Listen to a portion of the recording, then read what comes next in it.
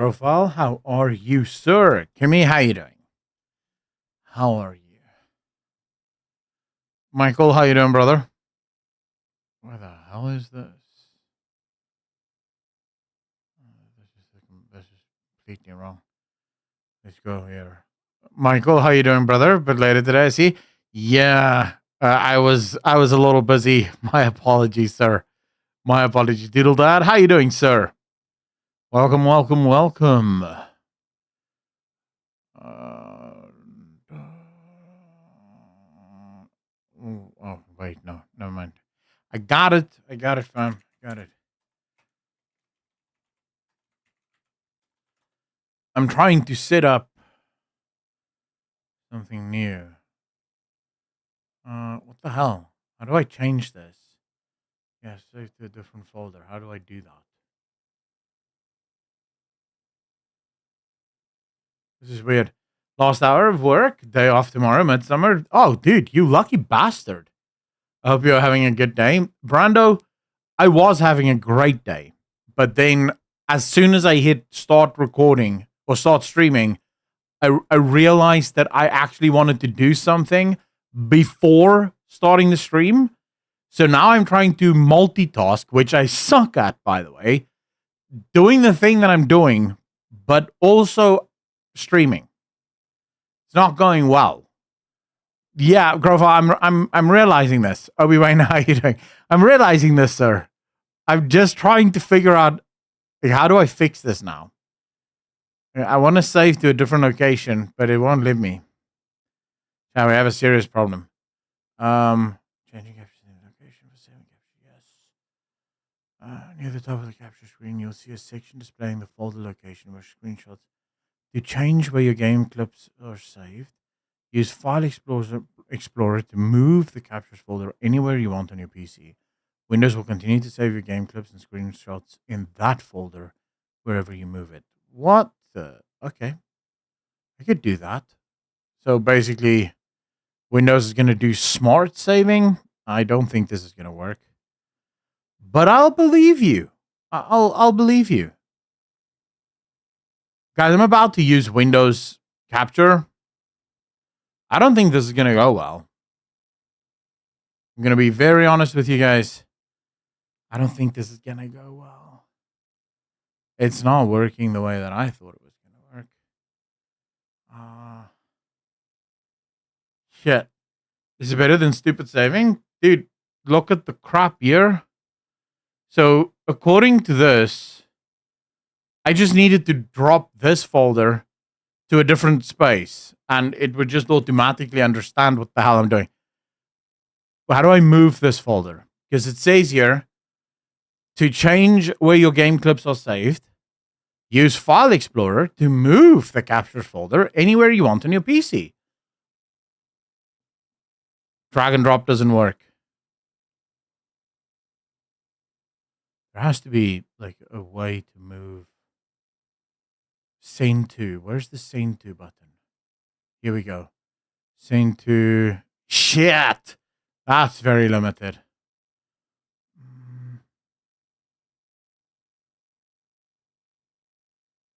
This is crazy. Rahul, how you doing, brother? Love it when I can actually catch you live. Usually watch your daily streams after work on repeat. Dude, very happy to have you. Roadblock, how you doing? Lucas, how you doing, sir? And yes, I've changed my name. Ferorius, how you doing? I do have Windows 11. Yes, this is a nightmare. I want to kill myself.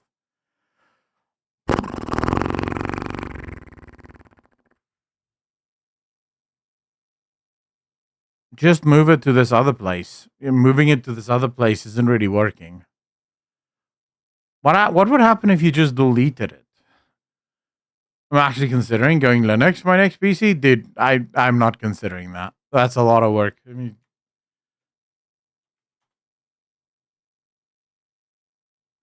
I had Windows 11. I said I would try it for the summer. I'm not minding Windows 11 for the most part. It's as crap as Windows 10. So, you know, I wasn't overly fond of Windows 10, but it grew on me. Same with Windows 11. It's fine. I can exist with it. Oh, this is a nightmare. So to change where your game clips are saved, use File Explorer, which I have to move the capture folder. But how? How do I move the bloody folder if it won't let me move the folder?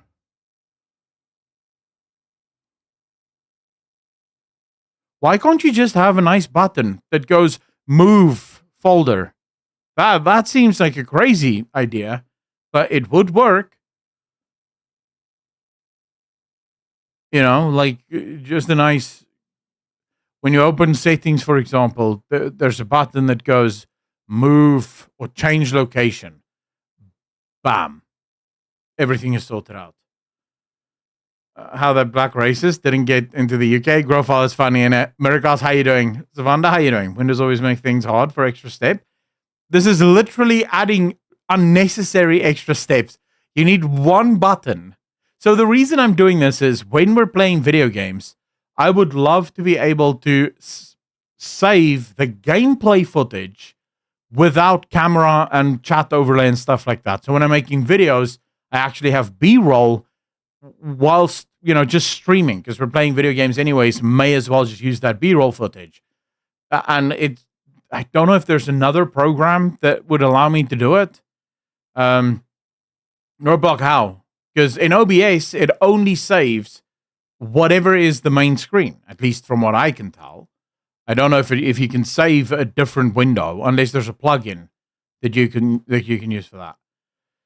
If you go back to Windows 7 and play all of the new games and use all of the new hardware being released, I would definitely do it 100%, especially with Doom, The Dark Ages. Savin, this is streamer problems, yes. This is a sad state of affairs for me. Very sad.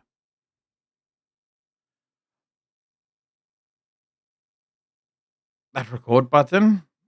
Yeah, but the record button literally just records whatever is the main screen. So, for example, what you guys are seeing now, it would record that. I don't think there's a way to record a different, a different window. For example, I highly doubt that there is such a setting. If there is, I've never seen it. It would be odd not to have that.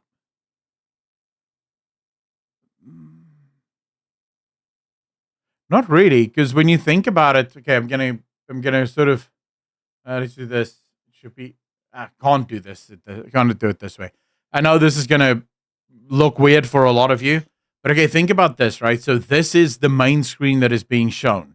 The only other way to sort of change that would be to activate studio mode, right? And then in studio mode, you could sort of do this or that or this, right? And then you could do a transition. But the only way I can see this working is if you somehow have studio mode up with, say, for example, pure game record on this side, deleting chat and stuff, of course, and then find a way to record the preview side of things. That's sort of the only way I can think of that it might work. It work now. Would love to show you or type faster. We'll see what I can accomplish while here. It's the same as sound channels. Roadblock. Okay, so when you're done at work, DM me on Discord. Send me a DM on Discord. Explain it to me like I'm 5. I hate working with OBS. So I'd be happy to have someone tell me how to do it. You have to layer video and chat on different layers. What do you mean video and chat on different layers? They are on different layers, Florius. What do you mean exactly, sir?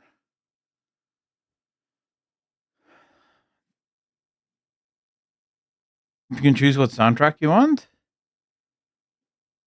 Yeah, well, I don't understand. I don't think that's how it works with recording.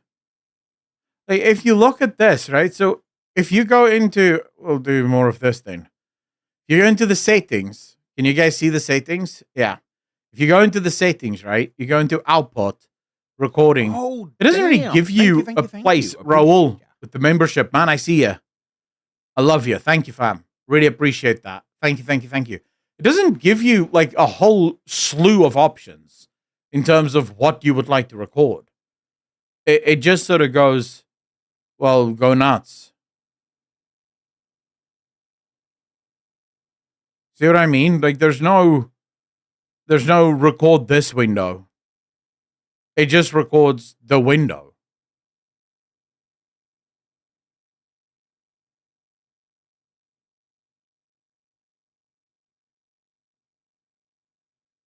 Nah, I've already stopped caring about this. It's fine. We'll figure it out. Undercode video layer, it should be in options. What? What options? Only record video output. Okay, so show confirmation dialog, automatically record when streaming, keep recording when stream stops, automatically start replay buffer when streaming, keep replay buffer active when stream stops. No. Nope. You're starting over again with the alters? Why the hell would I start over? We just finished it. We finished Act 1. Now we have to play Act 2. There's no way I'm starting over. Like, holy shit, we're going to Act 2 now? Bitches be crazy.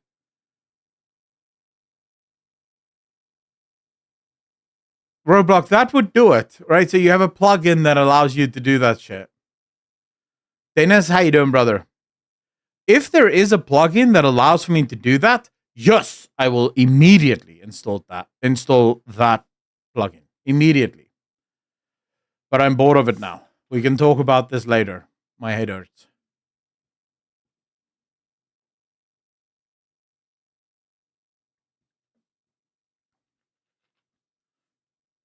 I think it is called source record. Fuck it. Let's chill, boys. Let's just relax. I don't want to deal with difficult things now. I want to relax a little. I want to see what Trump is doing next to piss off Americans. The Trump administration is shutting down the national LGBTQ plus youth suicide hotline.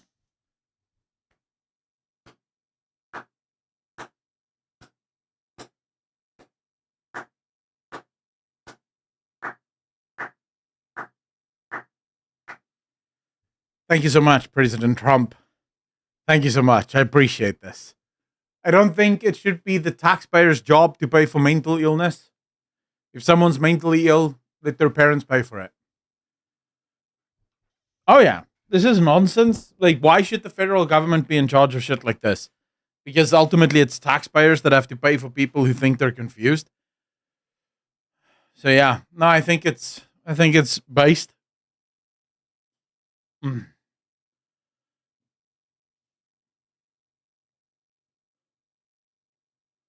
Istvan, how you doing, brother? No, I'm done with that issue. I'm not looking at that issue anymore. There's another. Hold up. There's something else I wanted to see. This. What's this guy's name? Victor Davis Hansen. I don't know who he is, but is there a link to his video? Like, does this guy actually give a link to this video? Because this sounds like a kind of video I wanna watch.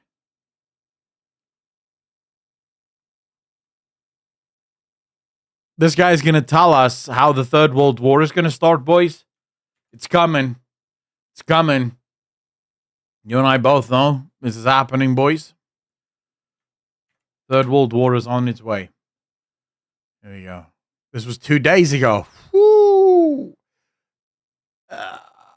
This was 1 day ago. Which one of these two do you think? This man seems to have a lot of opinions on a lot of different things. Not entirely sure.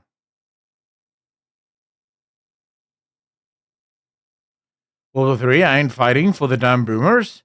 Grofile, I hope you get drafted, bitch. That way you'll be watching me when you're at the barracks chilling in the Middle East. That'd be funny as shit. Every single time I start streaming, Grofile's like, bro, I'm so scared. I'm sitting here in Iraq or in Iran. Sorry, Iraq's already shot to shit. I'm in Iran. Bombs are dropping. Entertain me, please. And I'll be like, bro, got you, fam. I got you. Don't you worry about it. Then me and chat will just chill. Because the one thing I can tell you guys for certain is as a South African, I ain't fighting shit. No one's attacking us. And even if they are, quickest war in the history of the world, We'll just surrender. Bombs dropping. They destroyed the Air Force last night. I heard that, although I doubt that. I heard that Iran apparently destroyed Israel's Air Force, but I doubt it. For some reason, I don't think that's true. I think there's something we're not being told. Okay, let's see. I don't know who this guy is, but which one of these two videos do you guys want to watch? This one or this one? Let's say video number 1 is this one. Video number 2 is this one. Vote 1 or 2. Which one do you guys want to watch?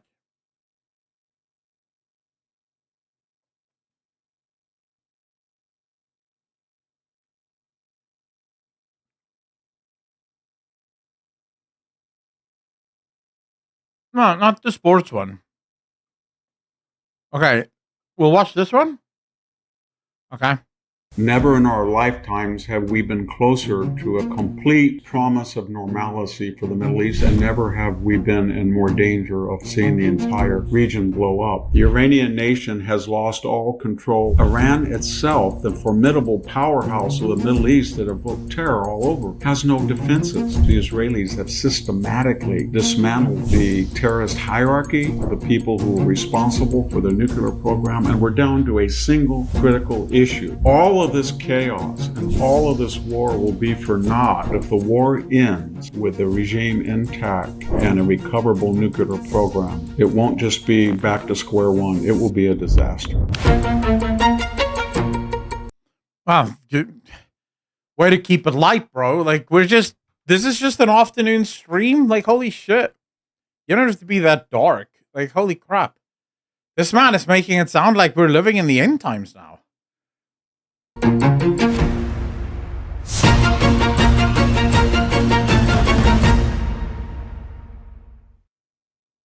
America is going through a higher education transformation where students are realizing that what they want and need is a place that doesn't stifle their intellectual freedom. Standing out among the few graduate programs that value viewpoint diversity is Pepperdine's University School of Public Policy, where I've taught the last 2 years. Their Master's of Public Policy is both applied.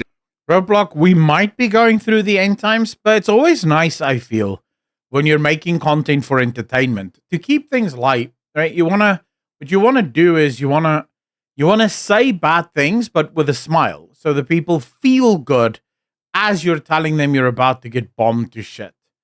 So for example, instead of saying the nukes are about to drop, you could say it's about to get a lot warmer. Or maybe you could say your favorite video game, if it's Fallout, it's gonna come true. That could, like, that's a nice spin. I think you want to soften the blow. When you're telling people that the world's about to end, it could be clickbait to make event to look more serious than they really are. I don't know, because I still believe if this conflict remains between Israel and Iran, neither of these two nations are anywhere near powerful enough to start World War III. Iran is effectively a paper tiger. They don't have any real bite. Outside of the threat of nuclear weapons, Iran doesn't have much. Right? Israel could wipe Iran off the face of the earth in a single afternoon if it so wanted to. Right? But Israel can't really do that to any other country. Israel is a small country. So unless you have Russia and China joining in on the war, I highly doubt that this turns into a world war. Bonus 4 was almost $80. There you go, Roadblock. Right? There you go. Or you could put a spin on it, for example, like if you've had trouble losing weight lately, the boys over at Borderlands 4 got you covered. They're going to charge you more money for their game so that you can buy less food. Advertising. It's all about marketing. I learned that. and practical, preparing the next generation of leaders to participate in government agencies, the business sector, and think tanks. Pursue your MPP at Pepperdine. Daily Signal listeners qualify for an automatic 50 to 75% tuition scholarship and can learn more at go.pepperdine.edu/daily signal. It's go.pepperdine.edu/daily signal. Hello, this is Victor Davis Hanson for the Daily Signal. We are at a historic time in the Middle East. Let's go. Never in our lifetimes have we been closer to a complete revolutionary Carson, how you doing, bro? that gives promise of normalcy for the Middle East, and never have we been in more danger of seeing the entire region blow up. I think what he's saying here cannot be overstated.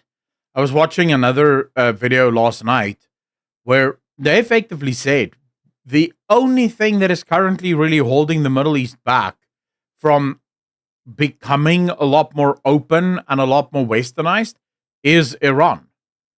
Almost all of those nations in the Middle East have to continuously sort of guard against Iran. Because if they don't, Iran will absolutely infiltrate. Because Iran is consistently trying to infiltrate and topple those governments and replace them with actual Iranian loyalists. During all my life too? Yeah. Am I referring to? And that is the war right now between Iran and Israel. It is surreal. If we had this conversation 5 years ago, and I said to you, the Iranian nation that is huge compared to Israel, 10 times the population, the Iranian nation has lost all control of the Houthi terrorists, and they are themselves neutered.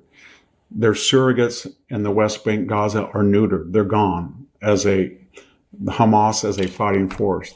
The formidable, the terrifying Hezbollah cadres, they're inert.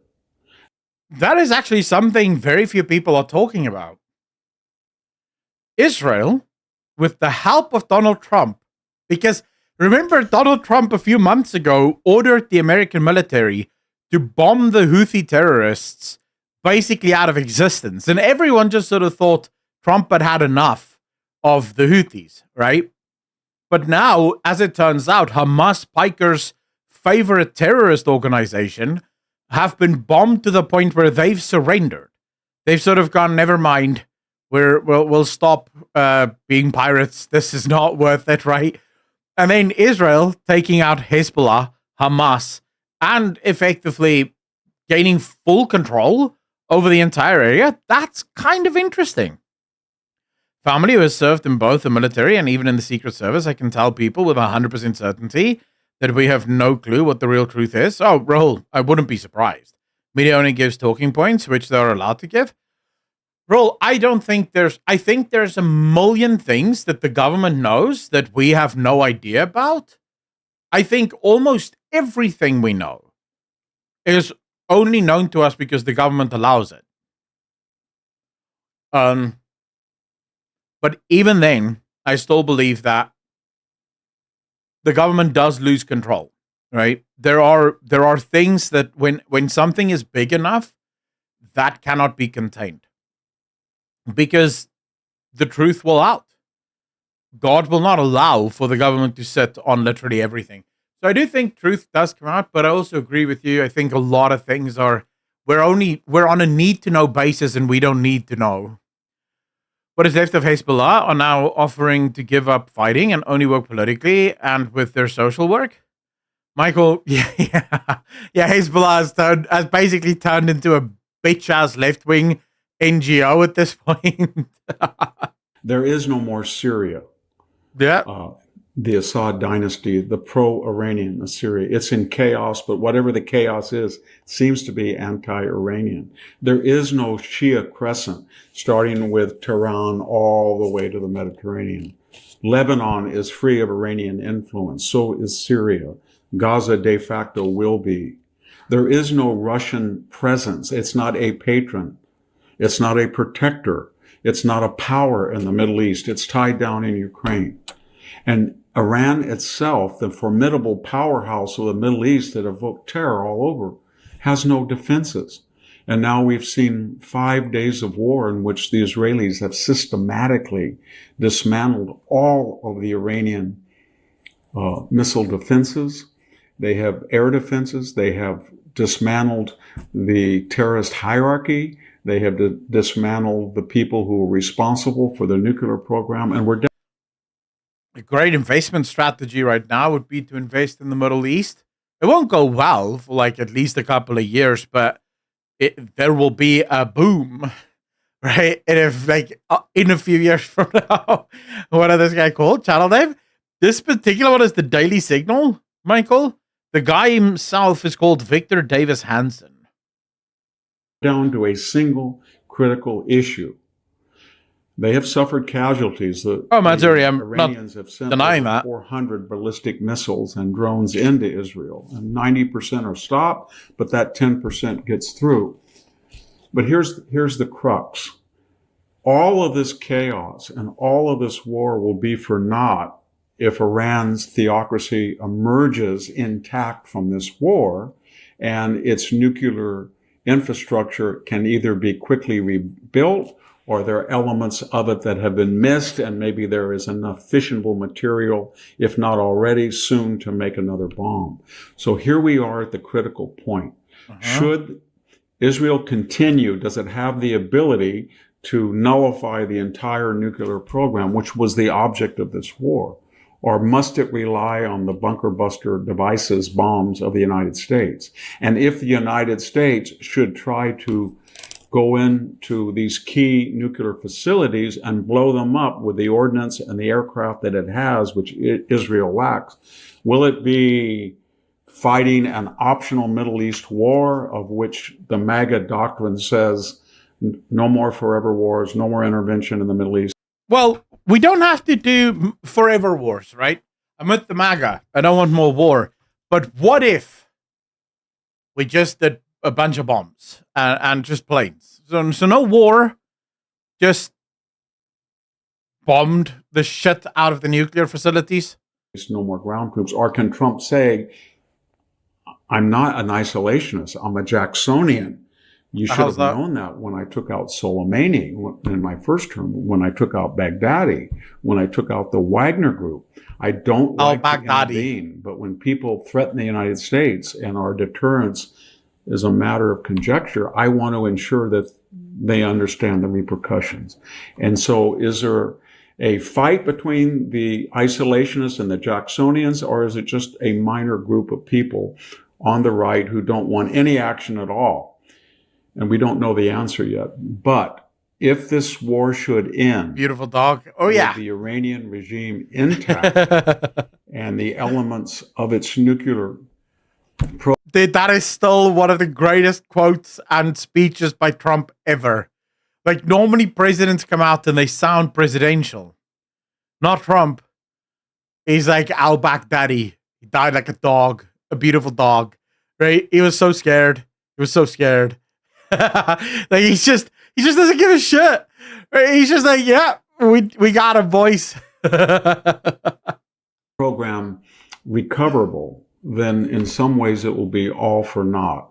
And people will make the necessary adjustments in the Middle East. And it won't be necessarily, well, Iran is still very weak. They've lost all their terrorist surrogates. They have no air defenses. They've lost their media. They've lost their commanding.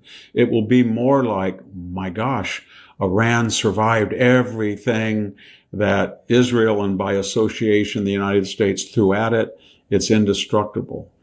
And so we're at a critical cusp. Do you risk more danger by taking out and eliminating the nuclear threat for good, and by association humiliate the theocracy to the point it can be overthrown?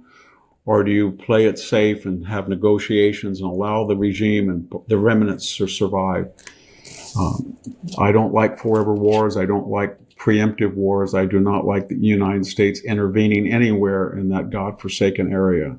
But if the war ends with the regime intact and a recoverable nuclear program, it won't just be back to square one. It will be a disaster. So True. We'll see what happens. And hold on, everybody. I think we're going to see things that we haven't seen in our lifetime in the Middle East, and it could turn out very bad, but it could also turn out to be quite revolutionary and remake the map of the entire region. Thank you very much. This is Dr. Davis Hanson for the Daily Signal. Bro, are you guys ready for whatever the hell is coming next? Because that sounds both kind of scary, but also kind of interesting. It does feel like a massive turning point. Something has got to give, though. So I would not be surprised. It feels like something has to give. Like, the world has just been way too on edge. We need some kind of massive win. Sounds like World War III. Abaddon, how you doing, bro? Brando, the thing here is, as I said already, I don't believe that Iran and Israel have the strength to start World War III. So usually what you need is a very powerful nation that can start said war, right? So it needs to be a nation that can project their power way beyond their own borders. So if it is, for example, if you're going to make the argument for like a world war, Germany had the power to extend their aura of influence multiple countries over their own borders. And you need that in order to start a world war. Iran doesn't have that ability. Iran cannot sort of project its power outside of its own borders, not easily. Right, it had to do so for the last decade plus with groups like Hamas, groups like Hezbollah, groups like the Muslim Brotherhood. That was sort of the way in which it could actually project its influence, but even that influence was fairly limited.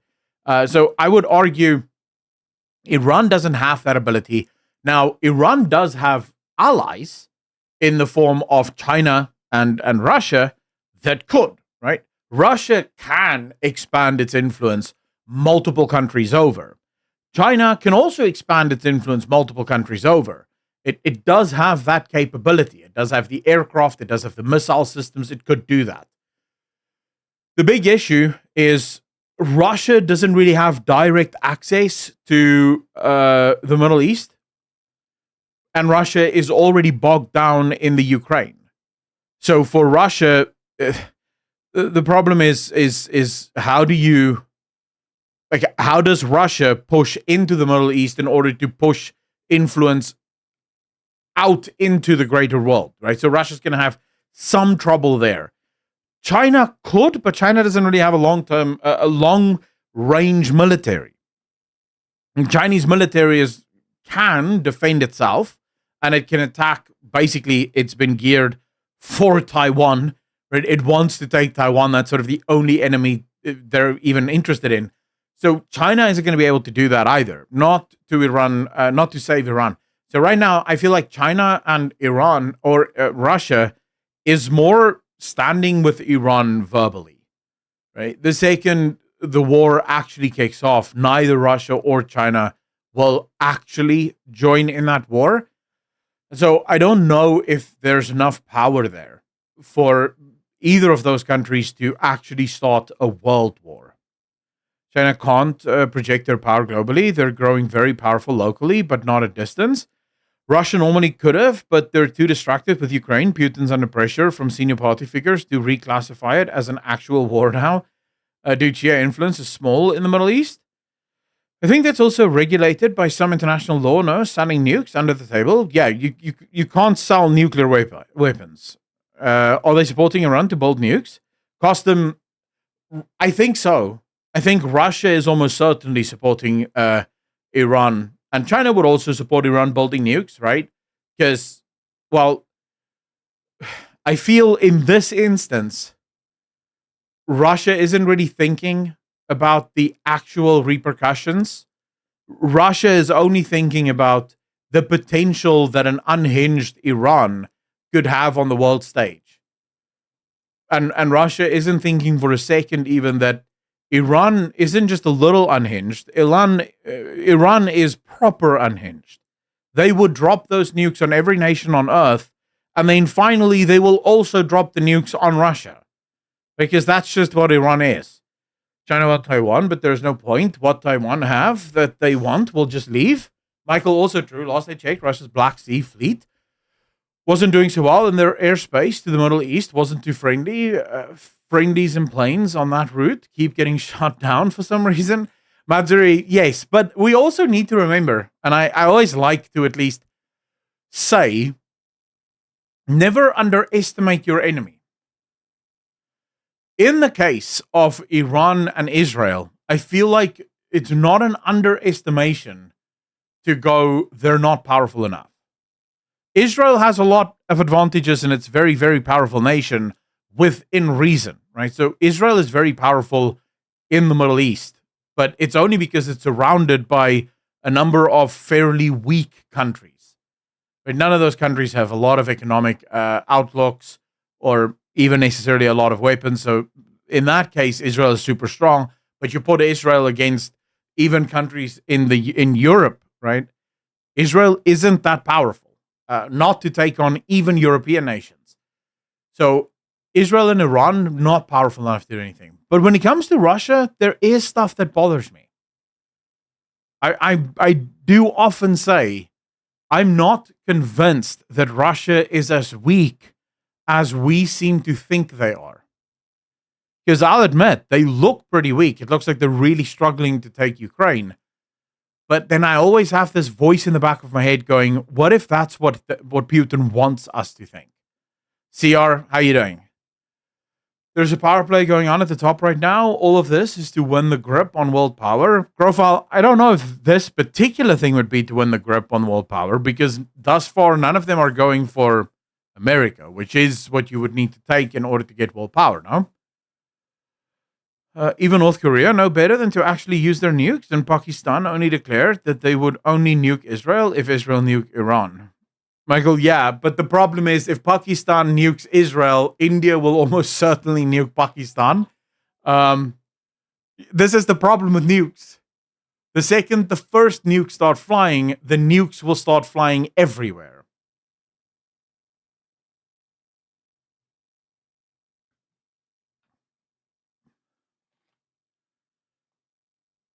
I would not be surprised if Iran is just, for China at least, Iran is just a distraction. So China isn't really interested in saving Iran or helping Iran with shit. They're just very interested in taking Taiwan. And their thinking is, if we can get them to attack Iran, we can just go take Taiwan. It's going to be beautiful. China wants Iran to keep the US busy. We'll have Fallout sequel, IRL. Cost them pretty much. Seems like that's exactly where we're going.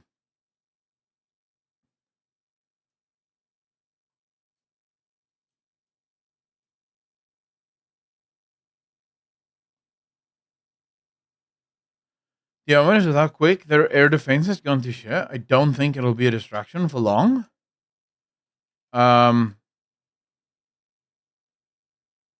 Wait, whose air defense, Avedon? Are you talking about Iran's air defense, or are you talking about Israel's? It's becoming a pattern now where these big scary players have turned out to be full of crap. Iran's had folded in an hour. Oh yeah, but I mean, to be fair, I saw a YouTuber recreate Nuka-Cola for real. So the thing, Avedon, is when it comes to Iran, I will admit, I think the world makes Iran out to be a bigger threat than what they are. We need to be clear about what the threat for Iran is. Iran isn't a threat from a military perspective. Iran isn't a threat that we need to really destroy. All we need to ensure is that Iran never gets nukes. That's it. Outside of that, who gives a shit, right? Iranian leadership, because of their theology, are so stupid that they literally just, they would never be able to run a country successfully enough to become a superpower or become a world power. So from Iran's perspective, it really doesn't matter. The only thing we can't have them have is nukes. CR, yeah, soon we'll live in the Fallout world. I mean, I think it's going to be great. It's going to be super fun. I wasn't a huge fan of the Fallout games, but I think I'd be okay with Fallout IRL. You know, I think I could do. I think I could do that. I think I could play it. I'm going to be a rich bitch now. Israel want Iran to not have nukes and to stop financing terrorists threatening Israel. Michael, I don't. Yeah, okay. So I think Israel does want Iran to not have nukes, but I think it's more than that. I think from Israel's perspective, they're really hoping to cripple Iran, not just take out their nukes, but to truly cripple Iran.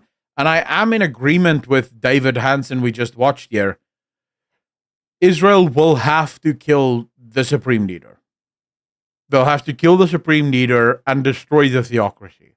It needs to get to the point where the people of Iran is willing to rise up.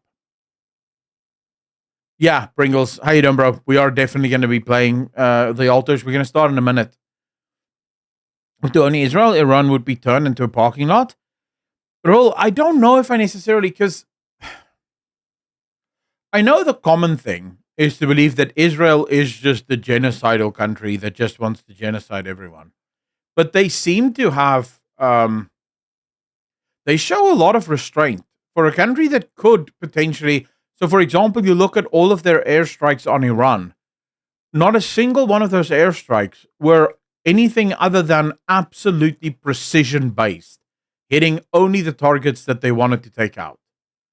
You know, that's it. And to be fair, I think that's actually the most intelligent thing that Israel can do.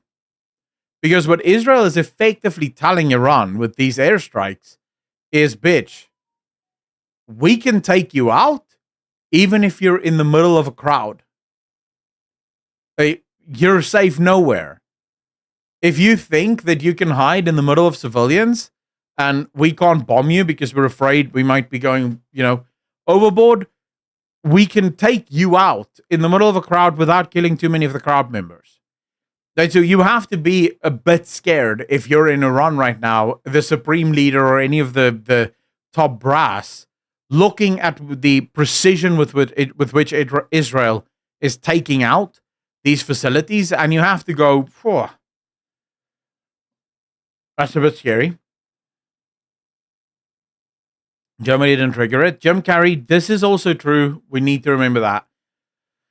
In the entire history of the world, there has only ever been one nation on Earth that has decided twice to go to war with the whole world. And that has been Germany. Every other nation has attacked the world little by little, bit for bit, just sort of conquest after conquest. Germany just sort of went, we'll take all of you bitches at the same time. And then they ran it back. I don't know if Iran is necessarily ready for that. People active in Iran for years before the attacks. Oh yeah, Mossad is almost certainly the scariest of all of them. Have a chat move if I didn't know the history. Yeah, Crowfall. If that's all I told you, right? So in other words, imagine you're from space, right? You just arrived on Earth. You don't know shit about our history, and you go, can you guys tell me, just tell me the history quickly? And I would go, so we have this country on Earth. It's called Germany. This country, about 80, 90 years ago, decided to go to war with the whole Earth. They attacked every country on Earth. And they fought them off. And in fact, they nearly won. And you're like, wait, really? Wow. Okay, so they did lose. Yeah, they lost. And what happened then? Well, so less than 2 decades later, they ran it back, this time again attacking the whole Earth. And again, they almost won. What would you think? Right? What would you think? You're from space, and you're going, wait, what? This nation seems insane. Why are you guys not dealing with this nation immediately? This nation seems highly untrusting and, well, not trustworthy, right? Shay, how you doing? No, it's still the same channel, just changed the name.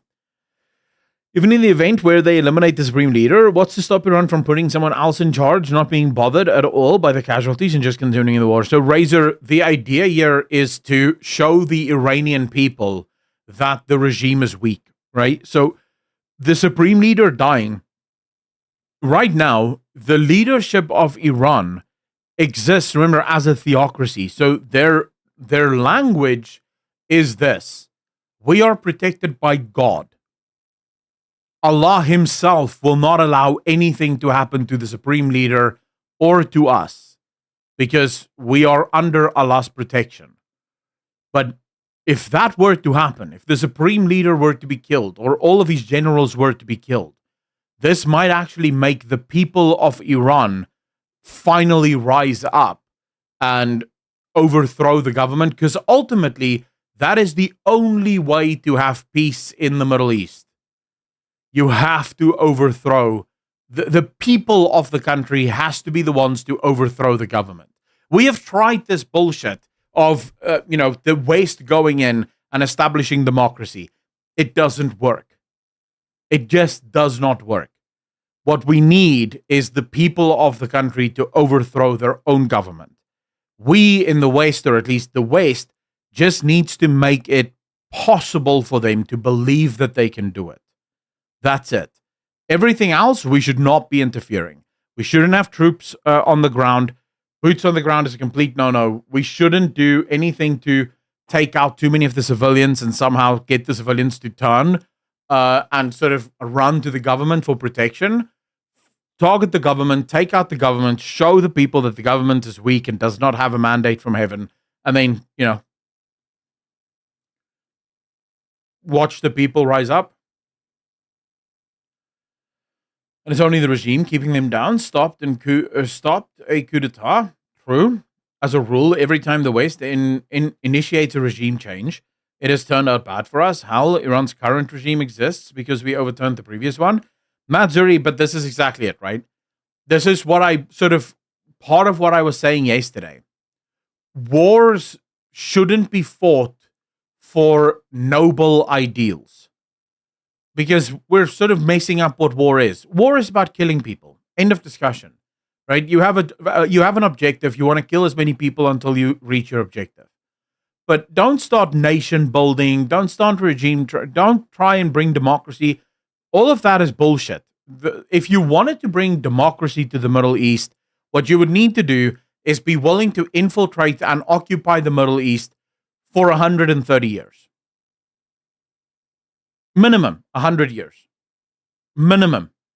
So if the West was truly serious, it was going to bring democracy to the Middle East, the West would have to infiltrate and occupy, basically colonize the Middle East for 100 plus years, because you need at least 3 generations.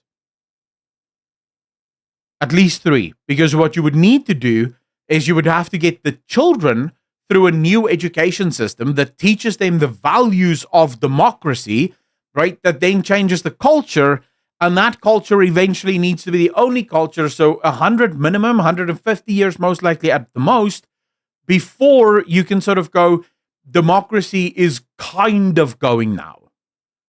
Right? It's not yet perfect, but it's at least kind of going. And that's if you really wanted to do nation building.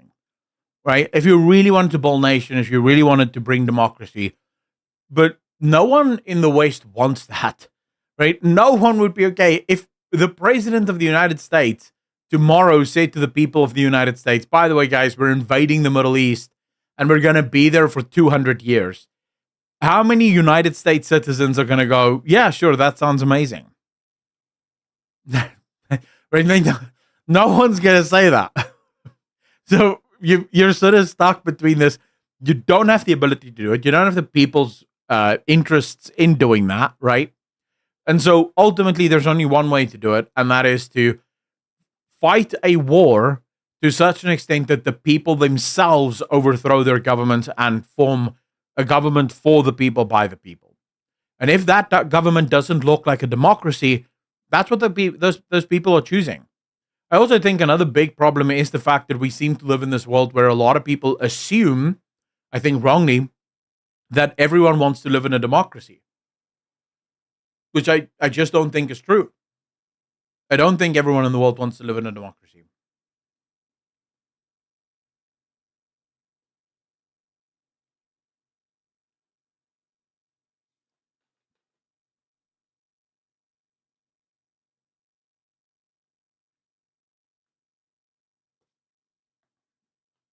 Tend to ignore the religion part. That's already the problem with that is you would need to, religion would have to be slow, right? Especially in the Middle East. Yes, build churches, but again, it's going to start sort of in school. But here's the thing. The West has lost most of its religion. So the West can't really go into the Middle East and bring Christianity to the Middle East because the West themselves are no longer Christian. And right now, it's the Muslims bringing Islam to Europe. You know, so at this point, it's gonna be interesting to see how that turns out. If they can eat tomorrow, rather think ideology. Cost them, yeah, of course. Most people just want to live, which is exactly the point that you need to focus on if you're gonna do these sort of wars. Personally, I think fight the war to achieve your immediate goals and then move on.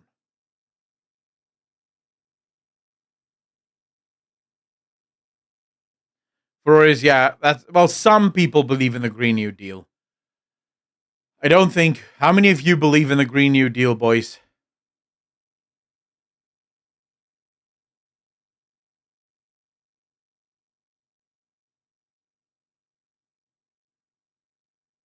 Come on, Grofile. I know for a fact you are all about the solar panels and the solar power and the electric vehicles. Blind obedience part, leftists strive so hard for. Well, the leftists are going to come to a, let's call it violent realization. Because here's the thing.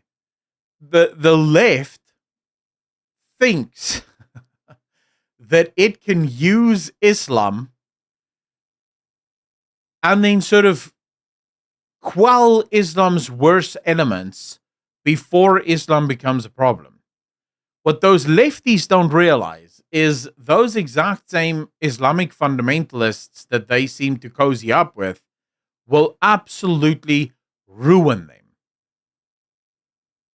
They will destroy them because this is literally what happened in Iran. Michael, I see you know the history here as well.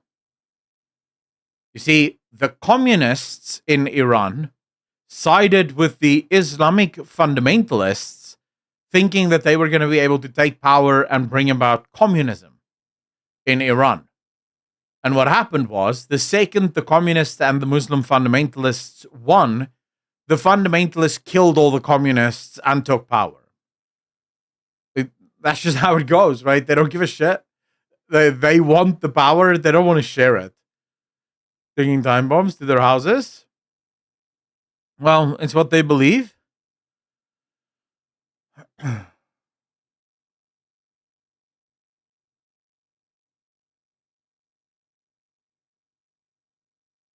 Sometimes your culture is just stupid. Like, this is just stupid.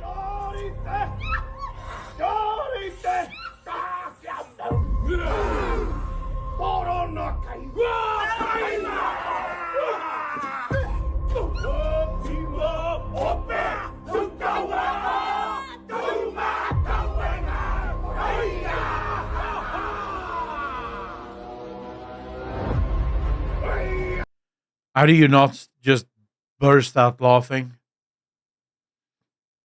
How do you not just, if it was me, I would start literally cramping because of the laughter.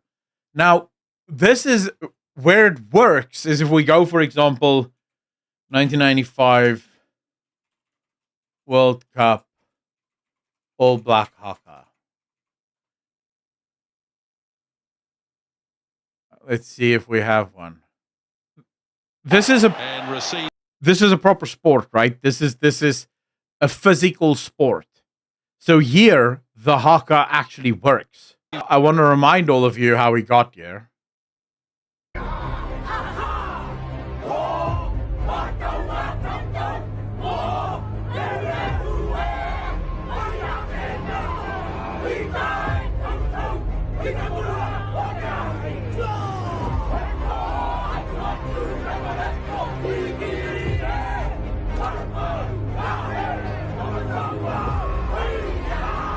Okay, so just keep in mind, this is what you just watched. Haka, boys. And if you're a rugby fan, if you grew up with rugby, you will know this because it's the challenge, right? It makes sense in this instance. It's the challenge. The All Blacks arrive at the stadium and they do the haka. It's their challenge. They're inviting the opposing team to play their best, to bring everything you've got, to get ready for war, and war is about to commence. I wouldn't say it's scary, but it is cultural, right? It makes sense within this instance.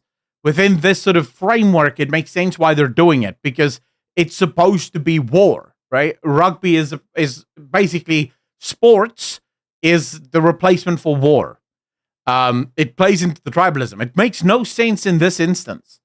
They just got a new captain. Why are they inviting their police captain for war? Why are they telling their police captain, hey, welcome to the war? Hey, you're supposed to be keeping the peace. Like, I don't understand. Is your captain your enemy, your opponent? Like, this makes no sense. It's just nonsense at the end of the day. It was more clear than the parade they were countering. Oh, yeah, this I remember Asma.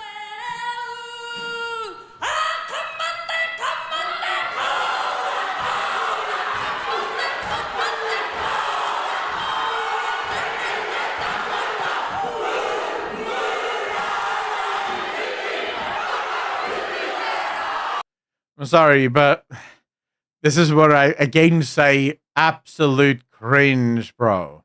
Absolute cringe. All this is, at least from my perspective, and I'm not suggesting that that is what they are, but from my perspective, what it comes across as is a bunch of barbarians. You're just uncivilized barbarians. We're in the House of Congress. We're supposed to be talking like adults. Right? We're not supposed to be issuing war cries towards one another. There's a place and a time for that, and the place is not now and never, right? So it's so weird. Give us all the money. We're indigenous. Yeah.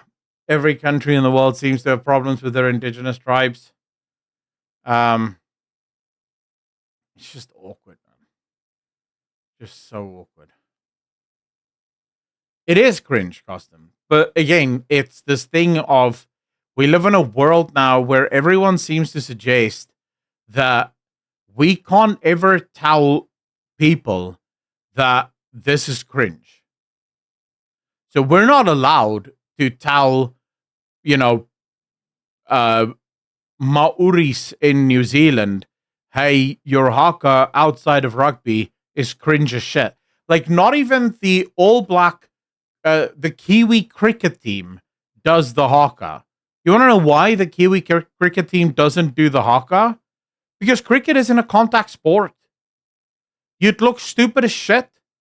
It just finished my haka. I looked so scary. Now I'm going to go stand with a stick and face you while you're throwing a ball at me. It's not war, right? So there's no point in this.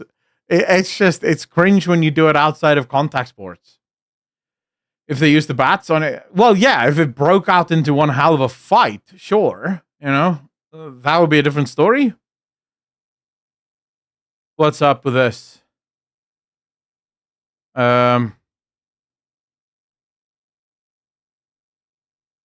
Wait, what? Twitch appears to be targeting streamers by meticulously enforcing multi-streaming TOS. Nati was the latest victim. I'll take the suspension, but these guidelines need to be rewritten. If someone gives us a 1K donor on YouTube, are we just supposed to pretend it didn't happen? I don't normally comment on this, but feels targeted. Giant streamers break these exact TOS nearly every single stream. I've seen them break them while streaming with the CEO. I get it's technically a break, but come on. The reason I was suspended was a simulcasting violation. I presume this was for showing multi-chat on screen.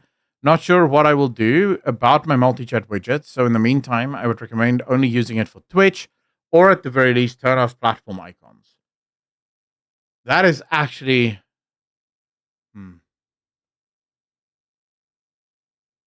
That might be a good idea. Hold up. Let's see if we can quickly do something here. Have you seen the Arnold interview? Yeah, but Arnold is just talking crap, man. Arnold is just talking crap.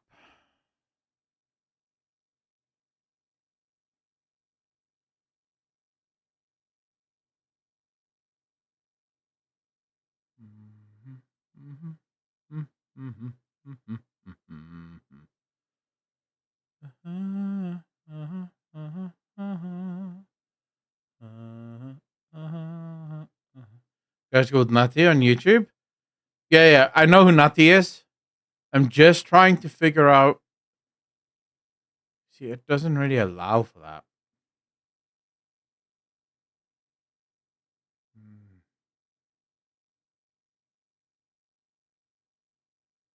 How can you not allow for this, man?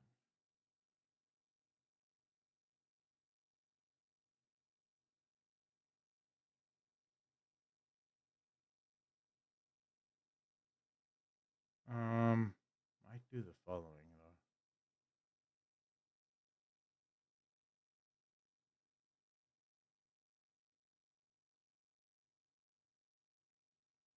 though. That would work for now. I'll figure it out. He is good actor then.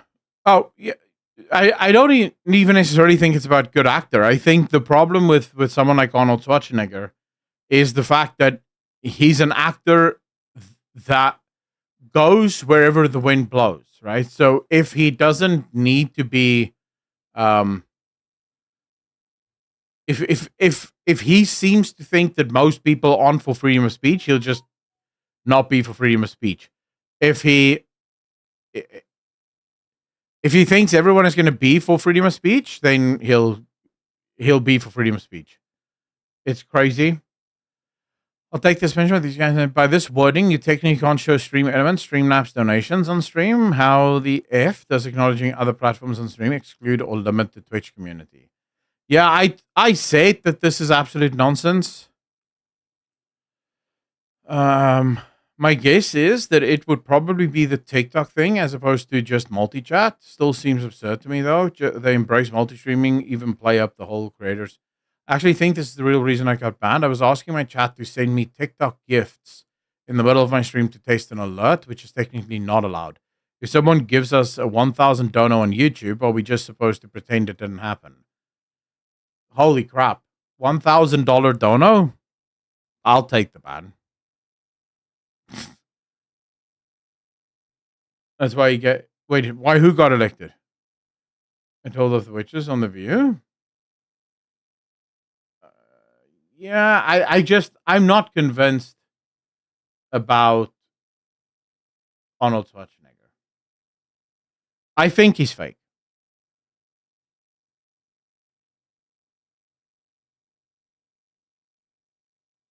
But then again, maybe I'm wrong. I don't know that much about him, but he seems fake to me.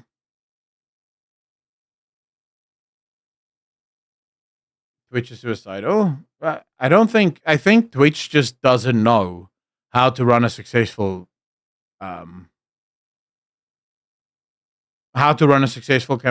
like how to run a successful business, because I don't think they know how to stream, and I don't think they know how stream works or streaming works. Okay, what do we have here? Chat. Data Republican. They do know, they choose not to. That's probably true. But okay, so the Data Republican is deaf and works in Doge. I believe that she's one of the Doge people. This morning we discussed how Answer Coalition, financed by Neville Singham, was behind yesterday's US protests. Thanks to a breadcrumb from LabTech Lee, I found that Answer Coalition has an intimate relationship with Friends of Socialist China, which is a direct propaganda piece of the CCP. This provides strong evidence that CCP is behind the pro-Iran protests we saw yesterday. Why are we permitting foreign entities to influence opinions on our soil? Can we send China the bill for the destruction they caused in the LA riots? Are we constructing this thread live so patience is appreciated? Friends of Socialist China, standing against racism and war, the only road to peace. This is the answer. Act now to stop war and end racism. The following event is being organized by Pivot to Peace, an important initiative to stand against a new Cold War with China. House Oversight Committee launches investigation into Neville Singham, the Maoist millionaire funding anti-ICE pro-Hamas demonstrations. So this is yesterday's emergency protests were organized by Answer Coalition, one of Neville Singham's groups. Singham is suspected of acting on behalf of the CCP. 2 points. Were these protests requested at the behest of the CCP? Is this Chinese meddling in our domestic decisions? These are not people who seek peace. They want to see Israel destroyed and the United States to become a socialist state just like China, USSR. I personally, I do not doubt anything here.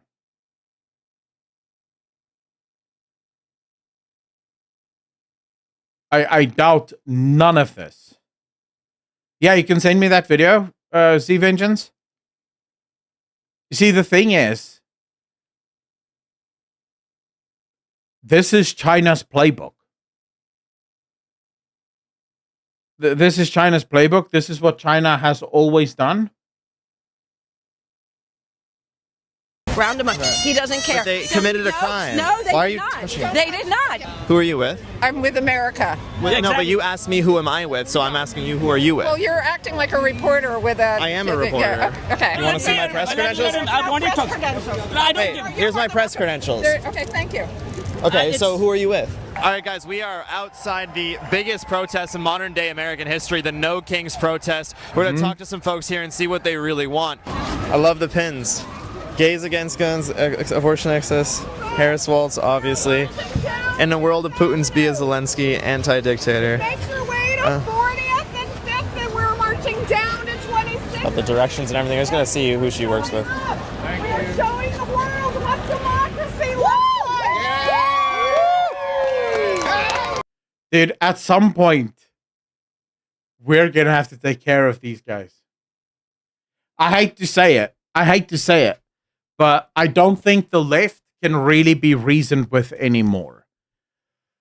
I think we've reached the point where it's impossible to reason with these people because they genuinely believe they're fighting on the side of God. They think that by acting like fascists, they're the ones saving the world. If you see any trolls, do not take the bait. This is a peaceful protest. Yeah, I don't know how peaceful this protest is, as this was one of many signs that I saw that were a direct threat to the United States president. Tell me what you're doing out here. I became a citizen of this country 10 years back, right at New York Public Library. Here I am, after 10 years, protesting against a goddamn whiny little bitch. Trump is a fat, whiny bitch. And I think he wants to be a powerful person because he's got a small little fucking dick. We are marching down. Leftists are always the vilest people. And I think I know exactly what these kind of people are because he's a weak pussy who's got all people who have no fucking... My man, look at yourself. Like, could you just look at yourself? This man, I use in quotation marks, is calling someone else weak. Like, my dude. Wow. Self-control, anger issues, they've riled up people against. Look at the kind of people all get together here. This is a fucking America. It's just not belongs to one group of people. It's for all of us. How did he win? How did he become president? Because people are scared. They don't think for the welfare of others. All they care about is themselves. You might have to look in the mirror, my friend. I've seen Trump on WWE fold this guy in half. It's very easy for people to be selfish, and it is very easy to scare people. It's happening all around the world. It is happening in India, where people are scared. You have a strong man. It's happening in Israel, where you have Netanyahu, who's a strong man. It's happening in Turkey, where Erdogan is a strong man. It is essentially people are scared. And what are people scared of? Themselves, first of all. They are not confident about their lives. They think their lives are bad. They are comparing themselves to others, and that's it. They're not happy with what they are. Why did more legal immigrants vote for Trump this time than ever before? It's not, again, we are no different. Just because we are a legal immigrant doesn't mean we can be scared too. Well, it stands to reason that if more illegal immigrants voted for Trump, then clearly Trump isn't just for one group of people, no? Like he just said that protest is a beautiful example of America. Look at all the different kinds of people that's there. Trump is just for one group of people. But if all of these immigrants, legal immigrants, voted for Trump, then clearly Trump isn't just for one group of people, no? And blame him looking sick. It's a while ago that he got his last updated booster shot. Probably also not wrong for Aureus. They're not happy because they're poor. They can eat. They don't have a job. I'm reminded of the iron rule of left projection. Every accusation is an admission. This guy is talking about himself. Oh, 100%. Yeah. And it is essentially is that we are as selfish as any other group. So what we said is that, okay, I've got mine. Why don't I push the others who are following me? No, but legal immigrants, my good friend, the left needs to stop this because they're looking retarded. Legal immigrants. Legal and illegal immigrants are not the same thing. An illegal immigrant is a criminal. Someone who came into the country who was not invited to come into the country, who isn't allowed to be in the country. A legal immigrant is someone who legally applied and was invited into the country. Big difference between those two things. All you have to do is look at his smug, self-important mug to know who he is. True. We are the worst, actually, compared to others. That's scary. The worst? Yeah, because we don't care for others. We all care for immigrants. Yeah, a lot of us, we say that we made it. Yeah. And this country belongs to us. What about the immigrants who risk their lives to come here, like crossing the border? Exactly. I mean, the point is that once you made it yours, it's the same story. It happened to immigrants who came here who were Irish and Italians. Once they got settled, they said, okay, now it is ours. We don't want to give it to anybody else. It's as simple as that. Yeah. We are America cannot belong to the whole world. If America belonged to the whole world, it would no longer be America. America cannot support every poor person in the world. America cannot support every single person in the world. There's no way. The good life that this guy is talking about, where the immigrants just want to keep the other people from having the good life, it's complete nonsense. Because if everyone was allowed to just walk into America, the good life would disappear quite fast. You don't care about others with Indian accent. The only reason he cares for immigrants is because he has in-group preference. Probably not wrong. The language effery is very intentional. The technical term for it is critical hermeneutics. Matsuri, I'm going to go read up on that. I know what hermeneutics is in terms of religion, right? But I also know that it is a hallmark of specifically communism and socialism to change the meaning of words, right? So take something as silly as diversity. Every single one of us knows what diversity means. It's not a hard word. We understand it, and it's not inherently a bad word. But of course, diversity, when a left-wing person uses the word diversity, doesn't mean diversity. It's a very different meaning. It's still the same word, but the meaning changes entirely. Feel entitled to a good life there, but don't care to think if they actually deserve another country to accept them. No questions asked. Next civil war will not be red versus blue or whatever. It will be extreme far left revolutionary socialists versus the government of the US. They do be saying stuff like want to infiltrate the army and make them turn the guns from us to their commanders. Selfish species. So like the ones who are come here illegally and they're getting benefits in those migrant shelters, they're just in it for themselves? They are in there for themselves, but we should protect them. Okay. We should take care of people, right? We should take care of each other, and that's all. We've got one life. Yeah. We've got one. So we should keep having those migrant shelters. So I saw they're closing this summer. That's again, we try to hurt people who are the most. The politicians only care about themselves. It's not just politicians. I'm sorry. Like everybody. No, it's not just politicians, but it is a Republican politician. Let's not get carried away with this thing. Oh yeah, of course. It's Republican politicians. Of course it is. There are two parties. One is a party of Nazis and fascists. The other party may not be all put together. And Nazis, like, what do you mean by Nazis? Hitler's fascists, people who want to use groups against each other, who feel. My bro, you're the one committing fascism. There's only one fascist here, and that is the left. That they can put one group of people in concentration camps. Do you feel like Republicans want to kill Jews? Yes, they want to kill Jews, they want to kill black people, they want to kill brown. Can I just ask, are you, your credentials and what you're Oh, you're my name is representing? Nate. I just have a YouTube channel. Nate, so Yeah. we don't know what side Nate Let is him- on. let him, I know, but I just will- so you know, I don't Nate, just so you know, I'm with a group that is just pointing out that there are some folks here who will take words.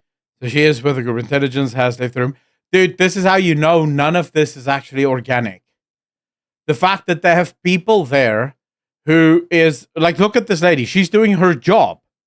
Her job is to make sure that none of the protesters speak to the wrong people. Because, remember, they can't really control every single one of those protesters. They made sure that all of these protesters were there at the right time for the right reasons and all that shit, but they can't really control them. So they want to be very sure that you're only going to be speaking to the right kind of people and not with the wrong people, because the wrong people might actually figure stuff out. The level of self-report here is insane. At least she is trying to maintain operational security. Not wrong. The minute someone says that word, I know everything I need to know about them. What word is that? This guy has the most punchable face in history. And Let turn them do it, I into- don't care. Let's have a But conversation. they will- I don't I'm care. just saying, I don't give a shit. Let them deport me. No, Who no, the no. fuck But they- cares about but these? people will These are cut- fucking. Thank you. These are cunts who have no fucking balls and they will troll. Let them troll. Yeah, I don't I'm care. just giving I you don't fair give a warning. shit you- about who are you trolls. with? I'm giving you fair warning. I know that. I don't give a shit about who is she with? Why is she not letting you talk? I don't care about trolls like Charlie Kirk, Fuentes, and these fucking white ass bitches. I don't give a shit about them. And If the war were to break out between the left and the right, it would be the shortest war in the history of America, just FYI. These would be your enemies, people. and that's who you just might be speaking to. Let them hear it. You know what, trolls? Fuck you. I don't give a shit. Can I ask who are you with? Come Can I get ask me. who are you with? Thank you. Who are you with? I'm with America. No, but exactly. you asked me who am I with, so I'm asking you who are you with? Well, you're acting like a reporter with a. I am a reporter. Yeah, okay. You wanna see my press credentials? I want to talk. Credentials. I don't Hey, give. here's my press credentials. Okay, thank you. Okay, it's- so who are you with? I'm right now. I'm representing myself, and I'm representing the folks at Rise and So- Resist who have been Okay, so trained Rise to and be Resist. marshals. How much? Rise and resist. And she's wearing a little cap saying abortion. Ladies and gentlemen, I present to you the enemy of the United States of America, white, middle-class Karens. Because this dude's pathetic. He doesn't matter. He'll fold like a crouton the second the pressure goes up. These are the ones you want to get rid of. These ladies here. You want to get rid of these guys? Did you check the video I recommended to you earlier? It was a great video by Shahid Bolson about revolutions, explains it all. Rustic, not yet. No, we're still busy watching this video. How much do they pay you to wear this vest? Absolutely nothing. Really? So I did some digging, and the woman trying to stop my interview is named Karen Shaw. She is a professional protester. I found her at almost 100 different protests. Let's look at her portfolio, shall we? Here's her outside Trump Tower saying TikTok time's up. Here's her saying ban guns, not drag. Amazing. This is her telling us that lies have consequences. She is also very passionate about abortion. Even in the video right now, she's just wearing a hat that says abortion on it. This is deranged behavior, by the way. I studied psychology in college, and I'm confident that I can diagnose this person as insane. Sometimes she gets less creative, though, and just holds 100%. a sign that says enough. Now, here I found her working with a different professional protester that I've exposed. This is Stuart Waldman. He was there when they raised the Palestinian flag over City Hall in Rhode Island. Everyone knows you. Everyone knows me? You are. They know what you do. I know what you do as well, Stuart Waldman. You are on the board of riseandresist.org, the company that is paying people like Karen for a You see, the thing is, all of these protests are meant to make you feel like there's a legitimate pushback against people like Donald Trump. Right? It's meant to make you feel like there's a legitimate movement of people that are angry, that are upset. And the truth is, remember, most people are not politically involved. The overwhelming majority of people have no idea what's actually going on. They go to work every single morning. They come home. They hang out with their friends. They maybe go for drinks on a Friday night. They watch the game on a Sunday. That's sort of their lives, right? They don't care about anything else. So when they see these protests, and these protests are usually very, very loud and out there, when they see these protests, they just automatically believe that, well, it must be true. This many people wouldn't band together if it wasn't true, right? And when you realize that a lot of these people are professional protesters, in other words, they're being paid. And I guarantee you, at this very rally, it's not just 3 or 4. I guarantee you there's thousands of people in this protest that are funded to be there, that are paid to be there. Right? And so the idea is you make it seem like there is this grassroots organic support for anti-Trump and anti-MAGA so that ordinary people get bought into it. Who funds Rise and Resist? Where does their income to pay out come from? So usually a big funder of this is George Soros. George Soros himself, even Elon Musk has said George Soros is a truly, truly evil person that hates humanity. So George Soros would be one. The Bill and Melinda Foundation is another one that funds a lot of this stuff. There's a couple of other billionaires around the world that also fund this. And up until recently, USAID, or at least the Democratic Party with the use of USAID, was able to fund a lot of this stuff. Right? So they would use USAID money to sort of fund all of these various different protests. Soros. Yeah, Soros is a Jew, but Soros is a particular kind of Jew. George Soros sold out Jews during the Second World War. Like, that's the kind of man you're dealing with. It's a man that snitched on his own people to the Nazis in order to stay alive. That's the kind of man that you're dealing with, right? When it comes to George Soros. Second job as a professional protester. And the donation link to give you money is just Act Blue, which is the fundraising platform for the Democrat Party. That's who you are, Stuart Waldman.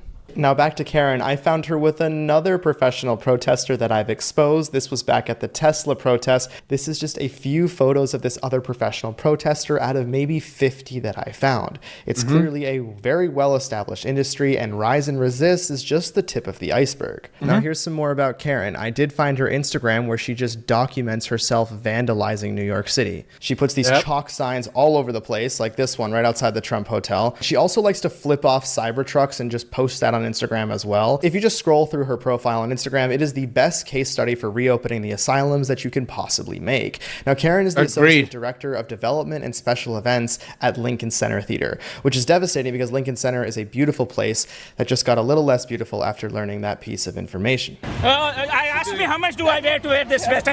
Yeah, but you see, the thing is, she's an activist at heart, right? That's the whole point. But he sold out his neighbors to gain Nazi favor. He has the lowest of snakes. Oh, yeah. 100%. 100% roll.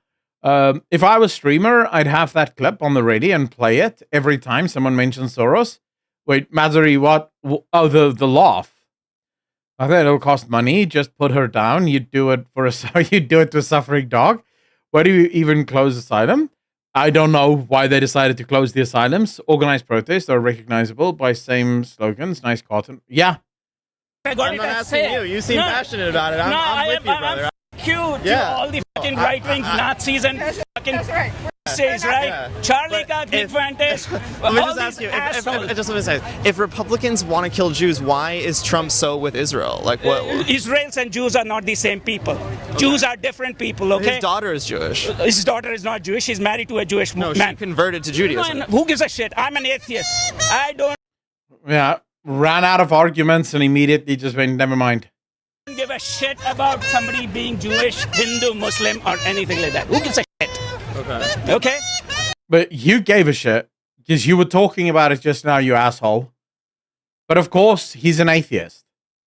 Because why wouldn't you be? Ask him what Nazi is. Nazi is just right wingers. He already said that. What song is that? What is it? What's your problem? Talk to me, man. Yeah, What's I your know, fucking this problem? is so What you're trying to? Yeah. filming? No, yeah. Film me, man. Yeah. This is amazing. What song is that? We're gonna put you on YouTube. Da, da, da, da, da. It sounds good. Yeah, we're gathered here, but the rally is marching now on Fifth Avenue. Bro, this is going to be so wrong. And I realize that you should never want the government to do things because another government can just do it to you. But would any one of you actually be upset if the police just went in there and arrested every single one of these people and placed them in permanent insane asylums? Would any one of you actually be upset about that? Because there's a part of me that's just going, erase them into insane asylums for the rest of their lives. Just throw every single one of them and throw away the keys. Let them just chill there. But yet, sit and SWAT and shoot. Phew, that's rough. I don't know if we need bloodbaths and shit. You're doing this for free. You're just this passionate about it. Yes, I'd be upset. I say tranquilize them and drop them It's off in the mental tropical illness, rainforest. What can you do? 1 second. Right here. Thank you. And why do you want? What's up? Why? We're going to get back to this nice fan of the channel in just a second, and I cannot believe this video gets even more insane by the minute. But first, You guys can see that this protest isn't all authentic, and that's because it is funded by tons of NGOs. And that's why we see U.S. Senator Josh Hawley launching an investigation into paid protest funding. Dude, the US Republicans need to start taking this shit seriously. Because these NGOs, we might sit here and go, lol, absolute trolling. But they are having an effect. Because as I already explained to you, most people are normies. They're not tuned into this stuff. They don't know shit about this stuff. So from their perspective, they're seeing these grassroots movements. And they're thinking to themselves, hey, maybe these people have a point. Maybe I just don't know what I'm talking about. Maybe I should pay attention to this stuff. So I think the Republicans need to start taking this shit seriously. Every single NGO needs to be banned in America. I don't care if it's a right-wing, left-wing, whatever NGO. If it's an NGO, it needs to be banned. Should be surprised Woodstock kids are doing this stuff now that they're older. Probably also not wrong, Shay. Now, have you noticed that depending on what news source you're reading, it feels like something entirely different is happening at these protests? The left is focused on dozens of LA mayors demanding that the Trump administration stop the ICE raids, while the right is focused on who is funding these protests. Actually push the like Whether it be button, launching an boys. investigation Push the into like the button. funding, or just about the FBI catching a guy passing out riot gear in LA from his car, not exactly something you'd think of as unpaid work. But that discrepancy in the media is why I use Ground News, so I can understand both sides to do my job better. Ground News is absolutely See, Ground News is the one app that is absolutely useless for gaming news. Because there is no right-wing gaming news. There's none of that. It's just, slop from every side. What does NGO mean? I've gone blank on that. Non-governmental organization. Although, the non is silent. So, officially, it reads non-governmental organization, but the non is silent.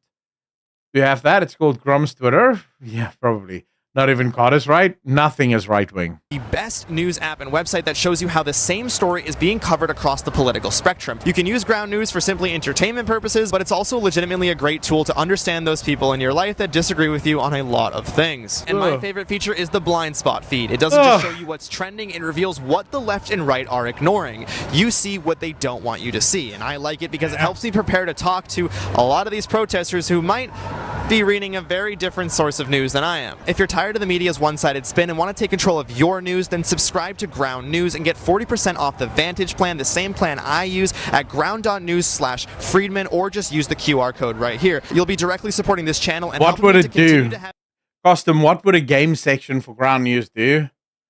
Here's all the news sources. All of them are left-wing. There's no blind spot? There's no one to provide a blind spot. Security at these protests. And that's ground.news/Friedman. And now back to the protest. Right here. Thank you. And why do you want it? What's up? Why fuck me? Tell me. No, tell me. Let's talk, man. Left-wingers are genuinely some of the worst people in the world. First and foremost, listen to their vocabs. It's just a bunch of swearing, start to finish, right? They're also not people who are willing to engage in debate. Overwhelmingly, and I don't mean to say that atheists are sort of, just a huge problem, although I do think atheism is a problem. But overwhelmingly, people on the left are atheists, right? It's people who have no hope because you're an atheist, because they don't believe in anything, because they don't believe that humanity is special. A lot of them actually do believe that humanity deserves to die out because they hold on to views like if humans disappeared tomorrow, the earth would be absolutely fine. In fact, it would be flourishing. But if all the animals disappeared, then the earth would be dying. That sort of view, right? So the view is very anti-human flourishing. This is why people on the left are so happy to stand for things like net zero. This is why arguments like you can't get rid of oil or gas because you would destroy the economy and millions of people would die as a result of it, that doesn't mean anything to them because they don't actually care about humanity. They don't actually care about saving humans. They don't give a shit, right? They're nihilistic. They have no actual future outlook that is good nature towards humanity because they themselves don't believe in anything. They don't believe that we are made by a creator. They don't believe that we have value innately as a result of this. It's astounding to me that these are the people that think that they're the good ones. Sure, because we believe in facts. Okay, and I don't? Yep. How do I not believe in facts? Tell me. Give an example of one time I don't believe in facts. So the reason that... Can you shut up? It's so annoying. So Stephen Miller fired all the ICE people who were in, and he has a quota, which is what the Nazis did, and he just wants rounding them up. Round up 3,000 people a day. Round them up. Okay. He doesn't care. But they committed a crime. No, they Why are did you not. touching it? They did not. They did not. No, they did not. They did. So that's the fact. That is not a fact. They're not They literally did, though. here illegally. Yes. No, they're not. And being illegal is actually not a crime. Oh, wow. I get triggered so much. Being illegal is actually not a crime, guys. Did you hear that? I feel like the clue is quite obvious. I can't quite put my finger on it, but I feel like the clue is quite obvious. Illegal. What makes someone a criminal? Is it when they're doing something that is illegal? I feel like that's it, right? That's the obvious clue. I feel like when 60% of them are old people, that although it shows she's a fascist, she don't want people to speak. Furores, yeah, they just don't realize how fascist they are. Illegal, what's that? And being white means BE doesn't affect me. Grey hour, also true. Just because you say so, don't make it so. Truth. In some countries, you go to prison for illegal entry. In the West, it's all fine. Well, in the West, illegal does not mean crime. Just by the way. I don't know how the Catholics get pulled into this. All the women I know who are like this are Catholic rather than atheist. Shay, I would argue, right? There's a lot of people who claim to be one thing. So I would argue, if you say most of the people you know who are Catholic, right? Ask them how often do they go to church? Because I find that a lot of people will call themselves Catholic, especially Catholicism, right? Protestantism, not so much, but Catholicism specifically will have a lot of this, where you'll have people who claim I'm Catholic because they were raised Catholic, right? They don't go to church. They don't actually do any of that shit. They don't actually believe in much of anything. But they were raised Catholic, and so they're just sort of Catholic because, weirdly enough, there is a sort of Catholic culture, very similar to Jews and Judaism. There is sort of like a Catholic culture. So I would argue that ask them. Because, a lot of people who claim to be Christian are Christian purely by birth, not really because they believe in anything. Yes, it is. No, it is not. No, it is not. See, you don't know the facts. Yeah, tell me. No, it is not. Okay. So they're rounding up pregnant women, kids, people. Oh, they rounded up someone who had a They are rounding up people who are legally here, but they had a misdemeanor. Do you know what a misdemeanor is? Yeah, they made a few mistakes out of No, like they didn't pay their parking ticket. Okay, just to be clear, if you are in a country legally and you break the law, even if it is a misdemeanor, by the way, the only way I know this is when you go on the United States website for immigration in South Africa, there's a section that tells you all the things you cannot do. I'll give you guys a great example. So South Africa is now on the list to become refugees in America, right? Afrikaners can apply for that. And so as part of my videos, I did some research into what exactly is the refugee thing in South Africa. And one of the things, very interestingly, because they do have on their website, they have this FAQ where they sort of tell you all the things that you need and what you need to worry about. And one of the things very clearly there states that if you are convicted of any crime, whether it's a felony or a misdemeanor, doesn't matter, any crime whatsoever, you lose your refugee status and you will be deported immediately. Because that's the law. Even if it is a parking ticket, right? Now, you might be able to get a lenient judge who will go, well, it's just a parking ticket. That's not a problem. But technically speaking, you are there as a guest. Any infringement upon the laws of the country means that your guest status is revoked. Weak in the case of the woman I know specifically, and mothers of huge families. It's strange to me. That is strange, Shay. That is very, very strange, although I don't doubt that there are sort of exceptions to the rule. I absolutely believe that. The Is Christianity, where it misrepresented? Oh, yeah, 100%. But the problem with Christianity specifically and the people that misrepresent it is a lot of people don't understand what the love of Christ means, right? So people will say Christ is love. This is why love is love. But it's just a clear misunderstanding of what it actually means. But Donald Trump has 34 counts against him, and he is a rapist. A rapist. No, but he is not, though. How is he a rapist? When was he a rapist? Be safe. I'm not. You don't know when he was. You don't watch the news. When did he rape somebody? He's here to hear the truth. So this is the clearest mark of someone that is just talking out of their ass. The left does this often. Whenever you ask them questions that they don't actually know the answer to because they were just told this by some friends of theirs, they will go, so you don't know watch the news? Or so you don't know? You don't even know? You want to talk to me, but you don't even know? It's like, hold on, bitch. If I don't know and you know, why don't you educate me? Like, if you actually know why don't you educate me? But of course you can't educate me because you just heard it from someone else who heard it from someone else, right? That's literally it. You heard it from someone who heard it from someone else. A friend of a friend told you. Because it's not actually true. Like, nothing this woman said up until now has actually been true. How old am I? Guess. Don't feed the trolls. Don't feed the trolls. We're headed south like 50. How old do you think I am? He means nothing. Thank you. He means nothing. Thank you. He means nothing. What's pathetic? Nothing. How am I pathetic? Say why I'm pathetic. Feed the trolls. Are you? Feed the trolls. Do you wanna tell your boss that you're assigned to me today?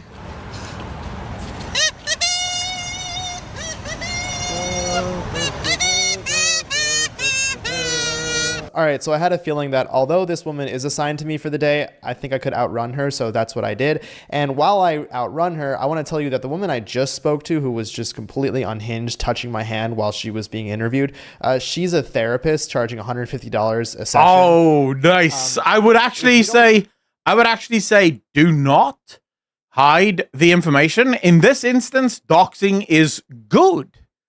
Doxing is good. Happy Chappy, how you doing? Agree with her on everything. It's a therapist, by the way. Like, if this is your therapist, you're not in good hands. I want to make that super clear. I wouldn't go to her for therapy. And I guess that was her husband who was saying F you to me, and his only reason for saying it was that I was pathetic, no actual reason. Sorry. Oh, this is I like your hat. Make America Mexico That's again. right. Can you tell me about it? So I was in Mexico before he was elected the first time, and I bought this hat. And I've been saving it to wear because people don't always read your hat. Yeah. And they assume what's Yeah. on it. So Yeah, you didn't seem like a MAGA type, so I just I'm a mama type. yeah. I'm a Yeah. mama type, right. Cool. I wanna be super clear. I don't care how old this lady is. I would take this lady and throw her into Mexico immediately. It's public information. Ghost, that's also super true. Yeah. Hi Starkness, how you doing, brother? It's publicly available. So just to quiet, the reason I'm talking about it as doxing, as YouTubers, we have a slightly higher standard. Like YouTube does actually apply a higher standard. So as a YouTuber, you can't show that information. YouTube will absolutely delete your channel because YouTube doesn't give a shit, right? Legally, sure, it's not doxing, it's public information, but YouTube sort of has insane rules when it comes to that shit. So, you know, you get people, obviously if you're big enough, you can get away with it, but if you're not that big of a channel, you'll get screwed. Can you tell the audience more about like when America was Mexico and stuff like that? What are you filming this for? My YouTube channel. You have a YouTube channel? I'm a New Yorker, yeah, and I put this stuff on YouTube. Okay. So when did I realize, did I become a devout anti-racist? Yeah. Oh, I'd say probably about 25 years ago as a white person that, you know, I just sort of glide through around here. But everybody's an immigrant, even two of your wives, mister, and your grandfather was an immigrant too. So, you know.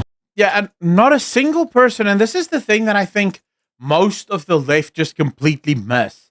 Not a single person is anti-immigrant, right? No one cares about immigrants. In fact, most people love immigrants. But legal. There's a huge difference between legal and illegal immigration. Anti-racist, extremely racist.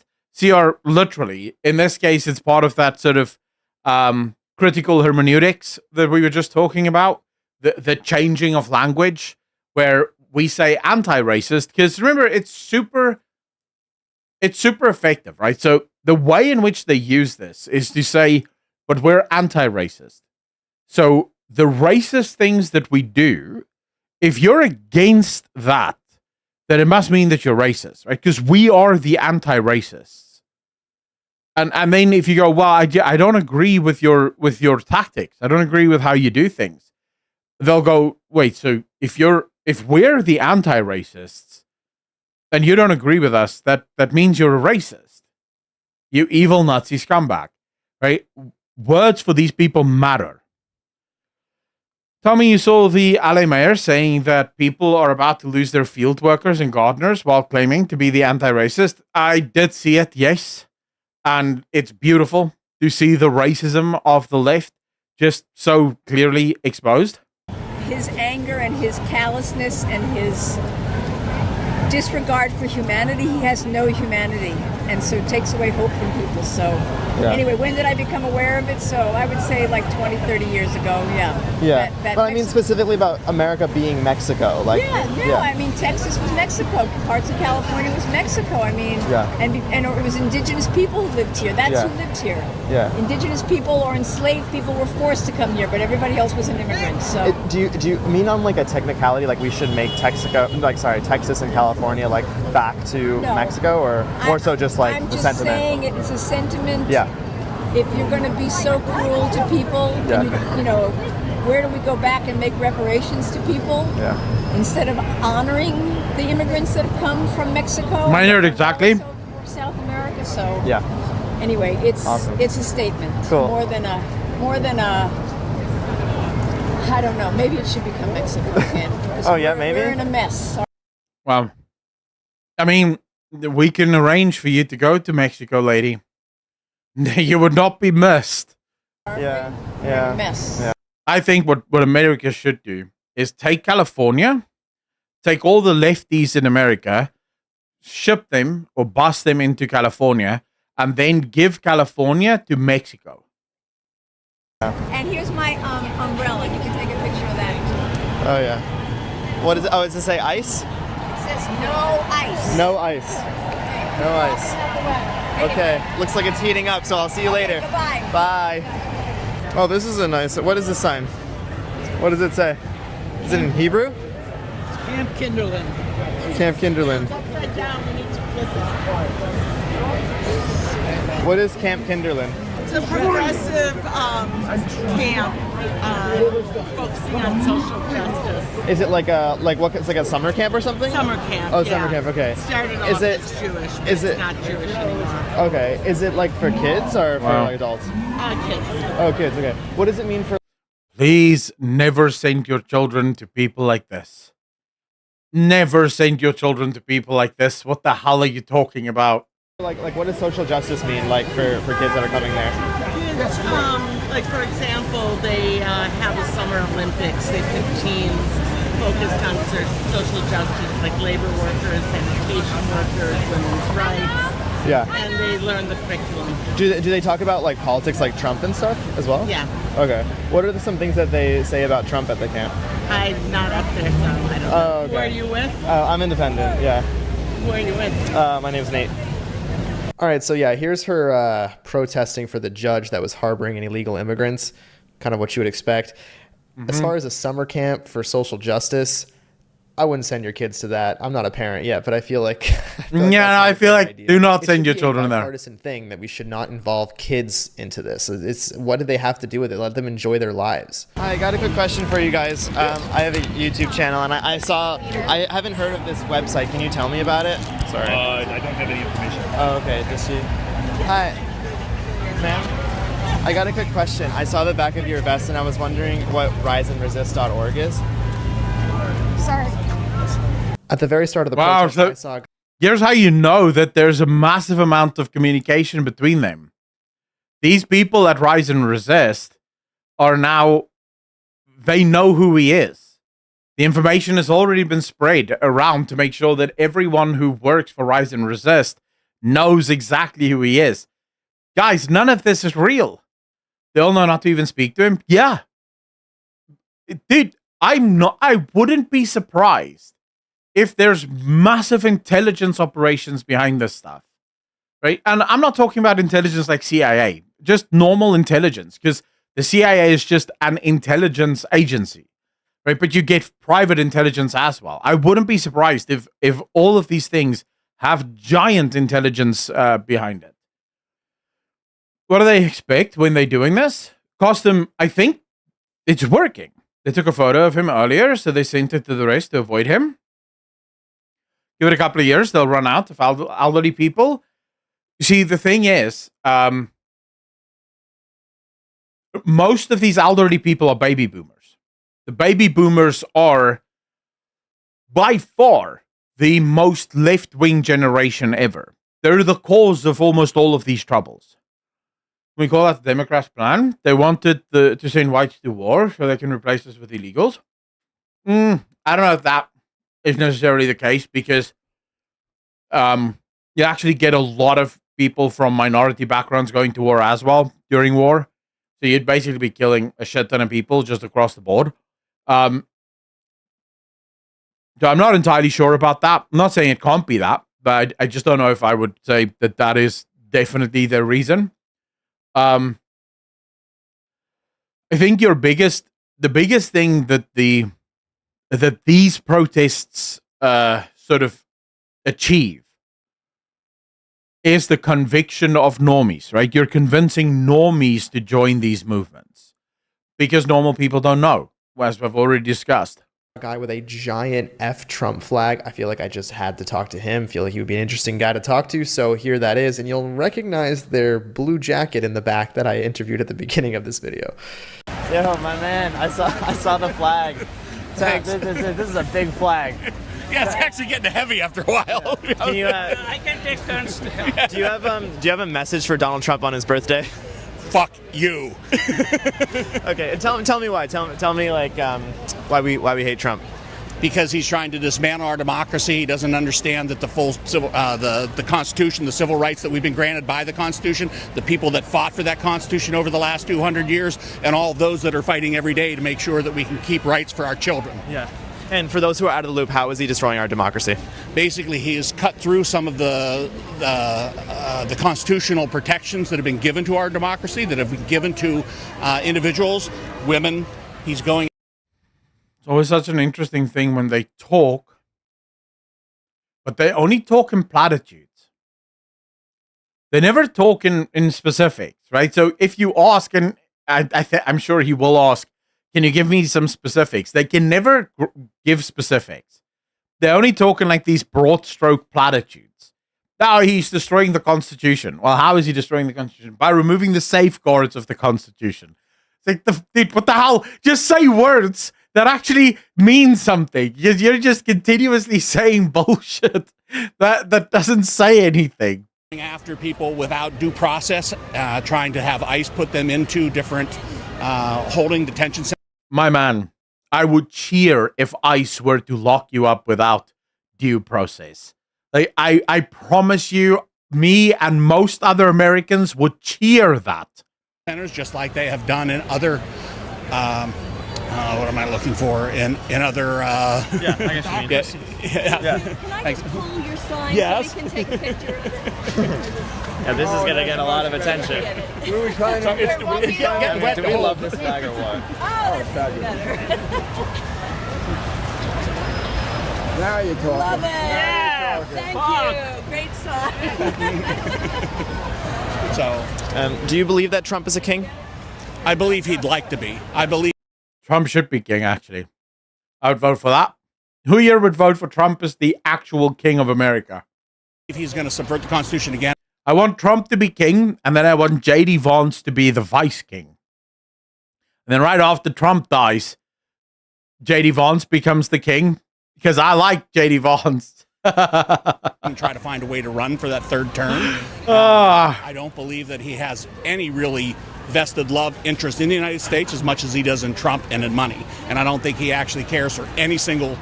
High Starkness, so that is sort of definitely one of the big problems, right? And this is why one of the things that I've said before is the current state of the West is such that the only way to really save it is with a benevolent dictator. There is no way to save it through democracy. Look at these people. Listen to the brainwashing that's happened there. Democracy cannot be used to save the West. But here's your problem.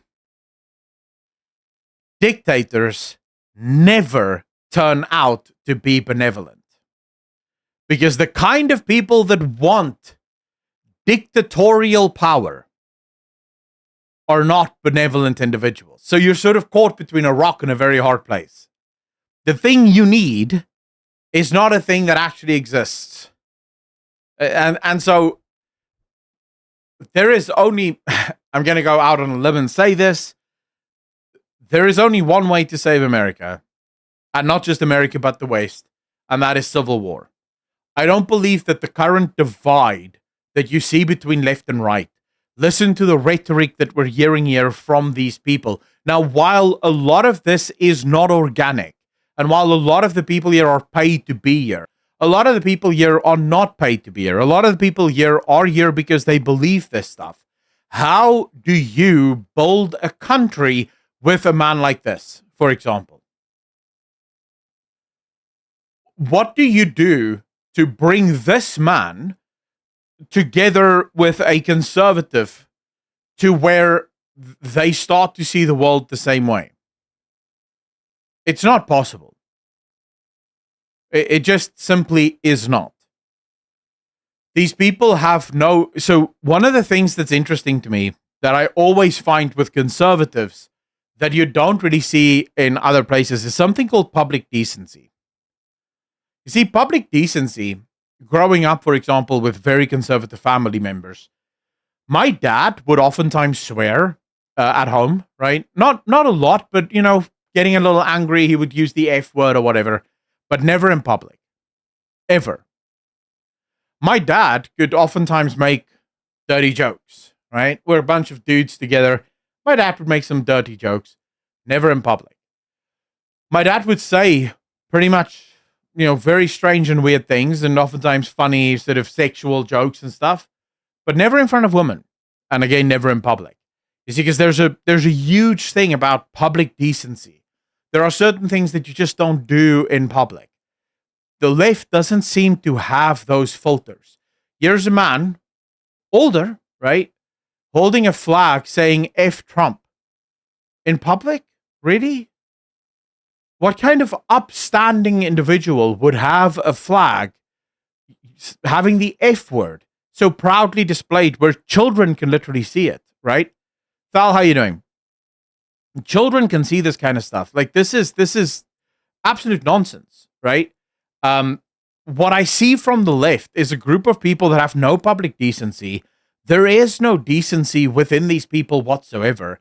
They're vile. The way they speak, thus far, we haven't heard a single left-winger that doesn't just swear from start to finish, right? Just absolute vulgarities as far as they go, right? Even they're speaking to people that's making a YouTube video. You don't know who's going to see that YouTube video. You don't know who's watching.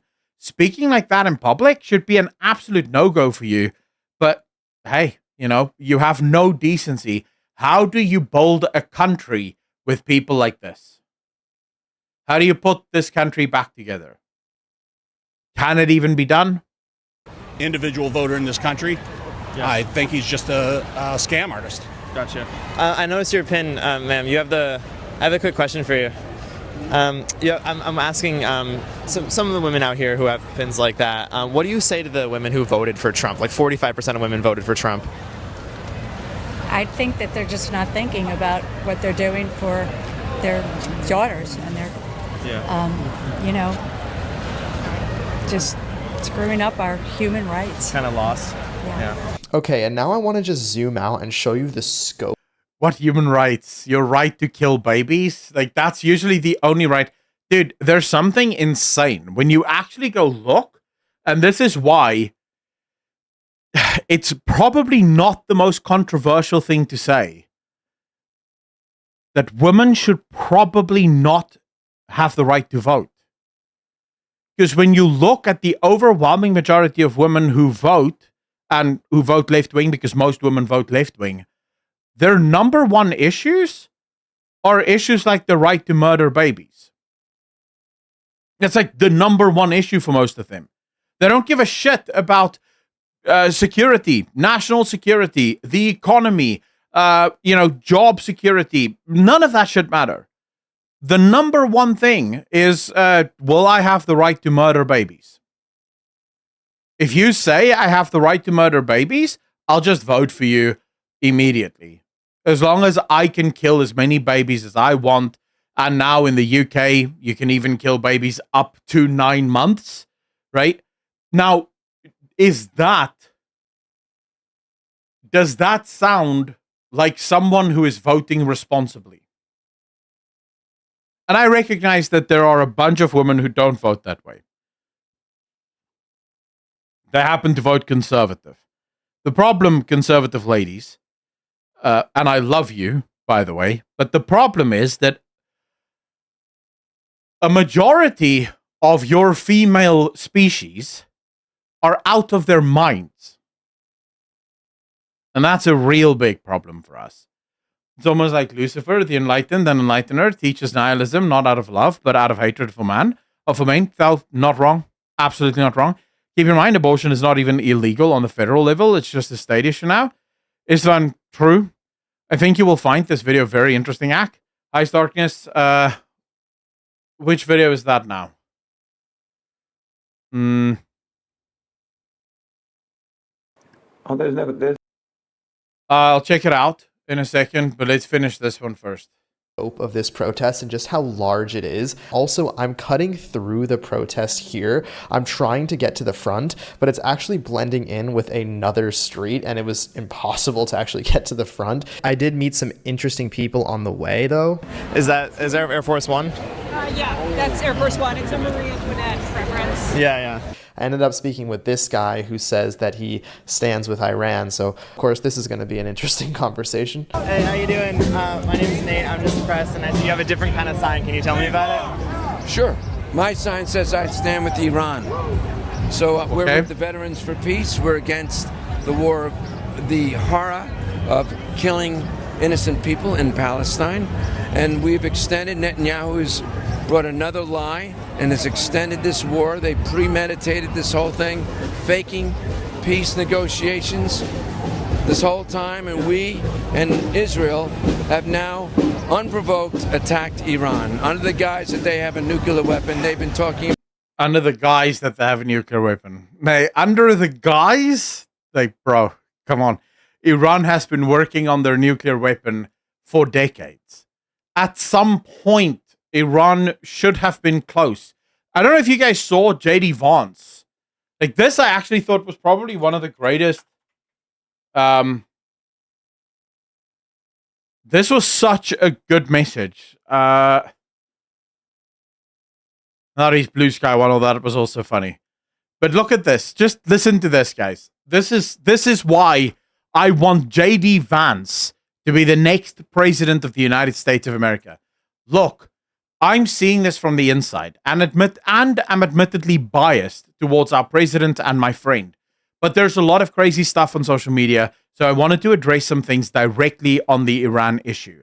First, POTUS has been amazingly consistent over 10 years that Iran cannot have a nuclear weapon. Over the last few months, he encouraged his foreign policy team to reach a deal with the Iranians to accomplish this goal. The president has made it clear that Iran cannot have uranium enrichment, and he said repeatedly that this would happen one of two ways, the easy way or the other way. Second, I've seen a lot of confusion over the issue of civilian nuclear power and uranium enrichment. These are distinct issues. Iran could have civilian nuclear power without enrichment, but Iran rejected that. Meanwhile, they've enriched uranium far above the level necessary for any civilian purpose. They've been found in violation of their non-proliferation obligations by the International Atomic Energy Agency, which is hardly a right-wing organization. It's one thing to want civilian nuclear energy. It's another thing to demand sophisticated enrichment capacity. And it's still another to cling to enrichment while simultaneously violating basic non-proliferation obligations and enriching right to the point of weapon-grade uranium. I have yet to see a single good argument for why Iran needed to enrich uranium well above the threshold for civilian use. I've yet to see a single good argument for why Iran was justified in violating its non-proliferation obligations. I've yet to see a single good pushback against the IAEA's findings. Meanwhile, the president has shown remarkable restraint in keeping our military's focus on protecting our troops and protecting our citizens. I actually agree with that. He may decide he needs to take further action to end Iranian enrichment. That decision ultimately belongs to the president. And of course, people are right to be worried about foreign entanglement after the last 25 years of idiotic foreign policy. But I believe the president has earned some trust on this issue. And having seen this up close and personal, I can assure you that he is only interested in using the American military to accomplish the American people's goals. Whatever he does, that is his focus. And I read this, and I was just once again reminded, I want this man as the president of the United States of America. Because he speaks honestly, openly, and in my opinion, he speaks very, very clearly. And I believe him. I don't know why, but I believe him. Being for Iran makes it more. JD for the 48th? Yeah. Trump is... Trump is 47th, right? JD for 49th. Trump's 48th. This is only Trump's first term, bro. I mean, he still has another term to go. About this for 25 years. It's been alive for 25 years. IAEA has been there for all this time, checking things out. They don't have a nuke. They never would want to nuke America, ever, ever, ever. I've been to Iran. And what about this? What about? Highly doubt you've been to Iran. And also, when you say they wouldn't want to nuke America, they never, ever, ever would want to nuke America. Why did the supreme leader of Iran then say that as soon as they have nukes, they will nuke America? Seems like a crazy coincidence. Like you're saying, white man from America, that Iran would never want to nuke America. But the supreme leader of America, of Iran did say, let's nuke America. Iran's message hasn't changed in the past 40 years. It's been death to America, death to Israel, and death to the West. I think they've been clear with their messaging. Maynard, you would think, right? But according to this man, random dude in America, he obviously knows different. Cryo Trump, we freeze him and pull him out whenever the Dems try to be retarded again during elections. That is, I've spent in Afghanistan along with the withdrawal. No sane leader would say that. He supports terrorists, then he supports the country that wants the death to America. I live in the greatest country on earth, and I'm so proud and lucky. Drayden, not wrong. Trump is in his second term. Biden was before him, and before Biden, Trump had his first term. Razor, Trump is in his first term. You're going to have to forget that, bro. That's fake news. Fake news. They're fake that Trump was the president in 2016. It's complete fake. It's fabricated. It's misinformation. Disinformation, in fact. Trump is going to be president now, and then he's going to be president in 2028. And then in 2032, going to be J.D. Vance. What about the supreme leader of Iran saying, like, death to America? Is that just, like, words? Well, that's bullshit, and that's part of our propaganda. اینی که شما میگید مرگ بر آمریکا این شعار نیست صرفاً این یک خط مشیه علتش هم همین است که گفتم. So yeah, that's literally the supreme lefties going, no, why would they want to? They would never want to nuke America. And they literally, yeah, they are saying that. Love it, but they just post the proof right afterwards. It is fantastic. leader of Iran saying death to America, but apparently that's propaganda. So, Drayden, there's an interesting thing here. I don't think it will actually happen, and I don't think Trump would even want to make that happen. But there is an interesting thing. The language of the Constitution. There are some people that actually want to go for this. XRP, how you doing? But the language of the Constitution is such that you could interpret it as saying that a president may serve no more than 2 consecutive terms. Right? So the argument, at least from those who want to challenge it and make sure that Trump can run another term, is that because Trump only served 1 term, they believe that he should 1 term and then he was broken up and then another. And the Constitution isn't absolutely clear on the wording. You could interpret it as actually meaning that a president may not serve more than 2 consecutive terms, and therefore Trump can serve another term because these were not consecutive terms. I don't think that's what Trump is going to do. If we're going to be serious, this is a joke, right? I'm being sarcastic. I'm not saying that Trump will run again, but I do know that a lot of lefties get really triggered when you say that Trump is going to run again, so I find it funny to trigger them. But fundamentally, I don't think Trump is going to run again. I think it is going to be J.D. Vance after this. Isvan, take care of yourself, sir. So you'll serve this one and the next one, and it will make for 2 terms. Exactly. Right? It's like Putin lived for a little bit, and it broke up his terms. Yeah. The issue is the use of the word consecutive. Yeah, this is literally the issue. The word isn't necessarily explicitly stated, and so there's people who think that they can interpret it differently. Eternal Emperor of Mankind. Hey, he could be. Now. He doesn't believe in death to America. He wants alliance with America. So we got to stop pushing those lies. They've been pleading for dialogue, and they also don't. Dude, do leftists just wake up and make up their own shit? It seems like they just make up their own news. Don't say death to Israel.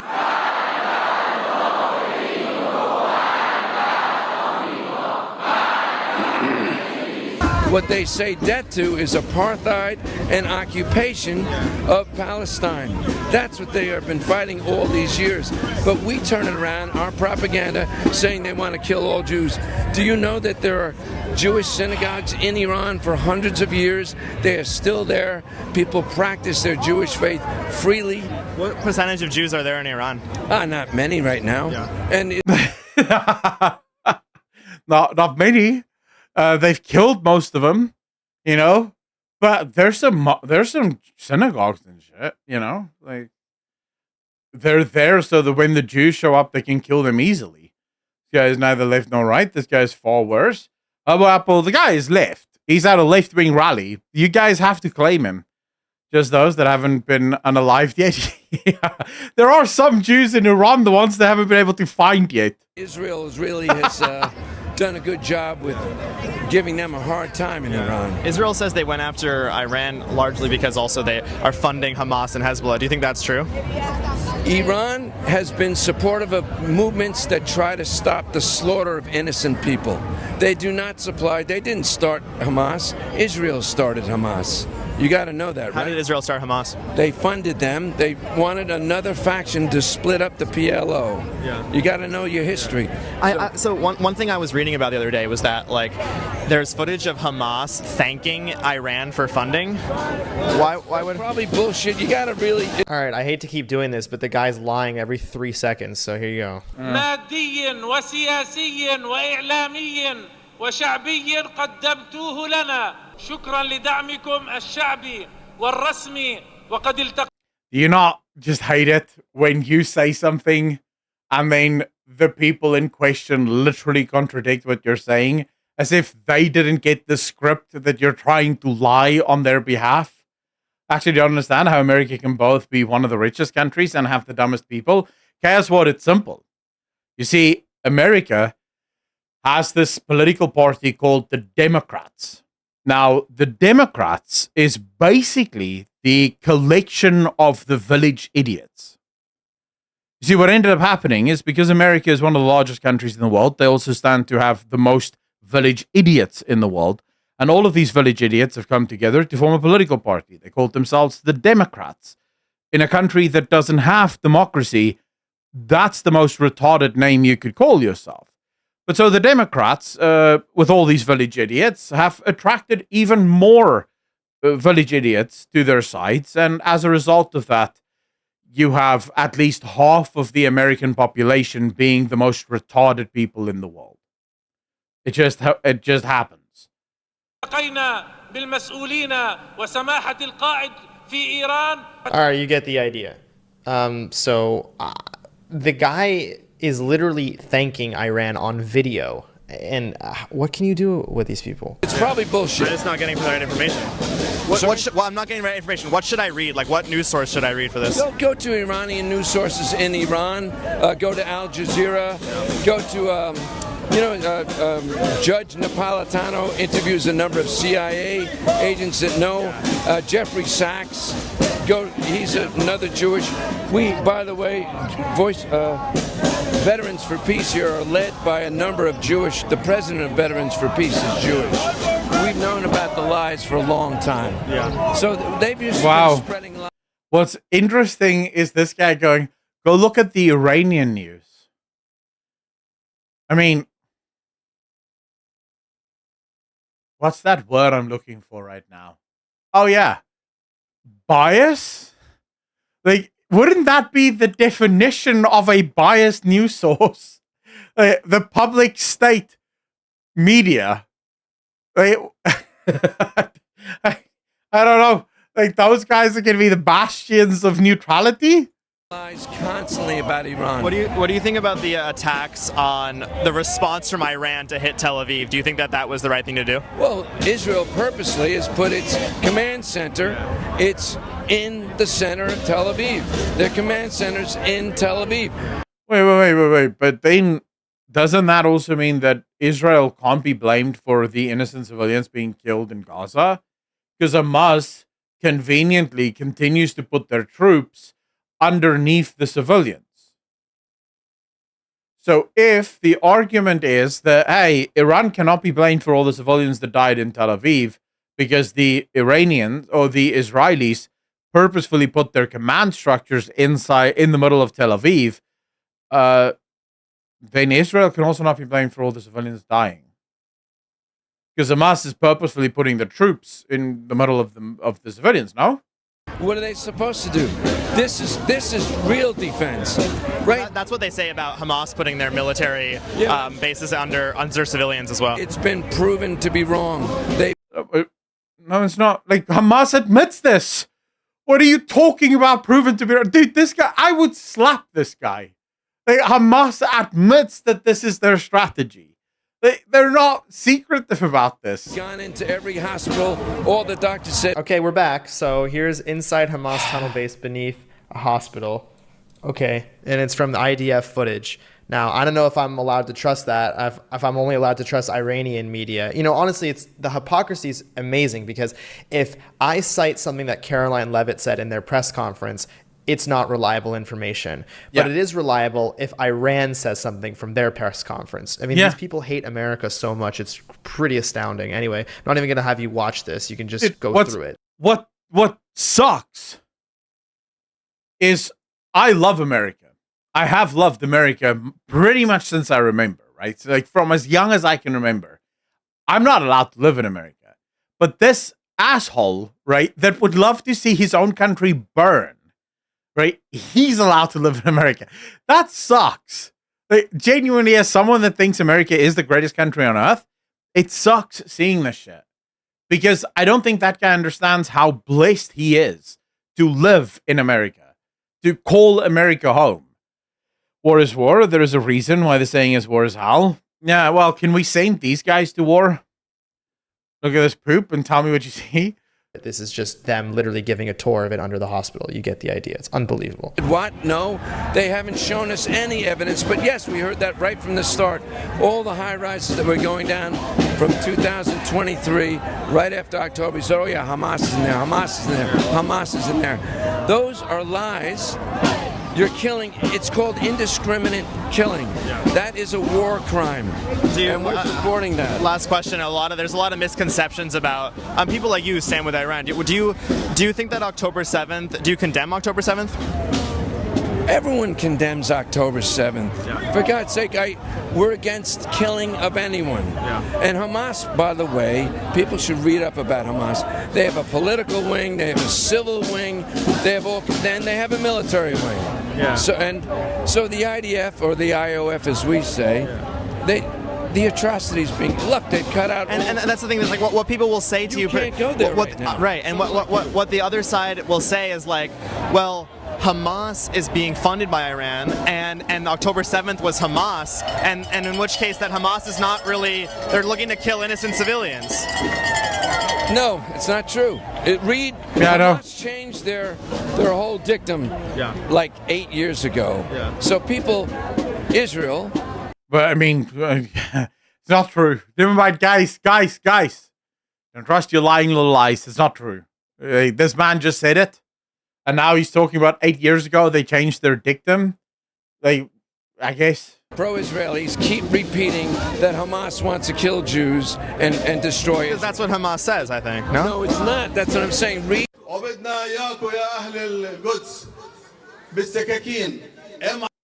People of Jerusalem, we want you to cut off the heads of the Jews with knives.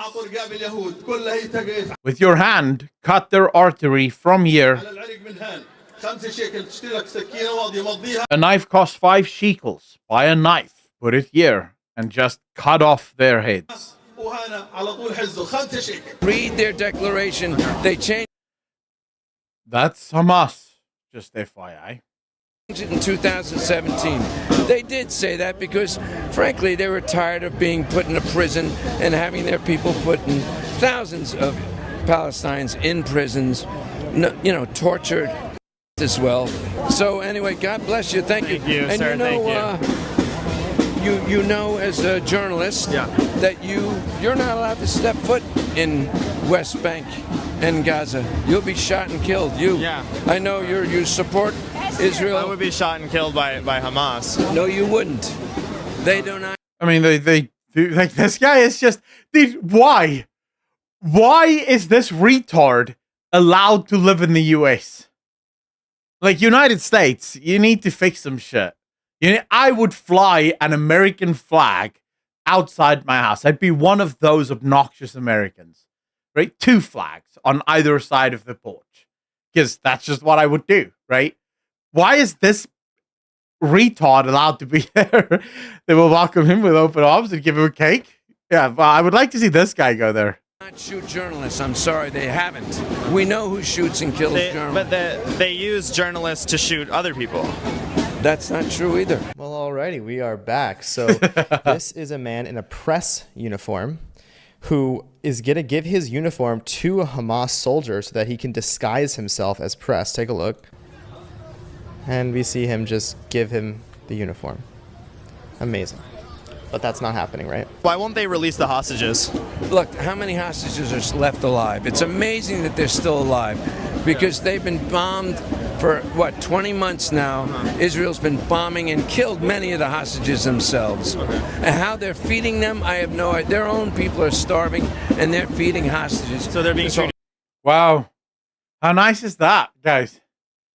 Don't focus on the fact that they're keeping the hostages. Focus on how nice they are to these hostages. Who cares about the hostages? They're being nice to these hostages. Sadly, I agree with you about the only way to save America, but the video I sent will explain why it can't happen. Well, I would like all. No, I wouldn't. So I don't. I just want to know. So give back the hostages, is what you said. Of course, I would like all hostages to be released. However, pro-Israelis, that's all they say. They come up to and say, release the hostages. Talking about 12, 15, 20 people. Of course, my heart goes out to them and their families. I want them released. Yes, do it now. But I've always said from the start, so you're going to release hostages, that will stop what's happening? No, it won't. It never was. From the start, we knew it wasn't about that. It's about taking over Palestine. This is an interesting. I really appreciate you having this with me. This is not swallowed up. Exactly. Why do I see videos of Gaza as like? Oh, sorry. Why do I see videos of Gaza looking like a pretty nice place before October 7th? And of course, after October 7th, it looks different. But it looked as though Israel was not bombing Gaza before because they relinquished control in 2005. They do something called mowing the lawn every couple of years. Well, look it up. Okay. Mowing the lawn. Israel does these things with.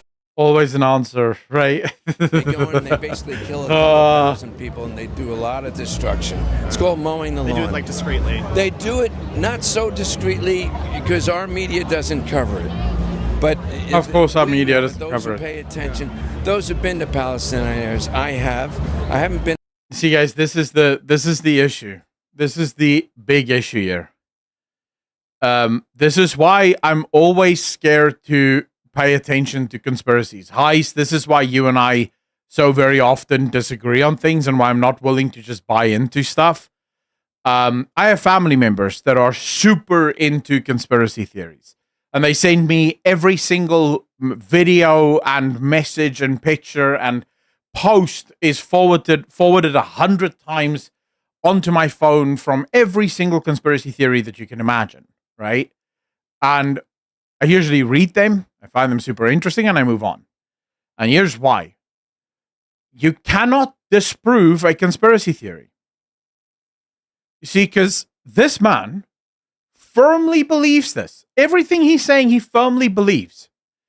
Any lack of evidence for what he believes is just further evidence of the conspiracy theory. This just further proves that the conspiracy must be real.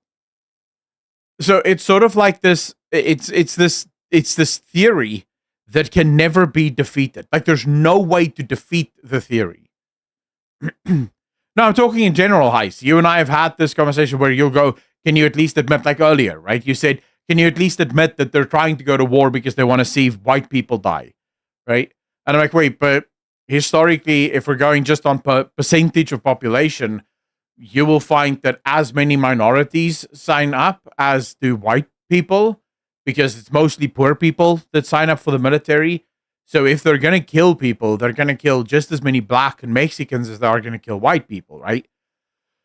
So it's sort of like this. Now, I'm not suggesting that it isn't possible, right? Like you might be right. That might actually be one of the motivations. But it's one of those things where there's no real evidence that you'll ever have for that, right? It's going to be someone saying that that's what they think it is.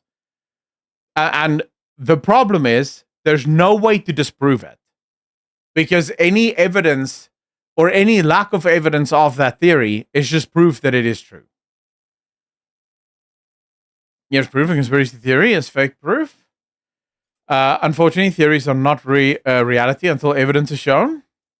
I'm into conspiracy theories as entertainment. I'm not into believing in them. However, my point was they would replace us with illegals. Illegals do not have an obligation to the country. I mean, it is possible, right? But again, I'm not going to say that. I'm not going to say that that's exactly why it is, right? Been in 22 years, but 22 years ago it sucked. Let me tell you, going through checkpoints, sucked. It sucked. And I'm an American with white skin. It was a lot. But the way they were talked to, the way a grandfather and their grandchildren had to go through those checkpoints, it was really just inhumane. Sorry, I appreciate Thank you you. so What's much. your- what's your name? My name's Nate. All right, Nate. I appreciate you having this conversation with me. Well, I a lot of people appreciate don't want to you. talk, and I appreciate you. Oh, God bless you, Nate. Thank you for listening. That's the most important thing Appreciate you it. can do. And, Thank and you. if we can make a deal, so when I get home, I'm going to look up some of the stuff that you mentioned. Sure. And will you look up there's some videos of Hamas saying that they want to kill Jews after 2017. Will you look at those videos? Sure. I appreciate it. I look at so many videos, and I look at everything from every side. Yeah. And I doubt that. Give me the proof about the Because headquarters and the well, you know what one thing I want you to look at is look at Gaza celebrating after October 7th. Look at the civilians celebrating, and look at how civilians were breaking through the walls themselves, not just Hamas, but civilians as well.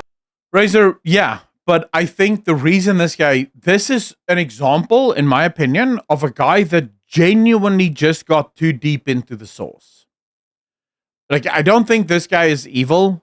I think this is genuinely just a guy that got way too deep into the source. And that really is the issue. As I told you, I have family members who has gone deep into the conspiracy theories. And it gets bad, right? There's a point where the things that they start to believe, you just go, wait, what? I don't know how you believe this, but okay, so it is sort of this.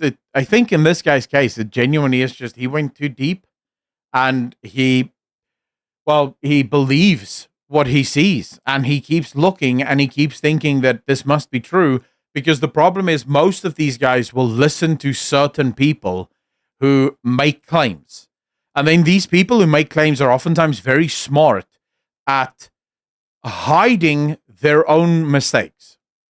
So they'll say something happens, right? And then the thing happens completely differently, but they'll pretend like it happened exactly in the way that they said.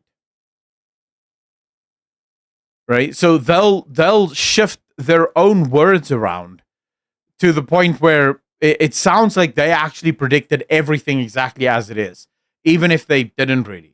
That's what you focused on. No, I'm just saying, will you look at it? That's all. We made a deal. Sure. All right, guys, that wraps up my coverage for the No Kings protest. As you can see, it was intense, and I really hope you enjoyed it. If you maybe missed the last two videos because we released them back to back, I know it's not normal that we're releasing so many videos, but a lot's going on, and I'm working through the night. So, Hi Starkness, I am not suggesting, right, that there aren't some conspiracy theories that turn out to be true, which is why I believe that you should always have an open mind. You should always have an open mind, right? You should never just discount something, because this is why whenever I respond to you, I'm always like, I don't agree with you, and I'm not ready to say it, but I'm not saying that it's completely untrue. My mind is always open, but I heard this great saying when I was much younger, someone saying, be careful that your mind doesn't become so open that your brain falls out. And it's a good reminder to always know that it's important to keep an open mind and to allow for information to exist, but not to just latch onto information, because that's oftentimes what happens. So people will, so for example, let's take the trans issue. The trans issue will turn out to be true, right? That it is an actually evil movement filled with very evil people trying to do very evil things. And now, because that conspiracy is true, suddenly they start to put a lot more faith in all the other conspiracy theories. You saw a lot of this happen just after COVID, right? Prior to COVID, most people didn't believe any of this world elite nonsense. Then COVID happened, and suddenly we saw the elite. We saw what the elite is doing, right? And people very quickly realized, oh, wait, so there is a world elite, and this world elite does actually want to control all of us? Okay, so that means that conspiracy theory is now confirmed. It doesn't by definition mean that all other conspiracy theories are true as well, right? Because not all other conspiracy theories are just automatically connected to this one. And more importantly, it doesn't even mean that whole conspiracy theory is true. There might be elements to that conspiracy theory that isn't true at all. So it's always important to keep a sort of a discerning mind when you approach almost anything. Be discerning. Look at the conspiracy and say, okay, that's interesting, but I'll see if there's information for it. I'll continue believing it, or if there is no information, I'll just move on. Right? I don't go too deep on any of these things because you'll drive yourself insane if you do. Wait, you got a whole ass brain, and I'm stuck here with just 2 brain cells fighting for 3rd place, and I've lost on one of them.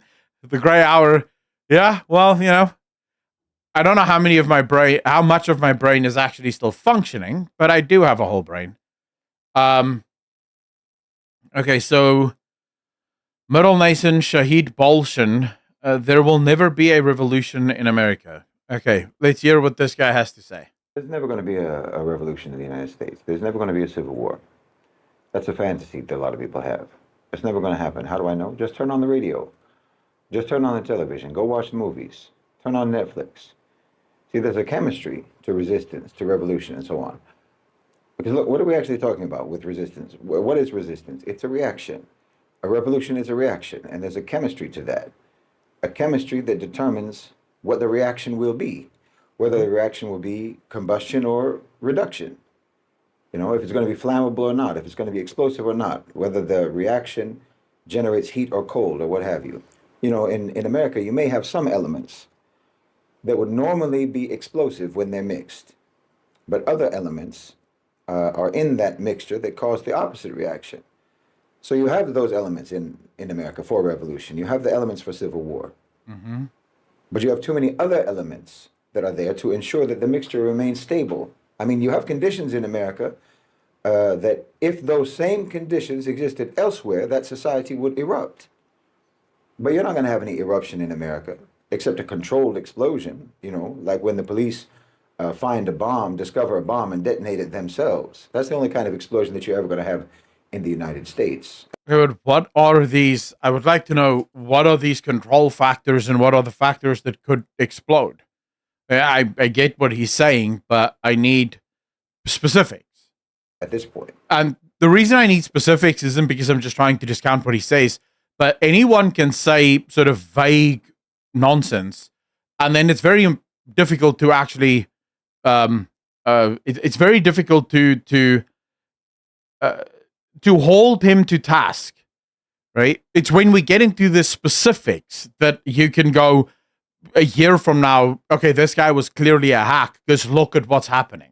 This guy said this faction and this faction and this faction wasn't going to do this, but now these factions are literally doing the thing that he said wasn't going to happen. Or, oh shit, they're doing exactly what he said they were going to do. That shit, right? Specifics is super important. And like I said, all you have to do is turn on the radio to know this. Okay. All you have to do is look at their popular media to know this. Because a people capable of revolution has to be a people capable first of imagination. They have to be creative people. In order to have a revolution, you have to have independent thought. You have to have independent thinkers. People who can't think for themselves are never going to revolt. You can't have mental homogeneity across the society where that homogeneity is overseen and imposed by the power structure and ever expect for that society to rise up against the power structure. And nothing illustrates the absence of imagination, the absence of creativity, the absence of independent thought than your popular media. A society without Yeah, but that only accounts for the left. because they control popular media. But when you look at popular media, you will very quickly see that popular media is no longer popular at all. You know, the most popular media channel in America is Fox. And Fox doesn't even get close to the amount of views that Joe Rogan or Tucker Carlson or any of these people get. I would also like to argue that when you actually look at popular media in America, then you would have to look at YouTube. And there I would say creativity is alive and well.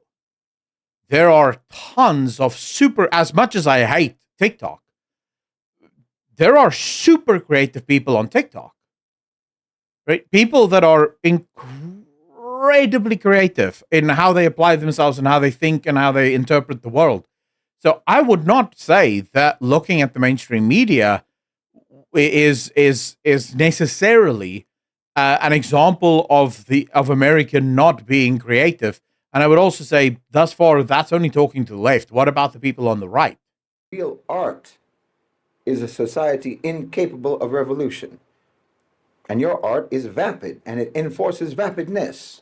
That's the relationship between art and society. It reflects and it affects. It expresses how you feel, and it tells you how to feel. And you have become, in America, a people with no artistic language, no vocabulary. You're deprived of even what art is supposed to be for you. More and more of your words are being removed. No, how are you doing? Artistic lexicon with every passing day. Every day, your music gets more formulaic. Your films get more repetitive. Your literature gets more simplistic, to the point.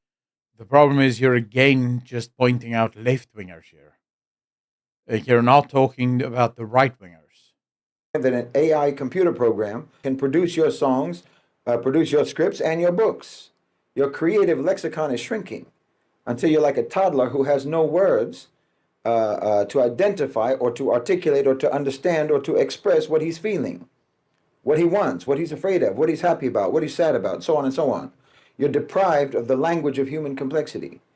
Because look, and I would also like to point out, you have had throughout history societies that have gone through incredible revolts under insane dictatorships, where the dictatorship did not allow for any art, any culture, any celebrations of any kind, because everything was so incredibly well controlled within that hub. And still, eventually, the people rose up. Because fundamentally, I don't necessarily agree that you need the sort of creative expression in order to have a civil war. I think what you need is a sufficient amount of pressure, but it has to be just the right amount of pressure. Because if you have a civilization, a government, for example, like North Korea, where the pressure that the government has is so absolute that it's almost impossible it's impossible to get free of the pressures of the government itself, right? Then that's something that's absolute. But North Korea is a very special case. It's a very special case, and it came up with very specific circumstances that is unique the world over. No other country, even countries that tried to do the whole communist thing the same way North Korea did, could actually pull it off the way that North Korea did, because none of the other countries had those particular sets of circumstances that allowed for that level of power grab to happen. So you need a government that is tyrannical enough, a people that is oppressed enough, but a people that is not so incredibly oppressed that there is no maneuverability. I don't necessarily think that creativity is required.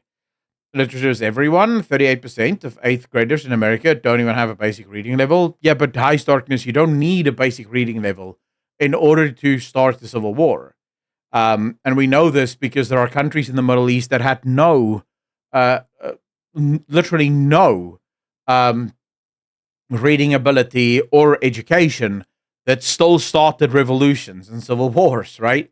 So this has happened. We have evidence of that throughout the world. You have countries like Africa, right? Nations in Africa that have no education whatsoever that are still embroiled in civil wars. Take music. Now, as Muslims, we have our own views about music. But the fact is, it's a major factor in the culture of the West. Well, 2 or 3 people write the majority of the top 40 songs in America. The same chord progressions, the same auto-tuned vocals, the same repetitive hooks get recycled over and over and over again. Pop music today is not meant to express anything authentic, anything real. It's meant to be an earworm, designed to be addictive, to be used in TikTok videos, to go viral. It's a product, not an art form. It's assembly line manufacturing for maximum profitization, churning out the same formulas musically that sold. Yeah, that's why it's losing relevance and money. That's why fewer and fewer people are listening to it. That's why you see a rise in indie bands.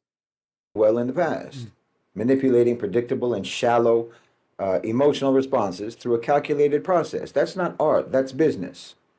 And it's draining your society. It's disconnecting your society.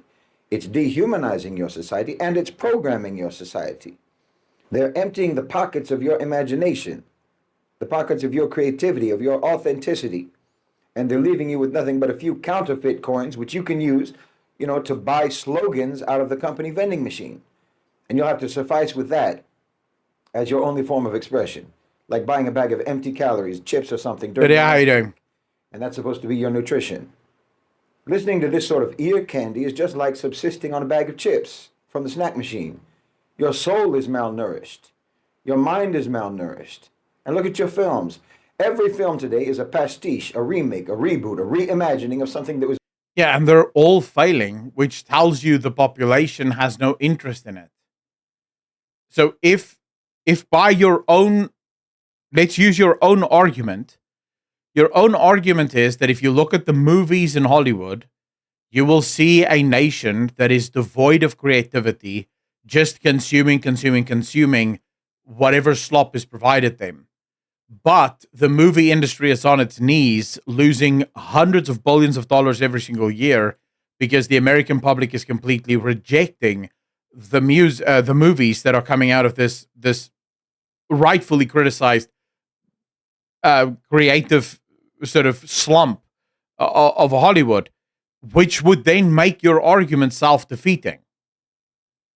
Because the very thing that you said your argument proves isn't proven by your argument, because the people are not consuming the endless slop that is being produced by Hollywood. They're rejecting it. It was made already decades ago in the past. No originality, no ideas, no exploration of the human condition. Movie studios are an assembly line, manufacturing spectacle without substance. And even the elements of the spectacle have been made before. They shouldn't even call them production studios. They should be called reproduction studios. And again, this reflects and it affects the society. Art is being weaponized, is being instrumentalized, utilized to hypnotize, sterilize, and neutralize the population. It won't be nice, Canada is the future. Your emotions. They're controlling your thoughts, your understanding, your perception, how you interact with the world. They don't want a single thought to be in your head that they didn't put there. You understand? They want your brain to be numb. They want your brain to be barren, frigid, incapable of producing anything itself. So the gray hour, this guy's point is that there will not be a civil war in America, because in order for a civil war to happen, you need a society that is capable of thinking for themselves. And if you look at the music industry in America, you look at the popular media in America, and you look at movies in America, you will find that this is a civilization that have become basically endless consumers of slop. But the very argument he's making is self-defeating, because all of the things that he mentioned is in terminal decline. Even the music industry is in terminal decline because Americans are tuning out. They're not tuning in, which by his own metrics suggests that the American public is still every bit as intelligent and as creative as they have ever been. They're just, they're just not the ones making the movies and the music. And so they're not listening to it because they can't stand it, which suggests that they're ready for war, right? Pretty sure he even gets into the feminization of men, which is a big deal for both the right and left, especially Gen Z. But Ice Darkness, again, we would have to talk about. We'll talk about it when it gets there, but we're going to be talking about the percentage of the population, right? Because even when you do get to the feminization of men, it's not the majority of men. It's certainly not the majority of men. Entertainers in the West aren't providers of moments of happiness and relief for the masses. They are the equivalent of anesthetists for Joseph Mengele. They want to put you in an induced coma. Yep. You are just as incapable of revolution in America as a man who's in a coma is incapable of riding a motorcycle. There's never been a totalitarian society in history that had more control over their population than the system of America, the system in America, has over its people. And there's never been a people less capable of resisting or revolting against totalitarian control and oppression than the American people of today. I agree with his first point. I reject his second. He isn't wrong. There has never been a nation in the world less free than America. The American government is everywhere and it interferes in everything on a federal level, at least. Locally, there's still states that don't express or seek as much control, but it is from a federal level definitely true. I would say where I disagree with him is where he says there's never been a people who isn't, right, is less capable of responding. The reason Americans have not had any reason to rise up against their government just yet is because it's been going well. People don't rise up against dictatorships or against evil governments when it's going well. And even when Americans want to say it's not going that well, it's still going very well, right? Compared to every other period in history, it's still going well enough in America that it doesn't really affect people. Not to the point where they would start a war. You want to know what starts a civil war? You want to know what the difference is between not civil war and civil war? 9 missed meals. I heard it in a movie and I actually went to look it up and it turns out 100% true. The second people go 3 days without food, that's when civil war starts. 3 days. If people run out of food for 3 days, it's civil war. No matter how creative or uncreative a society is. So fundamentally, it's not going that poorly in America just yet. Education is dog shit. Our roads, bridges, etc. are dog shit. I just explained to you, High Starkness. Everything that you're mentioning is still better than any other period in history. You are still richer today than any other generation in the history of the earth. The average middle American family live a life better than kings of old. I know because I live in South Africa. I see the people in America who claim to be poor. Poor people in America have flat screen TVs and live in 3-bedroom council houses. Poor people in South Africa don't even have electricity. There is a massive difference. When people in America go, I'm poor, I in South Africa look at that and go, that doesn't look like a bad life, actually. So, yeah, you might look around you and say, it's not going that well. And you're not wrong. It's not going perfectly. But it is still not going bad enough to where the people will rise up and start a civil war. Is Europe protecting us from civil war? It's possible. Hey, Park, how are you doing? Today, they have disarmed you. Yeah, I'm still playing Alters. Hey, Park. Guns, but if they were scared of your guns at all, they wouldn't let you have them. So stop talking about your useless guns. Giving you guns is like giving a baby a hammer and nails and expecting him to build a house with it. You won't do anything with those weapons except point them at whoever they program you to point them at. And if they thought for a second that you might actually point those guns in the right direction, well, they'd take them from you so fast it'd make your head spin. No, you've been disarmed mentally. You've been disarmed intellectually. You've been disarmed psychologically, emotionally, and culturally. See, you have a top-down culture in America. You understand? Not an organic from the ground up culture. Your culture is controlled from the top down. Think about that. Stop and reflect on that. Everything that represents cultural expression is a business. It's branded. It's a commodity. It's created, it's crafted, it's molded, it's marketed, and sold by corporations. Your feudal lords, your aristocracy, your oligarchs The shareholding class dictates to you what your culture is. What I find rich is that this is a Muslim saying it.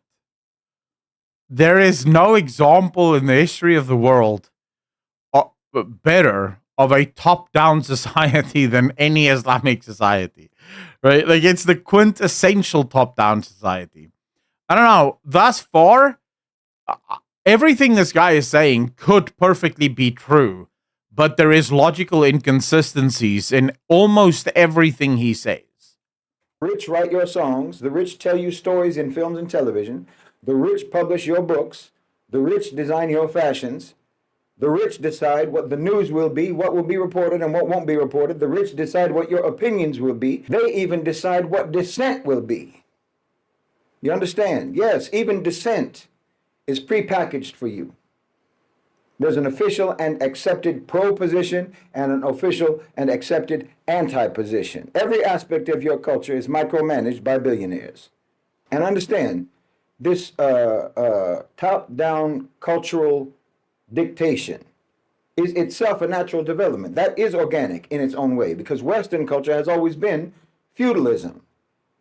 But the extent of control is what has evolved. That's what's changed. The fundamental culture was always there. It was always the same. What has grown and developed is the amount of control, the intensity and the comprehensiveness of the domination and of the pacification of the population. One of the greatest tricks of modern power is that it manufactured its own opposition. You're literally told what the dissenting opinion is or is supposed to be. You're given two sides to choose from, but both sides ultimately serve the same system. That's why elections change nothing. Why political debate. Gamergate 2.0, how you doing, bro? I would say anyone who believes that the world is wholly organic isn't paying attention. Nothing in the world is truly fully organic. Billionaires have always run the world. They used to be the noblemen, then they were kings, then they were magnates, and now they're businessmen, right? But billionaires have always controlled the world to some extent. This has just always been true because they're people with power, and people with power tend to want to use that power. I will say, though, in America, I think you have a lot of different examples. I think you have examples of top-down, right? Like George Soros, for example, George Soros is a great example of a top-down guy, right? He sort of wants to influence culture forcefully from the top. And then you have bottoms up, right? Grassroots movements where Elon Musk, for example, stepping in and buying Twitter, that was because of a grassroots movement of people who were sick and tired of not being allowed to speak. And Elon Musk simply attached himself to that movement. Elon Musk was in no means, way, shape, or form the father of free speech of the internet, right? This was fought by people from the ground up. So yeah, I wouldn't necessarily, I would say that you're always going to find billionaire money in almost every avenue of society. But I think America is a great example of a country that has a mixed bag of just about every element. There's guys like Colonel Sanders and Walter White had a baby. Debates are just theater. Why every controversy is just another episode in an endless scripted spectacle. People believe that they're engaging in resistance, when in reality, they're simply playing their assigned roles in a pre-approved narrative. The system does not suppress opposition, it creates opposition and controls opposition and ensures that that opposition will remain harmless. The range of acceptable thought in the society is narrow by design, obviously. You can question war, for example, but only within the given framework that's provided for you. You can critique capitalism, but only in ways that don't actually challenge corporate control, with an anti-capitalist t-shirt or something that you buy on brand. You can be outraged by corruption, but only if you focus on a few bad apples while leaving the structure intact. But if you step outside of the boundaries of this acceptable discourse, this discourse that is mandated by billionaires, you'll be ignored or you'll be maligned or you'll be dismissed or algorithmically exiled. Now I'm saying all of this because, people constantly ask, what are we supposed to do? What can we do? What do you suggest? What can we do about injustice? What can we do about corruption? What can we do about all the suffering and the violation of our rights and so forth? And every time the expectation is the same. They want some simple, immediate answer. because that's their programming. They want some kind of an action that they can take right now. But this approach is fundamentally flawed because it treats only the symptoms rather than addressing the underlying disease. But the truth is, the crisis is not just one of injustice, it's a crisis of culture. The problem isn't simply oppression, it's a deeply entrenched control system that has shaped the entire psyche of society. Injustice, corruption, oppression, and what have you, they don't exist in a vacuum. They're manifestations of a broken cultural foundation. Yet instead of recognizing this, people want quick fixes, temporary relief instead of real solutions. It's like a man who's suffering from chronic pain. You know, his body is breaking down because his own lifestyle is destroying him. But rather than trying to adopt healthier habits, changing his diet and so forth, trying to put some effort into actually healing, he just wants something that will numb the pain, not something that will actually fix the problem, fix his actual health. And after time, he'll just become more and more dependent on stronger and stronger painkillers until he can't even function without them, while the underlying illness continues to just get worse. This is the state of modern society in the West, in America. People don't really want justice, they want relief.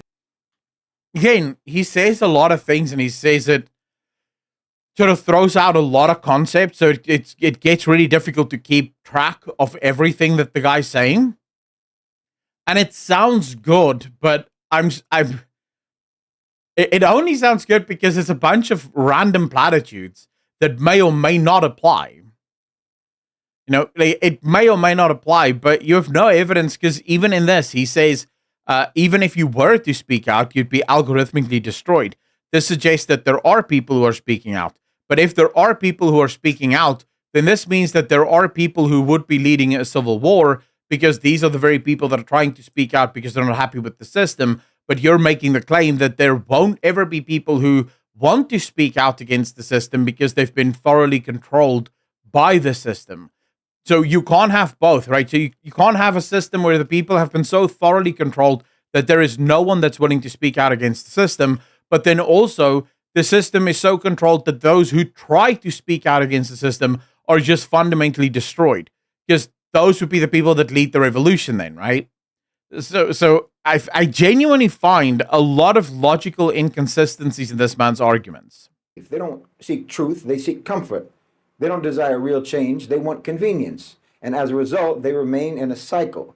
Protests, elections, social media outrage, repeating the same pattern over and over and over, expecting different results, but nothing changes because they're treating the symptoms, not the cause. And like I said, culture creates art and art creates culture. So look at the art that your culture creates and look at the culture that your art is creating. Art has been commercialized. Art is commercialized. Music is sterilized. Culture has been pacified. You know, where are the cultural and artistic voices that shake the system? They don't exist in any meaningful way in America. They've been bought or they've been co-opted. Instead of challenging the status quo, artists are, performing at elite galas. Instead of inspiring some sort of revolutionary movement, they're selling products. They don't question power, they serve power. That's why there'll never be a revolution in America.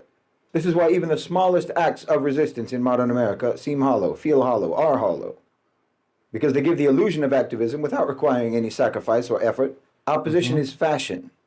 Activism has been turned into a product. It's a social currency, a momentary trend. And then when it fades, it's replaced by whatever the next cause will be that will capture the public's fleeting attention.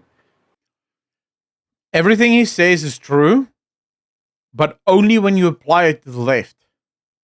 Because it genuinely feels like this guy is just targeting the left, but somehow making it out to be the only sort of layer of control within the society. The entire society has been engineered for distraction. Entertainment is relentless. Everything is gamified. Everything is turned into a spectacle. Everything is designed to keep people from ever pausing to reflect, pausing to think and to question. And like I said, even if they had a moment to pause, they don't even have the intellectual, psychological, artistic, or cultural language to even articulate their thoughts. You only have the words that the power structure gives you for understanding what they're doing to you. In this environment, how can there ever be a revolution? How's that even possible? If you're a people who are addicted to instant gratification, How can they sustain long-term struggle? A society that's conditioned to seek pleasure above all else, comfort above all else, is never going to choose hardship, even if that hardship is necessary for justice. Again, there are millions of Americans who are Baptists, who are Christians, who are devout Christians, who do not favor short-term pleasure, who do not favor the short term over the long term, who is willing to suffer not only for their faith but also for their country. So again, the argument is this guy makes a number of very absolute claims, and it's I hear this often. It is the sort of thing, people who are highly arrogant, people who really think a lot of their intellect, will have this sort of approach where they say things with such gumption. They're so convinced of their own argument that they're just willing to say anything and believe that it must be believed because of how intelligent they think themselves to be. Even if there are legitimate examples of none of that being true, or at least of very many groups existing that would challenge that, right? And that appeal. The population has been trained not to endure, but to escape. I said you've been trained to escape, not to endure. You've been trained, you've been programmed to be serfs. Great, welcome that's what you were and that's what you are, serfs and slaves. Only now escape doesn't actually mean escaping the plantation or the manor or the tenant land. It means just forgetting where you are and what you are. Escape means distraction. It means not even knowing the words to understand that you are a serf or a slave. It means that the songs you sing, the stories you tell, and even the dissent or the opposition that you express are all actually just methods of reinforcing your subject status. And in America, even the dream of liberation isn't really about liberation. The culture and the system created by the culture and the art created by the culture have made the dream not about liberation from oppression, but a dream about becoming the oppressor. That's the American dream. It's a cruel society. It's a cruel system because it's a cruel culture. Okay, so I was waiting for this bit here, because it pretty much confirmed what I've been thinking about this guy from the beginning. He's a Muslim, right? He said this himself, and it's clear that he doesn't have a lot of respect for America or American culture, because that is not the American dream. Anyone who has two brain cells understand that for the overwhelming majority of people, the American dream isn't to become the next dictator. It isn't to control other people. The American dream is the ability to work hard and make something for yourself and build a life for yourself. That's the American dream. And there are millions of Americans every single day that go to work literally in pursuance of this dream. The overwhelming majority of Americans aren't going into systems or into structures where they have the power or will ever have the power to control or abuse other people. The overwhelming majority of Americans do jobs like be waiters, right? Salespeople at computer stores. These are the kinds of people who just want to survive. They want to go home tonight and hang out with their boyfriend or their girlfriend, watch some TV, spend some time this weekend with friends. They're not dreaming of global power in that way. So his argument again is so easily refuted just by looking at the average man. But what he said here, the last bit really sort of revealed his deep-seated, I think, I don't want to say hatred, but it is disrespect for America. And I understand why, right? Muslims, at least fundamentalist Muslims, do believe this, which makes it even more ironic, because in Islamic countries, I mean, there's no countries in the world that controls their people more than Islamic countries, that has control over every element of your society and of your life more than Islamic societies. So him saying that about American society is quite rich, when you actually think about it.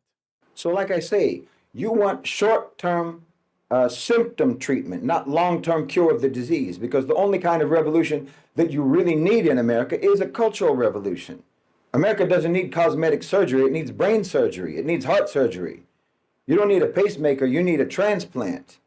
And unless and until you actually change your culture, the only way that you'll change your system is by changing it to become worse. I want to see, who is this guy? Shahid Bolson.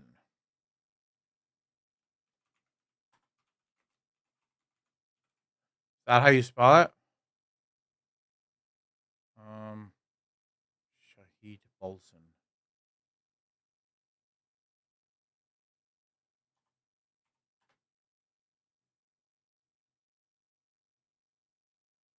I don't think this is it, right? This is the man. Who are you? Geopolitical analysis, creator of the Middle Nation channel on YouTube, TikTok, and Telegram. So this is his YouTube channel.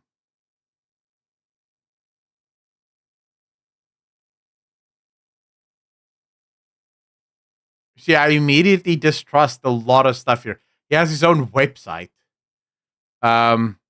This is his website where he writes his own biography.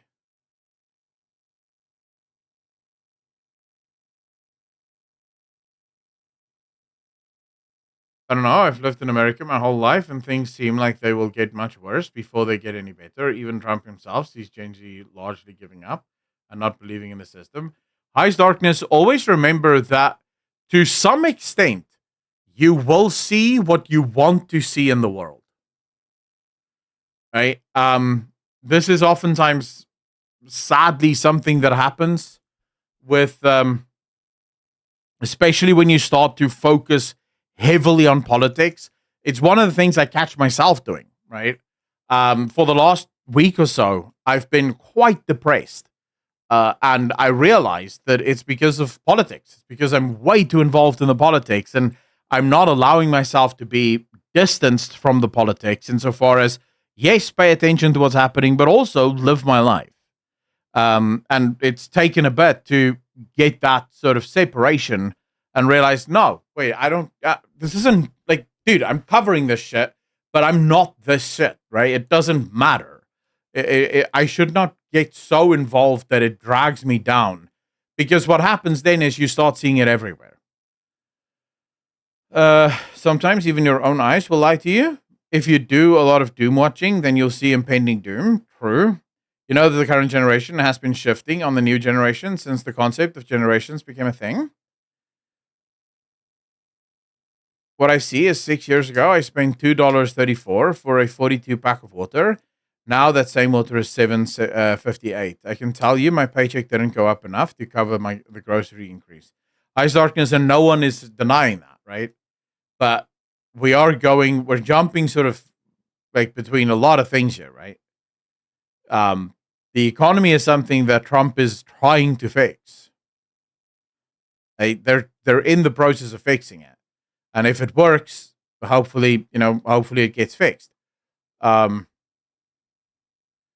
would be careful listening to this guy too much, because see, he just says geopolitical analysis. He doesn't call himself an analyst. I doubt he studied to be this.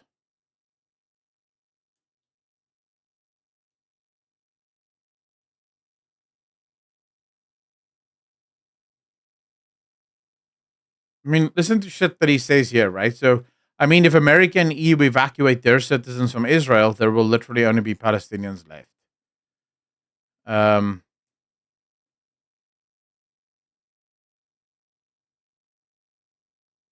Why do I find this so funny? Hello, Israel. This is Iran. You suck. Israeli officials got 13 calls from Iran. The Iranians promised them total destruction of Israel if they do not stop the war. Hey, try anything once at least. What I see is it's almost impossible for a lot of people to even talk to girls without getting spat on. I don't know if that's true, Teria. We need to read. We need to read what he's on about, because listening to him is a numbing sort of hypnotic experience. Yeah, that's why he is great. He is a leftist Muslim that critique the states, but he only go against the left. Rusty J, it seems like he really attacks the left quite a lot. The only problem I have is he seems to think the left is indicative of all of America. Please lies, and you'd be nodding along because of the way he conveys his message. Here's how. Okay, so I'll tell you the first thing that really made me dislike him. Can you guys guess what it is that I really dislike about this guy? Just it's Netanyahu. It's been said that Netanyahu is acting rationally. Acting rationally or irrationally? That he's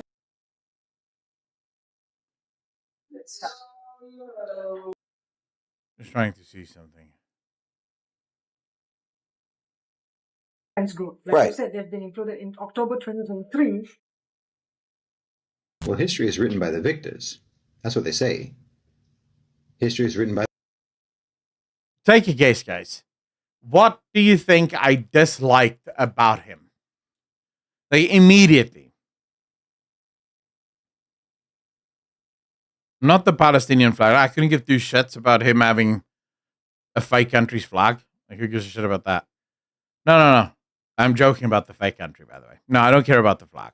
I also don't care about the fact that he's Muslim. Couldn't care less. In every single one of his videos, he acts as if he's being interviewed. Even when so clearly in the video that we just watched, he was not being interviewed. He spoke for 14 minutes straight with not a single question being posed to him, not a single question even being directed towards him, and no one pushing back. And there was no editing. I was looking for it for the last 10 minutes. He spoke as if someone was asking him questions, right? As if someone was sort of feeding him these questions, and he was just sort of being the important person in the room, answering these questions. I don't like that, because what it tells me is that you are manufacturing authority. You're manufacturing authority. You don't believe that you have the authority to speak on these issues, and so you manufacture it. Because now when people see, so for example, if I were to sit here and look there, and I go, yeah, so like you were asking me just now, I don't necessarily think that I'm the greatest streamer in the world. No, I get it. You really enjoy my streams, but what I'm actually talking about is I don't feel like I'm the best streamer in the world. I feel like I'm just a random guy streaming, and if people find fun in that, that's really what matters to me, Like, suddenly people are listening and they're sort of going, wait, did someone actually say that to him?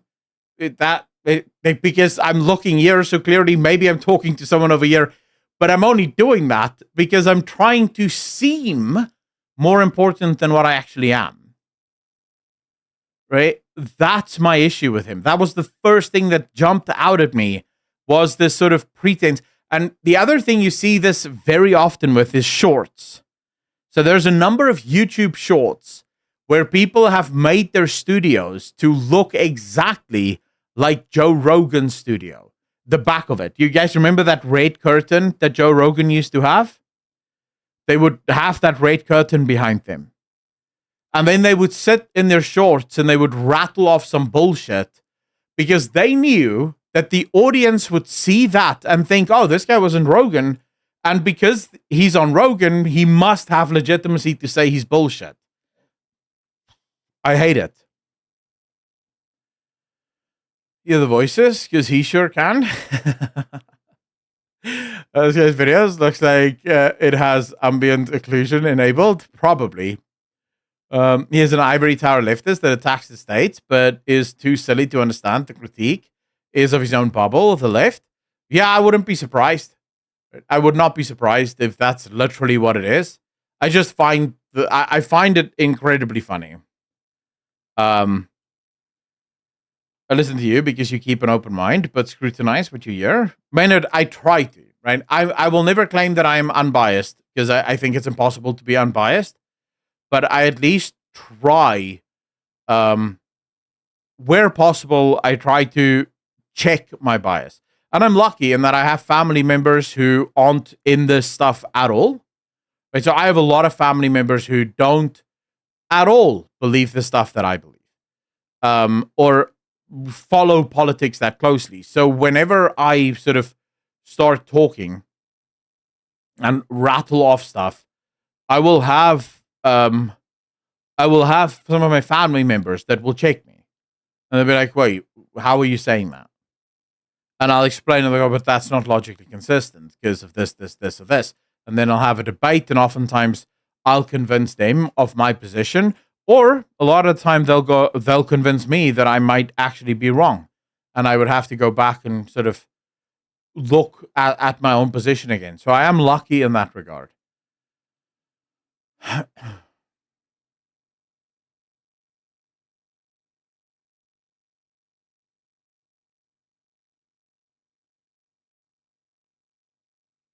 I'm biased towards Game Pass. If $80 games, yeah, I would argue I'm biased towards that as well.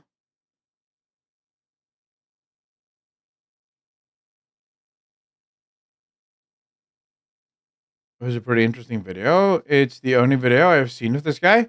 No, I'm not suggesting that it's like, as I said, I'm not saying that it's an impossibility, right? I just find, I just find it interesting.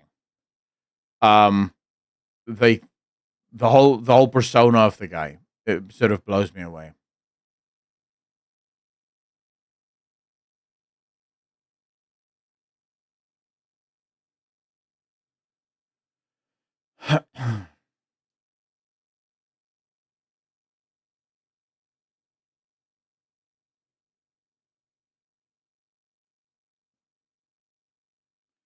Yeah, it's not arrogance necessarily.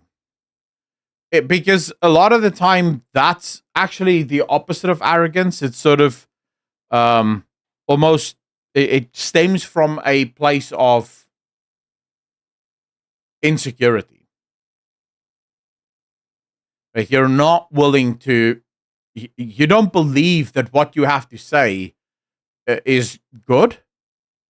And so you think that instead it would be better or more legitimate of you to be interviewed. That way people will think that what you're saying is good.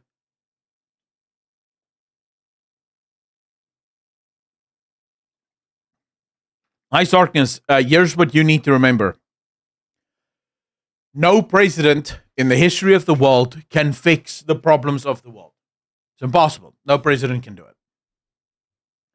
A president can, however, get out of the way so that people can fix their problems. Because it is ultimately people that will fix their problems, not presidents.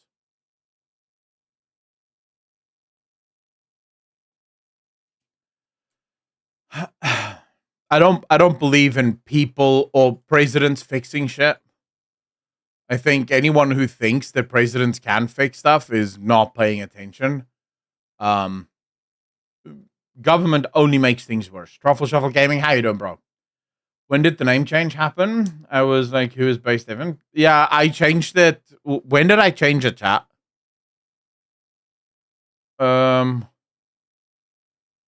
Maybe this week? Not that long ago, Truffle Shuffle. Not that long ago at all. President is there to mostly rather the people toward a common goal. Well, I think what a president does, right, is more sort of reliant on what the people will allow the president to do than what the president necessarily thinks that they can do. Well, Apoc, this is exactly it, right? A president can fix things by getting out of the people's way, but not by any other way. At least in my opinion, I don't think a president has any other way of fixing a country.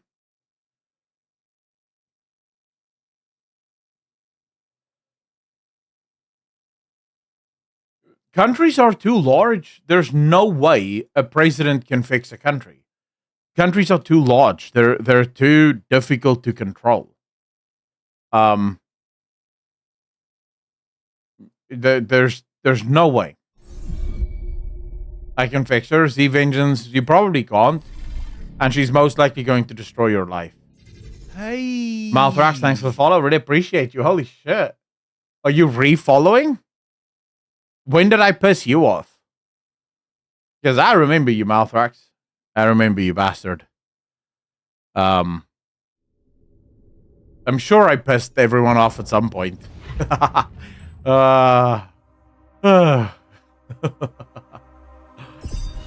Alright, let's go, boys. We're finally on to Act 2 now. We got this, boys. We got this. We're moving. Look at us. Look at us go.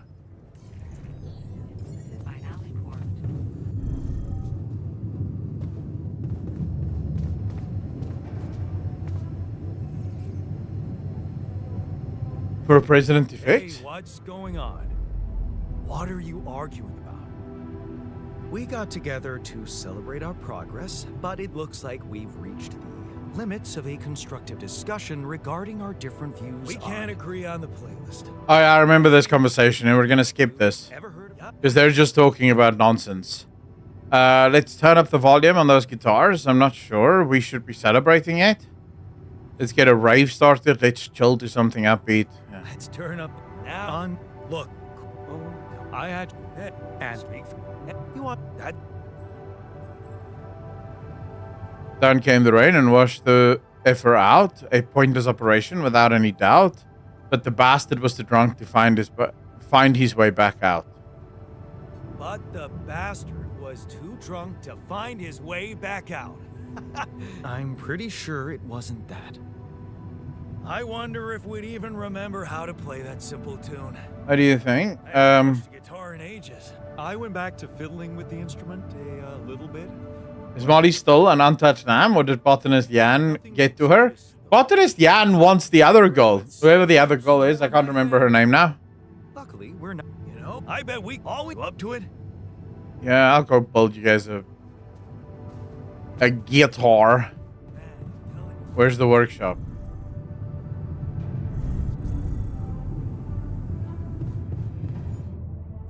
A guitar?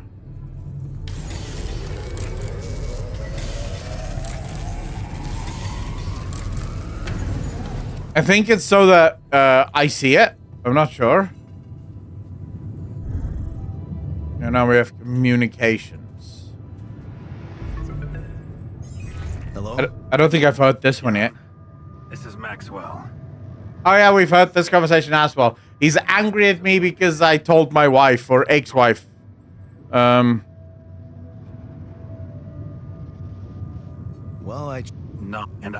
you. He's just upset with us. It's fine. My old. Oh.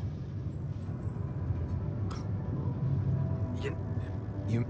What? I'm scared. I just want to get to Act 2, man. Show me what happens in Act 2. He also warns us here that our altars are about to get a lot worse. Like things are about to happen that we might not be ready for. Yeah. Who commissioned for? Okay. Harder. Well. Someone too that hates with in chat. You want some? Altars, at least some of them. Why are people so upset? Guys, chill out. Don't fight with each other. Go fight with a libtard if you need to fight. Don't you miss your previous life? I envy you.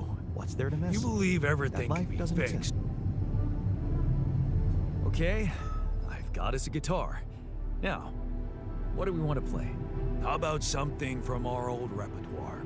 We had a few hits up our sleeves. For crying out loud, can't you just let it go?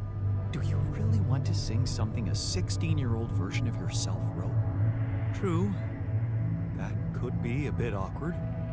But we had some sick tunes. How about this? We could use one of our old tunes, but come up with new lyrics. Something fresh and relatable to, well, our audience.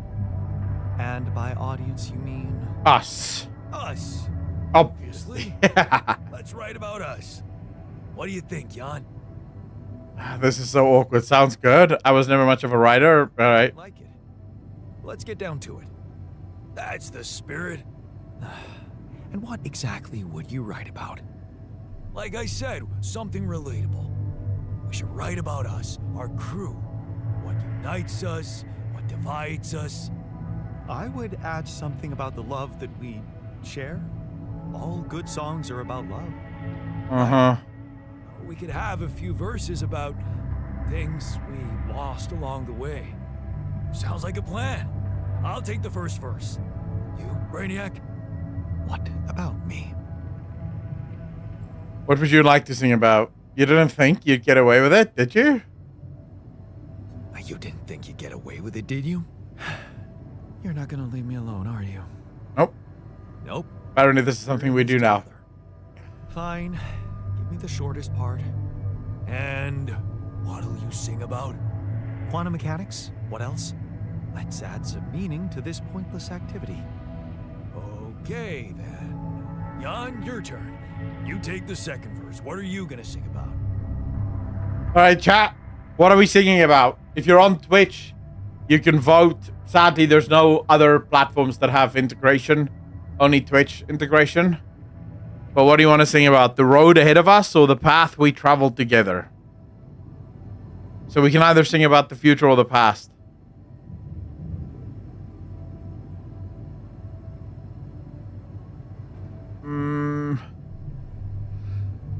Oh, probably this is gonna be one hell of a song. Is everyone singing about their own bullshit? I could sing about the challenges that lie ahead of us. Yeah, expect the unexpected. You could start with something like, looking at the path ahead. I'm ready for its twists and turns. I simply don't know where it ends. I'm ready for its twists and turns. Yeah, but I'm no longer left all by myself. I know I'm in it with my friends, and now the future makes more sense. And now the future makes more sense. All right, looks like we've got it. Fuckers, you're not wrong. Come on, even you can take the stick out of your ass once in a while. Okay, here goes. What? I'm gonna be playing guitar now, aren't I? Growing up apart, we shared surprisingly common ground, feeling nothing more than regret. Till the coin got flipped around. Things never said in quantum state now won't remain unspoken. The clock is unwound, the choice is unsound, could now reopen. What if I gotta spend a day with you again? Of all the things that I regret, it's losing you that truly hurts. If I could take another turn, This is a really bad song. would never be the same. If I could get another chance today. Looking at the path ahead, I'm ready for its twists and turns, but I'm no longer left all by myself. And now the future makes more sense, and though it seems now anything could be undone, would you be really missing things if they were never truly gone? If I could take another turn, my life would never be the same. If I could get another chance today, oh, if I could take us somewhere now, let us win this race again. This is so bad. This is so bad.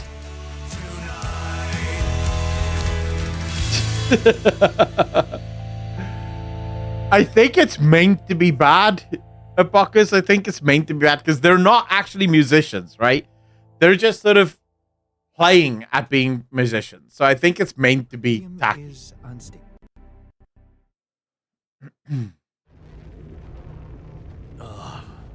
Did we stop again? Are we there already? The base seems to be a bit wobbly. Are you sure we're not moving? More like alcohol intoxication has wreaked havoc on your vestibular system. My what? We're not moving. Something has to be blocking our way again. The navigation readings are curious. Curious? In what way? I don't know exactly, but something's distorting them. Okay. Nothing cures a hangover like taking a walk. Wanna go and check that thing out, Jan? This is interesting. All right, boys. Things have now really picked up speed here.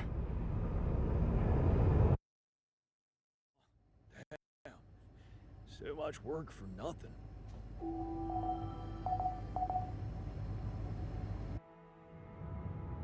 All right. All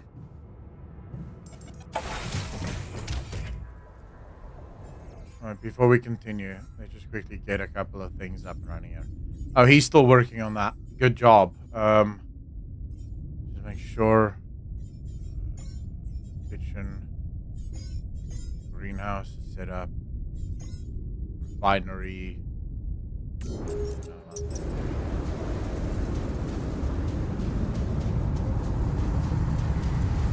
Holy crap, look at this.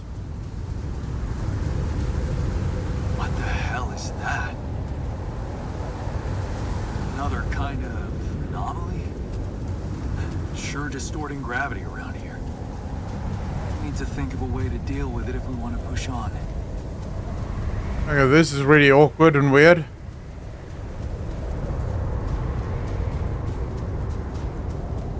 There goes gravity. Yeah, it seems like gravity is just gone.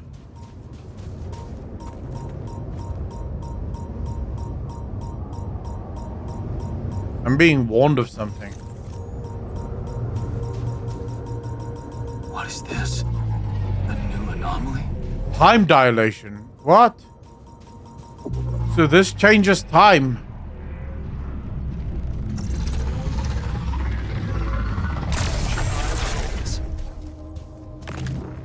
Oh man. Okay.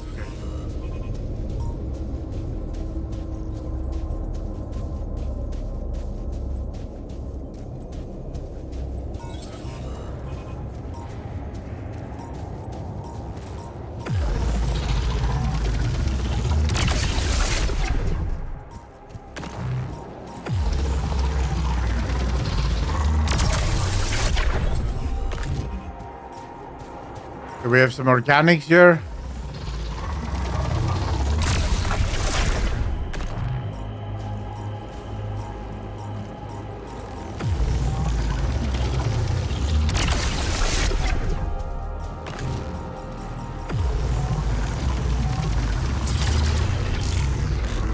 Oh, damn. Okay.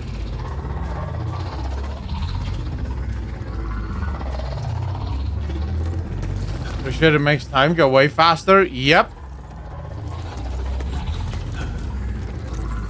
Oh. Hello? Oh shit, I'm stuck. I'm stuck.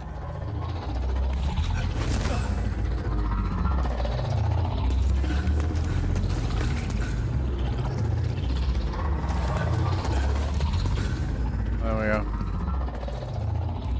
What is making that noise?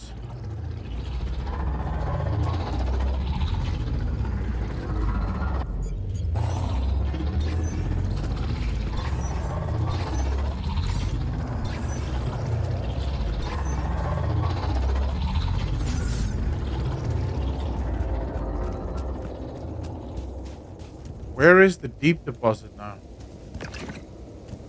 Are you guys hearing that noise?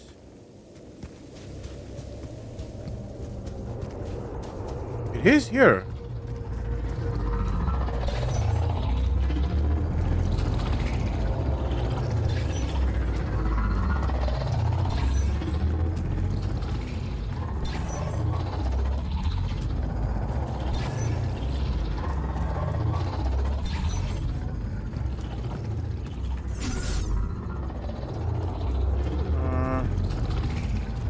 Definitely here. I'm just not sure where.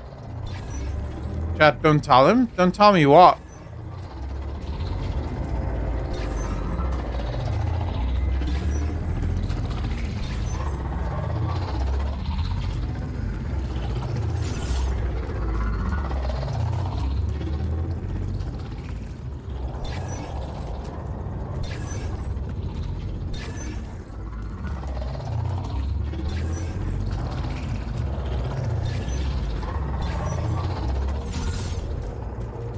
It has to be up here.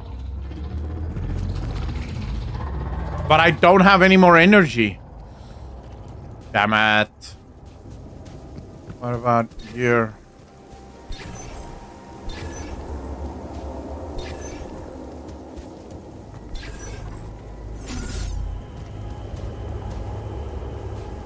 Crap. I'm gonna have to go.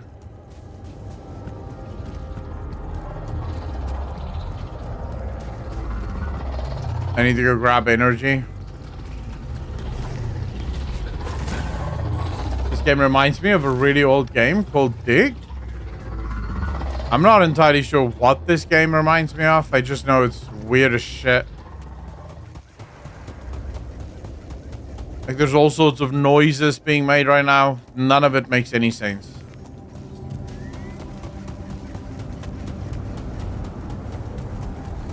And I was just eradicated by whatever the hell this was.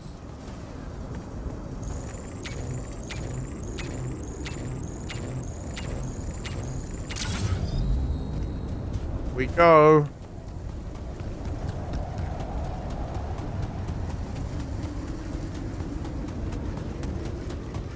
It's a DOS game, not giving away my age.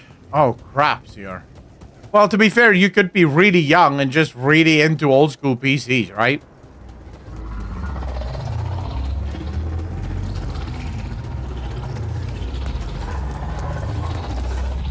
The map is three-dimensional and the sound is from something on the... I don't know. You're probably not wrong. It is entirely possible. I just know I'm hearing a lot of sounds and it's not sounding too good. It sounds scary, actually.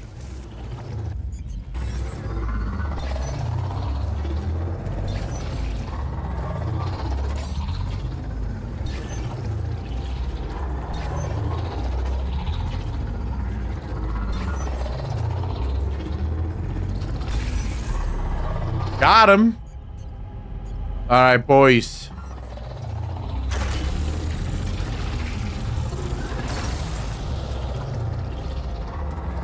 What is making that bloody noise? Do you have weapons to defend yourself? Not yet, CR. If there are threats that could potentially destroy me, that I would need weapons for, I have not yet discovered those.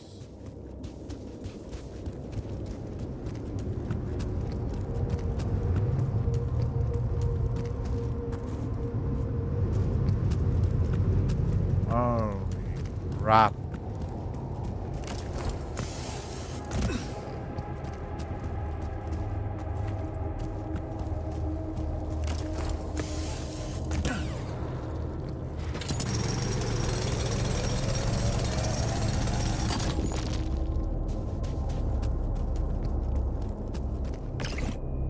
Should be able to, yeah.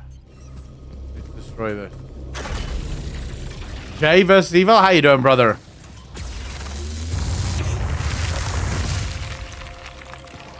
There we go, boys. Now we should be able to set up at least this mining facility.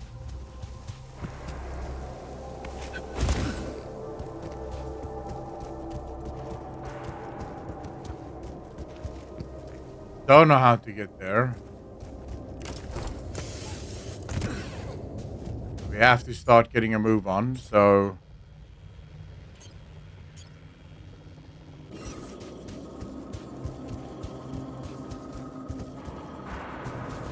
Wait, holy crap.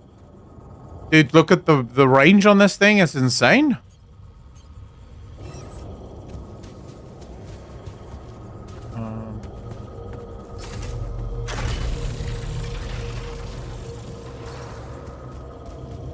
Okay, this is gonna suck.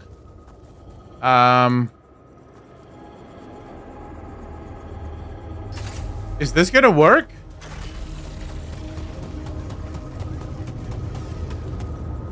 Nope. Okay, we have a problem, boys. We have a serious problem. This is gonna work. I'm gonna have to find another way to get this.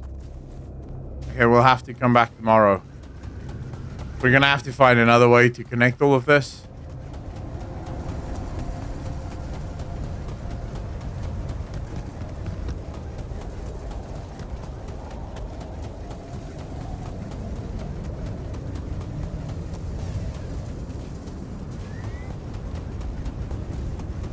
All good, my friend. How's the game so far?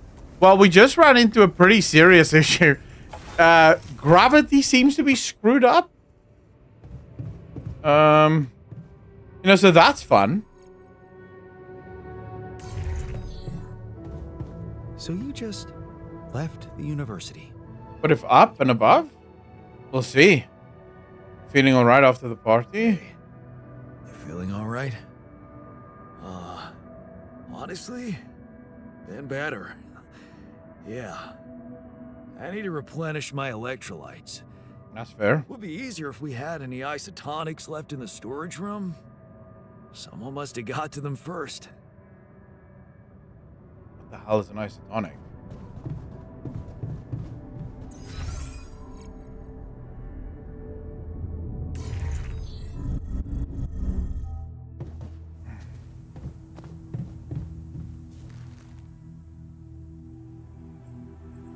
Feeling alright after the party? Examine our obstacle. Hey, you feeling alright? I think my metabolism of glucose might have been affected. I'm finding it hard to concentrate. That's exactly what I feared. This party was premature.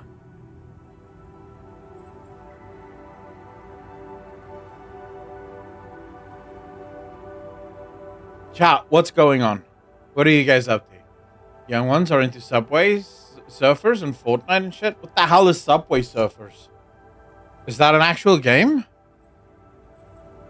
You're never gonna believe what I found. Let me guess. A time-distorting anomaly? What? How did you know? Well, considering the presence of this huge gravitational anomaly in this area and Frankov's calculations, I expected you to stumble upon one sooner or later. As you know, differences in gravitational potentials create the effect of time dilation. So, I just connected the dots. You could have done it as well, had you taken the time to stop and think. Always the smartest in the room. I was busy discovering it. I guess I was too busy discovering it. Of course, the credit is yours. Now, tell me more about it. Well, when I got inside this thing, it just, slowed me down while... All around you, time seemed to speed up? Yeah. What a discovery, Jan. This is just getting more and more fascinating. Well, it's pretty hard to get rid of. The closer I get to its core, the more time I lose on the outside. Yes, but you're also approaching the center of its gravity, which means that the core should slow down and be an easier target. Huh. Interesting. I'll think about that. Thanks. Examine our obstacle. Yeah, wait, Apophis, what do you mean the phone game? I also have no idea what phone game Z Vengeance is talking about. I have no idea what phone game that is. Hey, I took a closer look at our obstacle. It looks like something is distorting the gravity field around here. Good thing our base stopped, or we'd just be floating around in the air like those rocks. Amazing. The sheer scale of it. I wonder if it's related to the interval. No time for that. How do we move on? With this planet so full of mysteries. Yeah, this planet, so full of mysteries. It's almost a shame we need to get out of here in a hurry. I can take the pressure, don't worry. But we can't expect to deal with a problem if we don't understand it properly. How do you suggest we go about it? We'll need to start by collecting more data about the field distortion characteristics. The base should have blueprints for a device called a gravity sensor.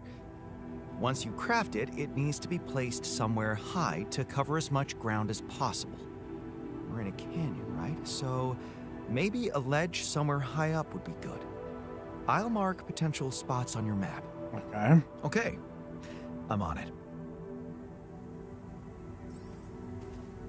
All right, now, what?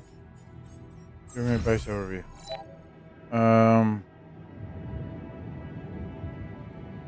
Where's the technician going now? The refiner. Here we go, technician. What's up? Hey, you feeling all right? Yep, yeah. Just a little dizzy after last night. I don't think I ate enough fatty foods. Not that we have any in here. Could have made more pierogi. Okay, good chat. Now we just need the botanist. He's way up there. Where's he going now? Don't go down, you bastard. Good.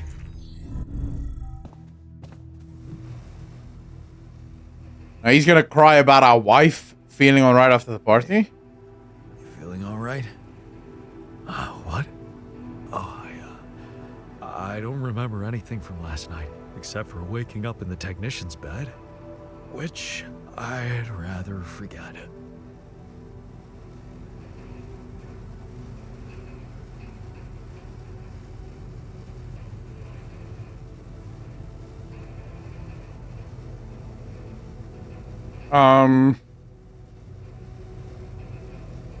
What?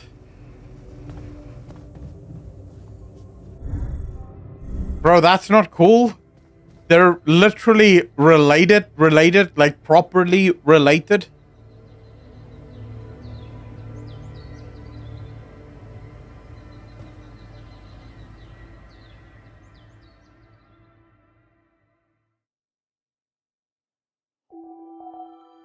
Me either, brother. I'm out of touch with the youth, despite having kids.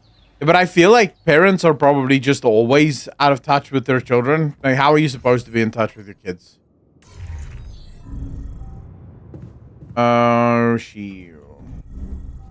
Where's the workshop? I need... So we have apparently gravity sensor. I need 50 and 20. I have 20 minerals. I just need maintenance. So let's go find ourselves some metals, boys.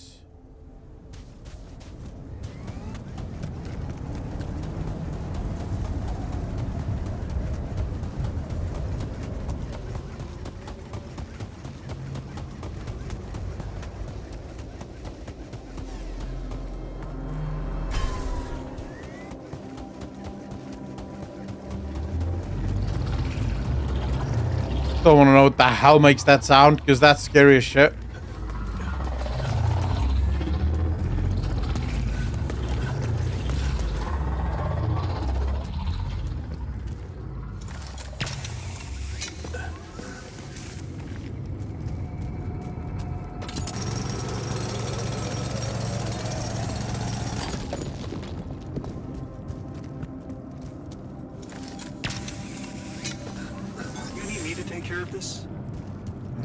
Do your thing, bro. Do your thing.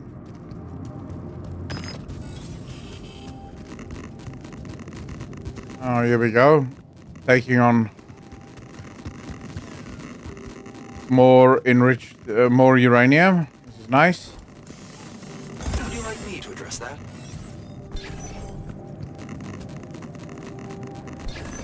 Not that I can handle it, but... You want me to take care of this? Do what you need, bro. You do this.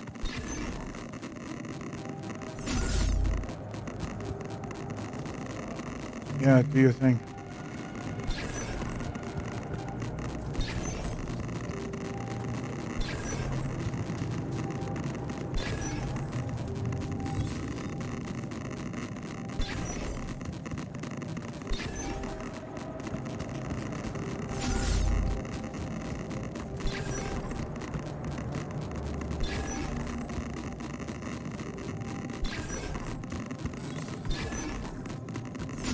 Come off it. This sucks, dude. Do it quicker. Really? Oh, you asshole.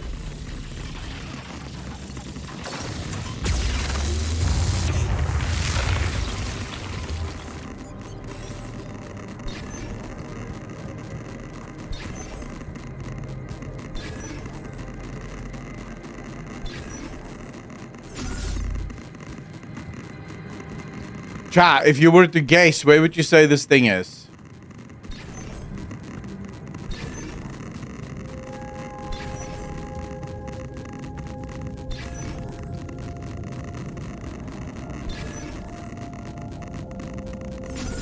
Oh my goodness, are you for real right now?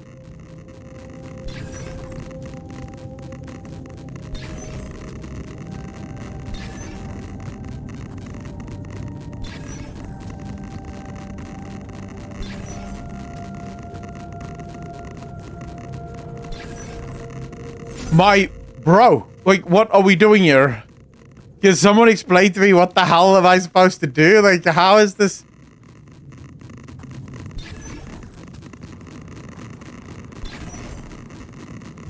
I guess we'll just keep going. Hopefully we'll hit it.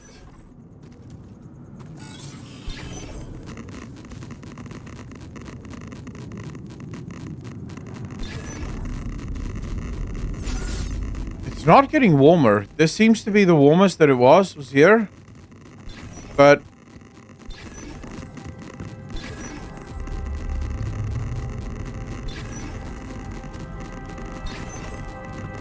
that was definitely the warmest that it was. Do you guys see this? I'm assuming it must be up here. Yeah, but XRP, I need to find the right space.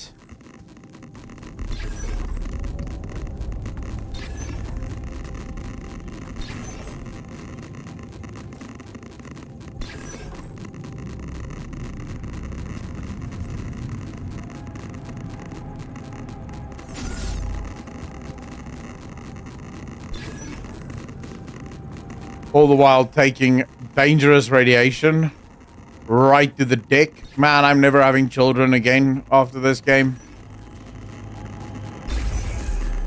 Finally.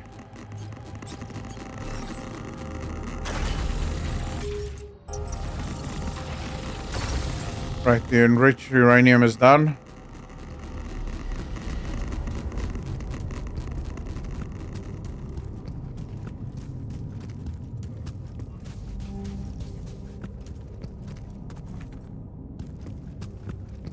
Am I hearing voices?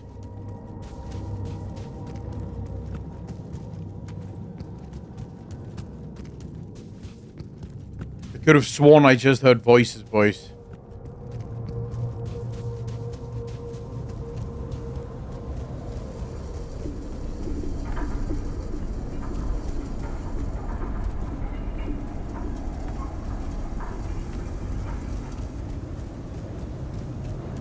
Do you have smaller pylons for the cave? Not smaller, no, but I think you have to find this way around. You have to find a way around this.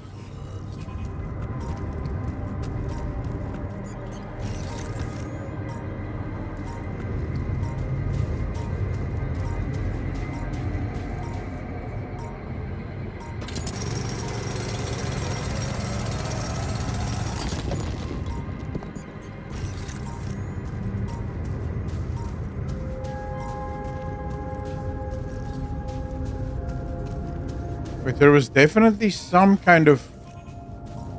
Oh.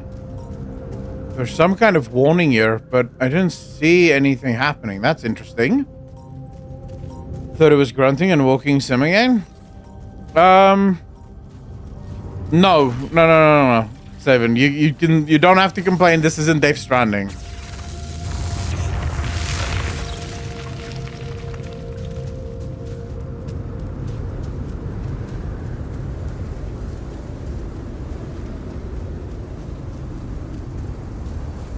All right.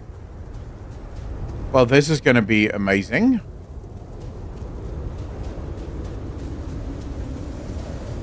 I know how we can connect, boys.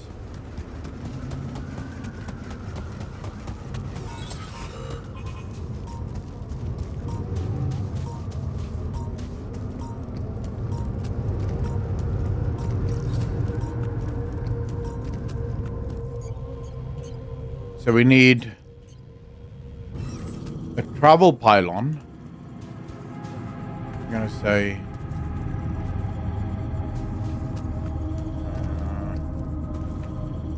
kind of want to put it here. Say this pylon hub.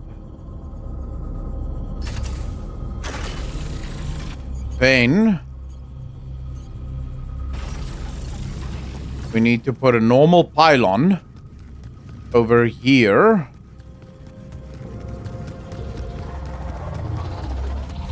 Oh, we can actually just connect it this way. Great. All right, let's go. Oh, that's what's going on here. Okay, I see what's going on here.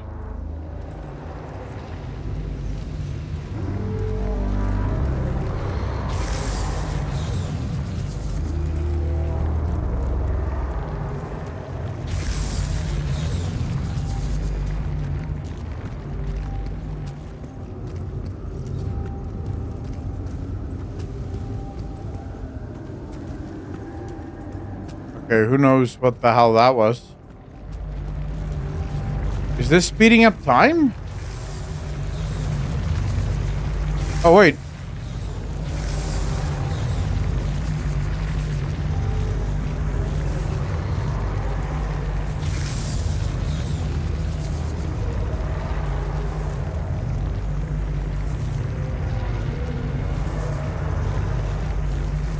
So this isn't speeding up time, but it is doing something with electricity.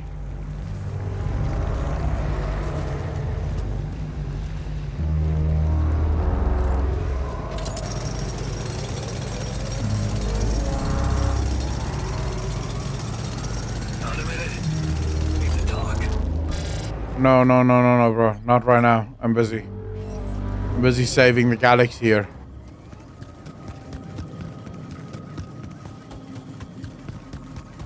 You've got to learn to chill out, brother.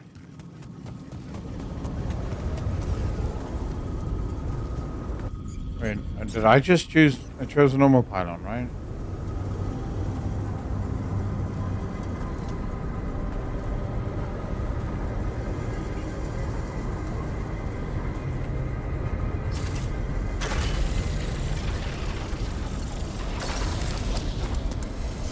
Echo getting stoned? Clean what? Where? Are you for real right now? I can't connect this way?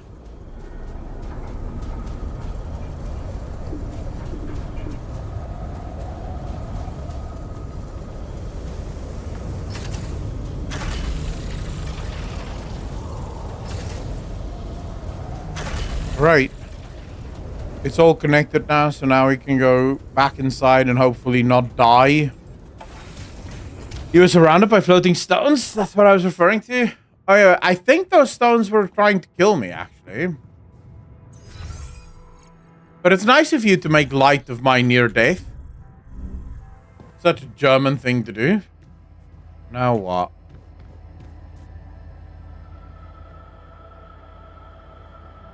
What's the matter? What's the matter? I was wondering, is it just me, or do you have it too? Have what? Have what? A splitting headache that won't go away no matter what I do. And a bad stomach, too. Ever since that damn party. That's worrying. Should have gone easy on the booze. That's worrying. A regular hangover should have gone away by now. Yeah. Got me thinking. Maybe the booze was spoiled? We never checked its expiry date. Could have mold in it or some bacteria. Because well, you'll have to grin and bear it. Okay, man. Just take it easy for now and don't forget to hydrate properly. Yeah, don't worry. I won't be slowing you down. Even Molly's not there for me when I need her. Look at her. Sulking in her little space. I hope none of those idiots plied her with that rotten stuff.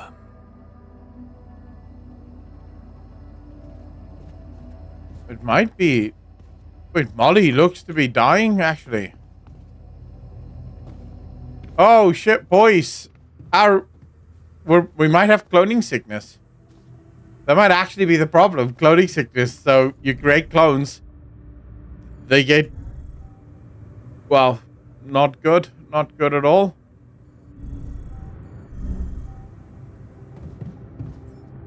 Okay, oh, I need this. Right, we'll go to sleep and we'll start again tomorrow.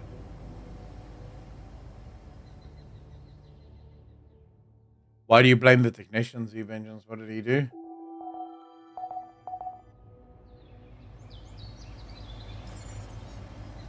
Something you should know. See what is happening in the kitchen. Oh, what did you guys do now?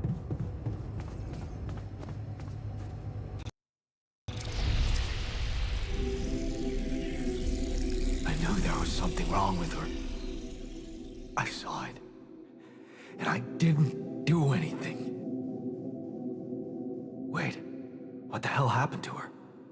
What does it look like? She's gone.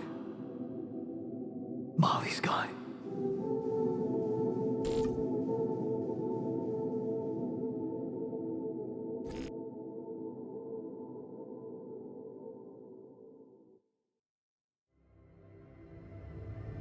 What?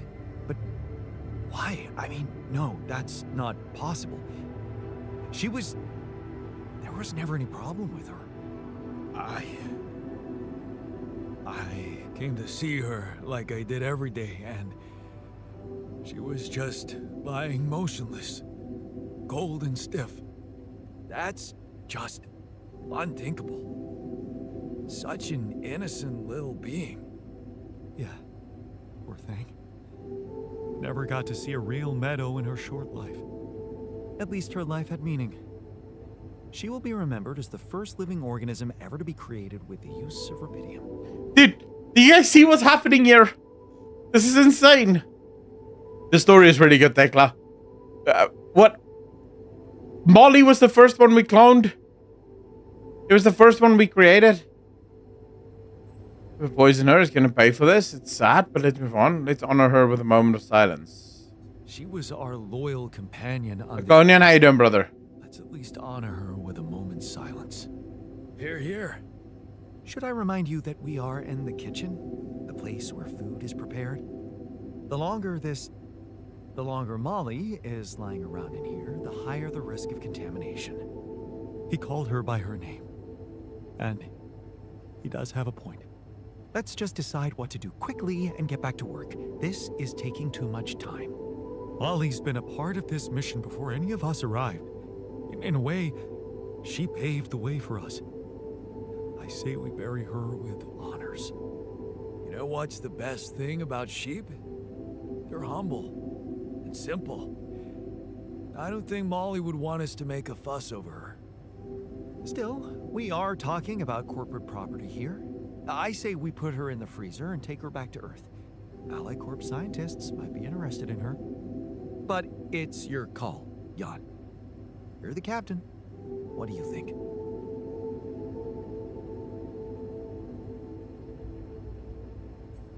Let's cremate her as quickly as possible. We should give her a proper burial. Let's try taking her back to her. I'm interested to know why she died.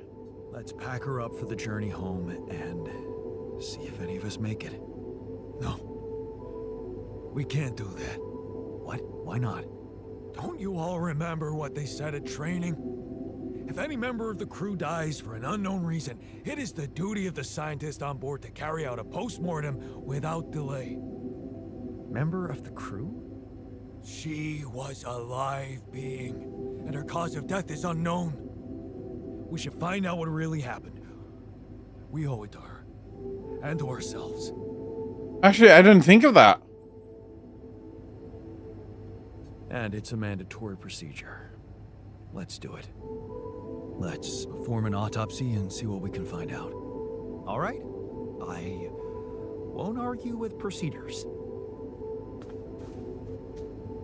Right. This is not at all gonna bite me in the ass in about 2 seconds. And you all know that it's gonna bite me in the ass in about 2 seconds.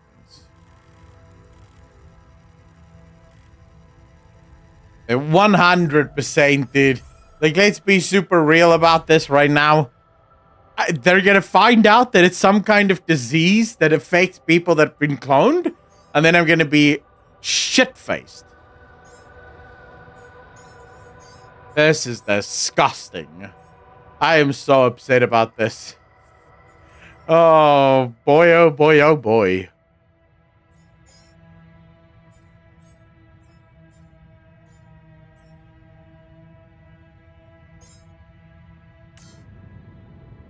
Such fun.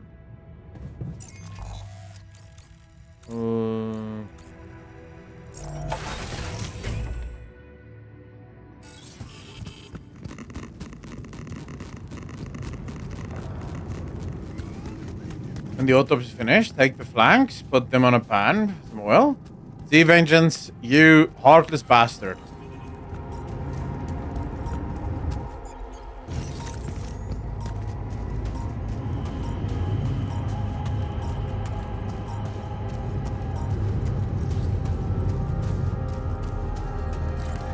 Wait, well, where's that cave? Hello? Oh, it's there. I almost ran past it.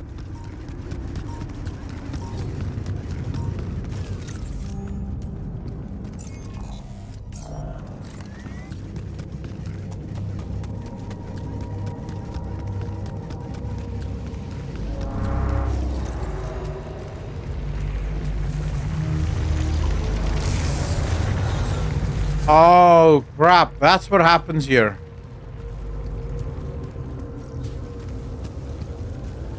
Oh, they destroy your battery. Okay, okay. I get what happens here.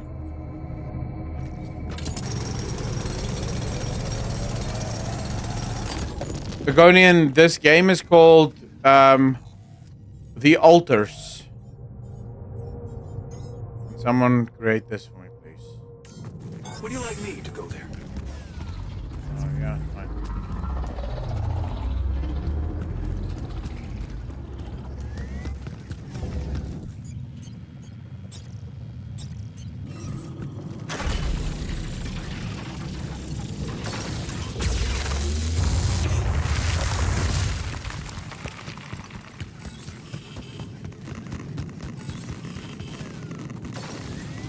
Damn it.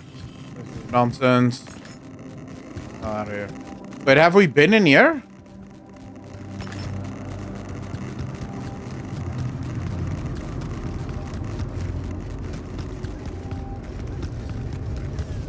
Oh. Future ex-girlfriend. Jenna travels back from the future to make sure Phil saves humanity. Did you really have to bring a +1 though? Another movie. This one was Watch. actually on my pile of shit. I got this watch of a consolation prize for a mathematical Olympiad. A group photo taken during my junior year at uni. Okay, collect all of this. Action or narrative? A little bit of both.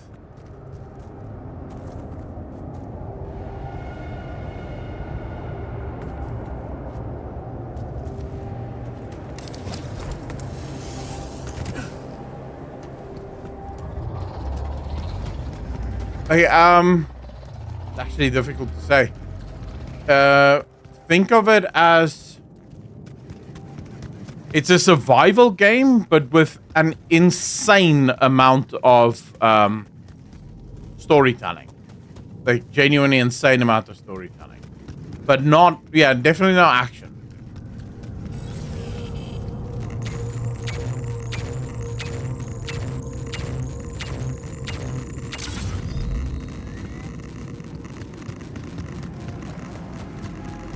Is someone crafting my machine? I'm thinking no.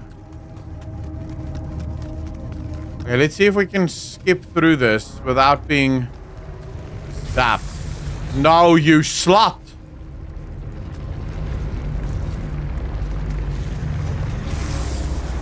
Okay, so I can't go through that yet without being zapped. Bastards. It's a very interesting game. I'm enjoying it.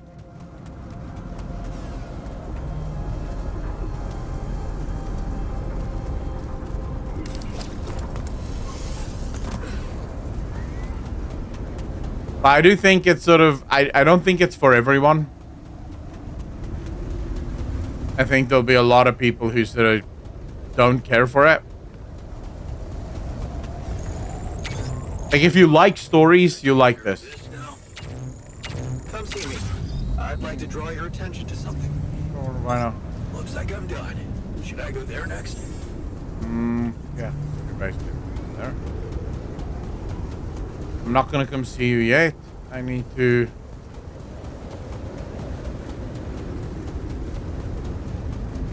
I need to find metal.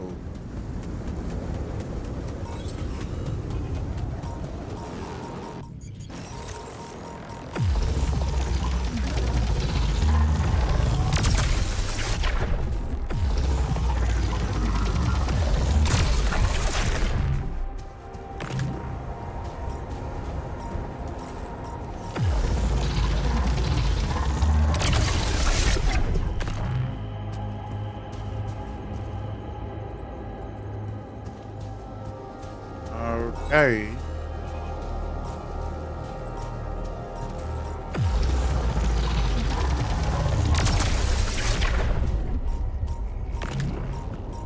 What the hell was that?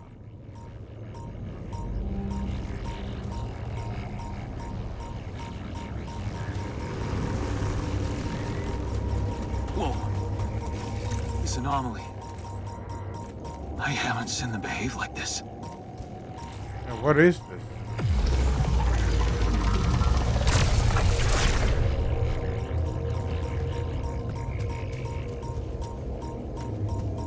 So it expands like crazy.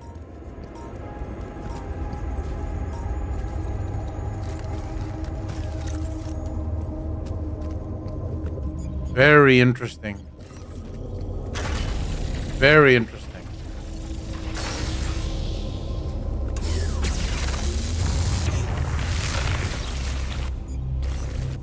Here we have the minerals deposit.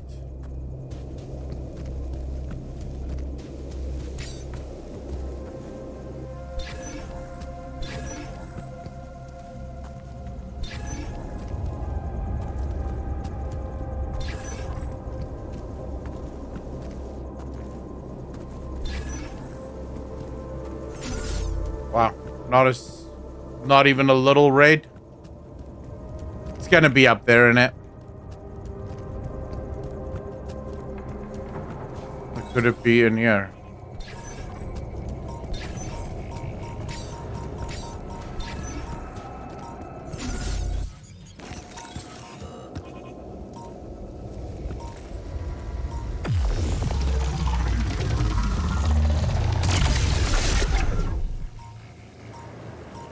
Oh crap, what the hell is that?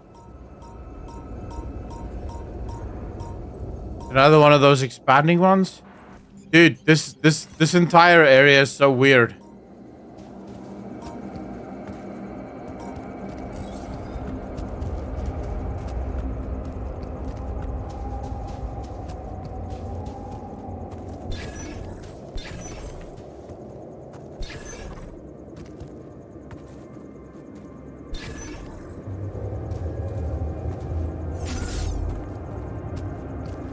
So it has to be over here somewhere.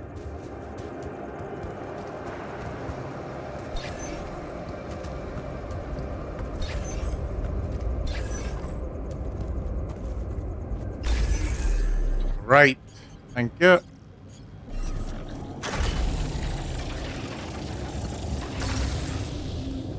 And then we need the metals one.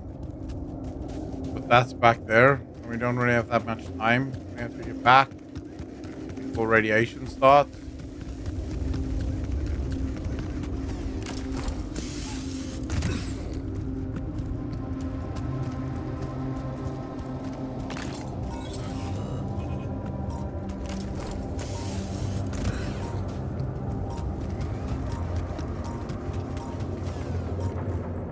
Where the hell am I going?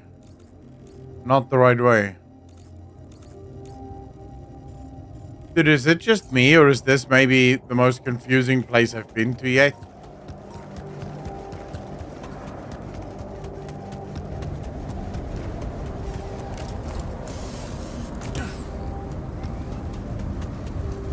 God, this place is scary.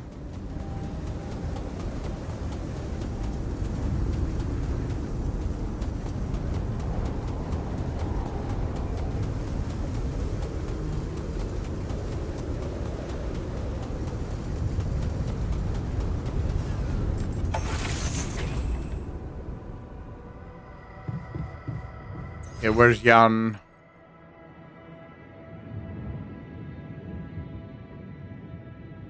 Where's the scientist? Social worker.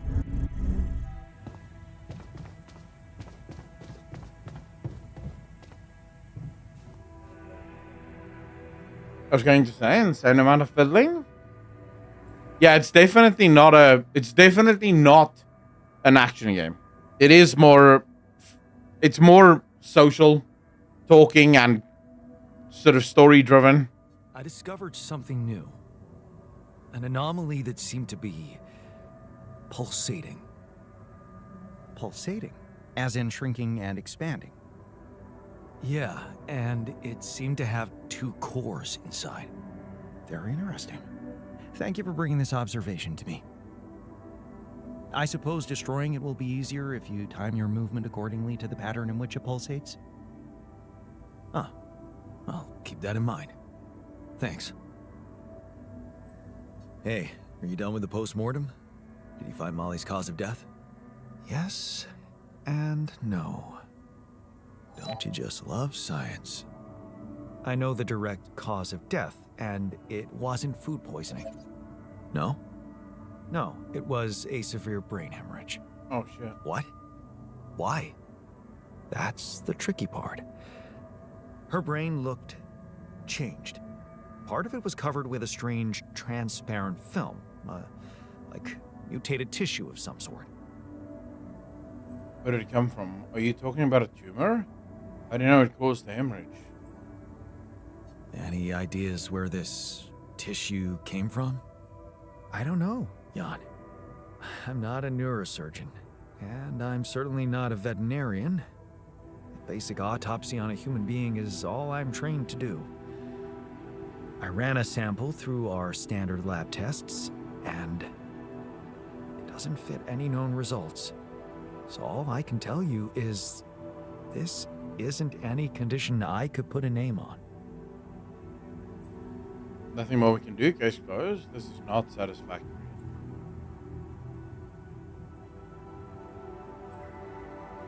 This is not a satisfactory conclusion. We need to know more. I agree. We do know it wasn't the food nor bad air conditioning. However, there could be other external factors at play. This planet, the Interal. Who knows if the proximity plane doesn't interact with our reality in some ways we don't yet understand? We have no idea about the microbiome here, bacteria, maybe even viruses. Viruses? What are you saying? We should all get tested, just to be on the safe side.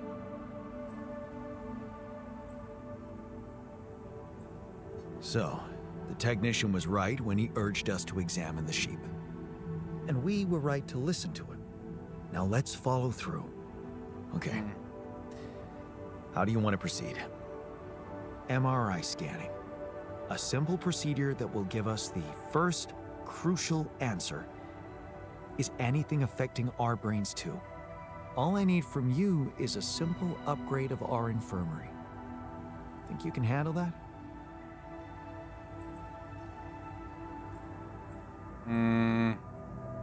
Okay. I'll take care of it right away. We don't even have an infirmary? We'll start the checkups immediately after it's ready. We don't even have an infirmary, boys? I mean, you know, fake it till you make it kind of thing.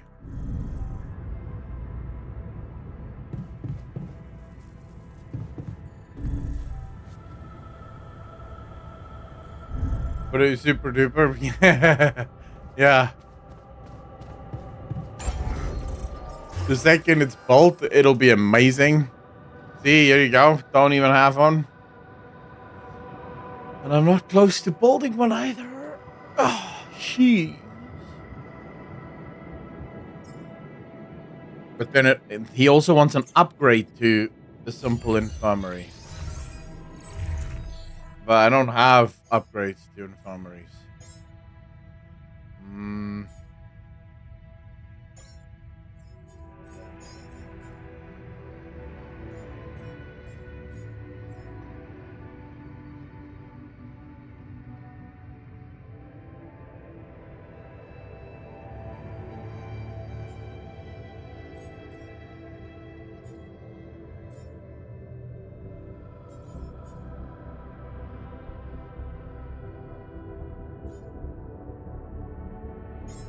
Want that.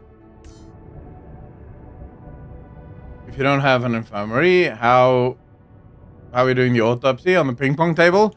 In the research lab, I'm assuming?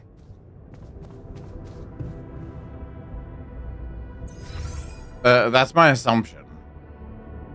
Might be wrong. Okay, the botanist is in the social room.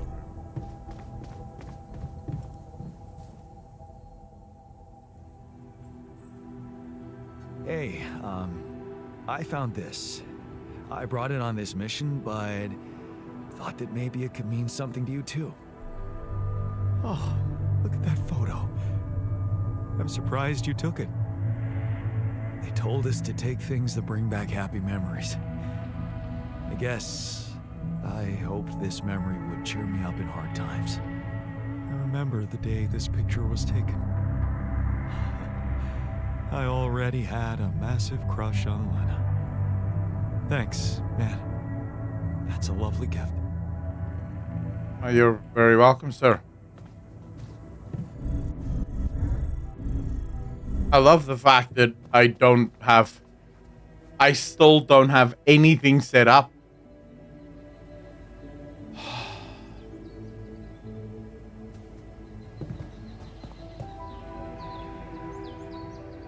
We're not even mining yet.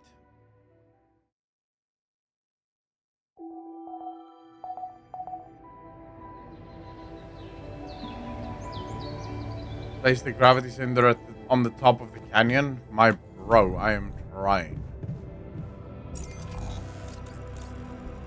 Okay. Top of the canyon. This can...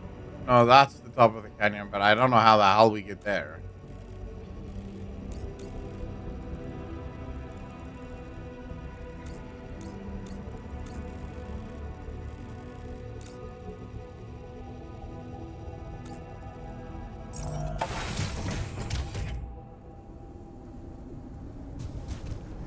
I think it's better to first set up... Yeah, it's gonna be better to first set up our mining equipment. And then, once we've set up all the mining equipment, then we can start setting up the rest of this.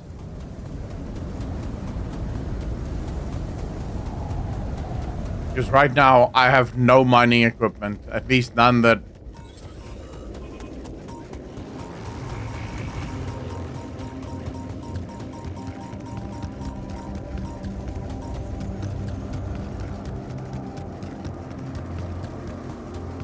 I need the metal one. But I can't remember where the metal one is. Is it here? Yeah, this one. Oh, crap. I don't know how we get up there. Definitely not like this.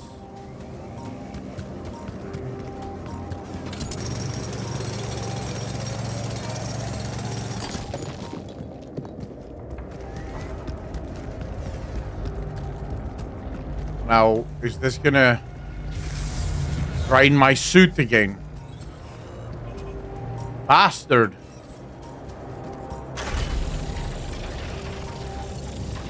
How is that fair, man? Like, how can you just drain my suit? It's just like that. I don't know. This seems like absolute nonsense.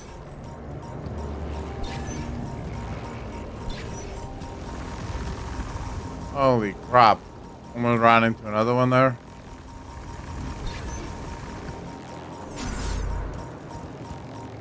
Oh, this is so good. All these raid bits around me.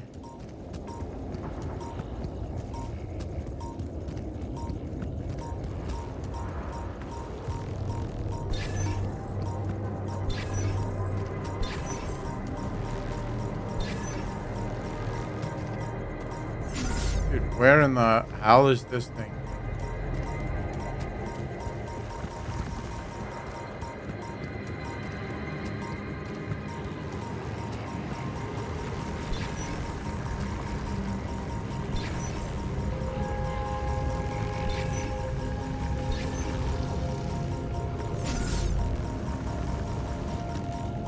Yeah. Nope.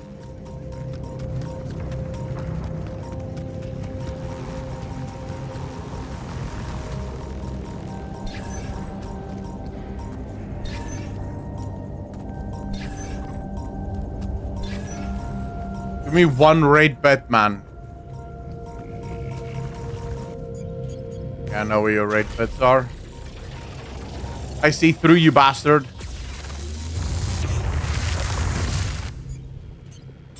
Literally inventing a bunch of bullshit.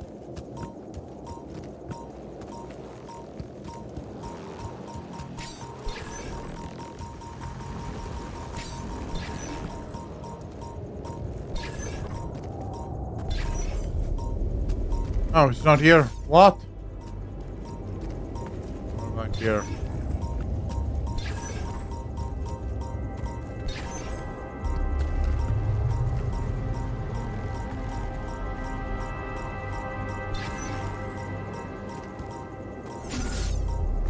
Okay, there. It has to be there.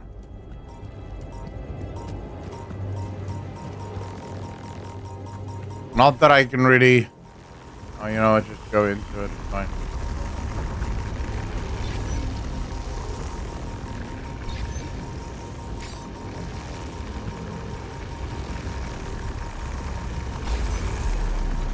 Yay! Oh.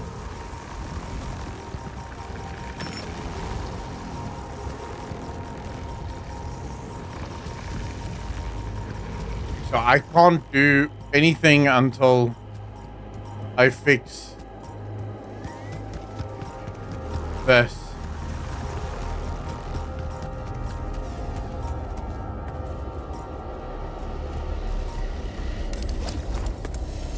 Chat, do you realize how upsetting this is?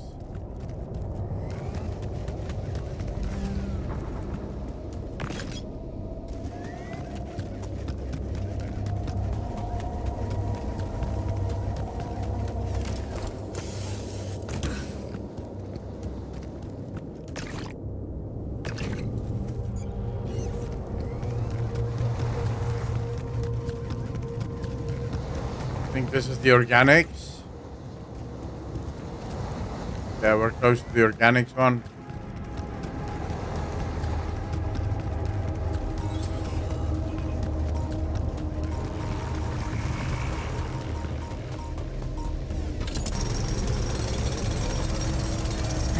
Looks like we're running out of storage space. How in the hell is that possible?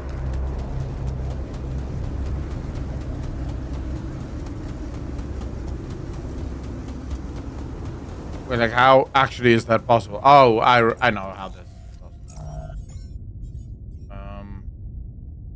So this will turn ILX into... What is ILX? Oh. Oh, never mind. And we can turn that into infinite. I don't do that shit.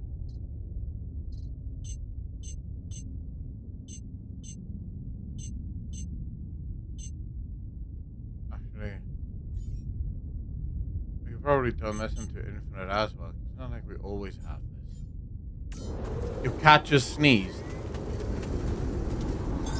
Looks like From what? Should I go there next?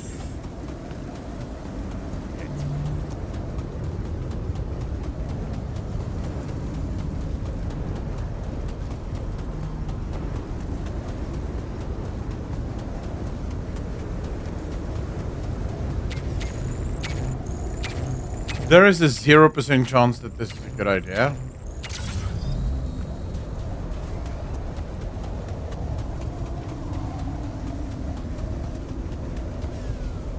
No, wait. We'll do this tomorrow. Screw it.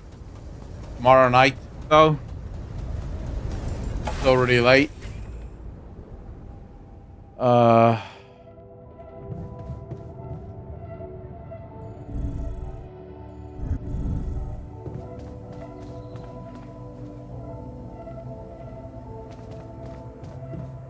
But there is something I do want to do.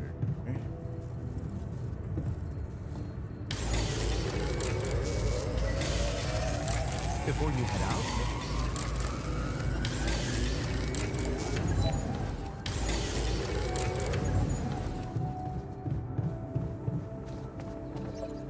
Alright, let's go sleep. And then, boys, we're gonna call it a night. We're gonna call it a night. It's already 20 to 8. I have to go get ready for bed now. I have to do Bible study and have at least a little bit of tea. You know, just relax for a bit. And then tomorrow is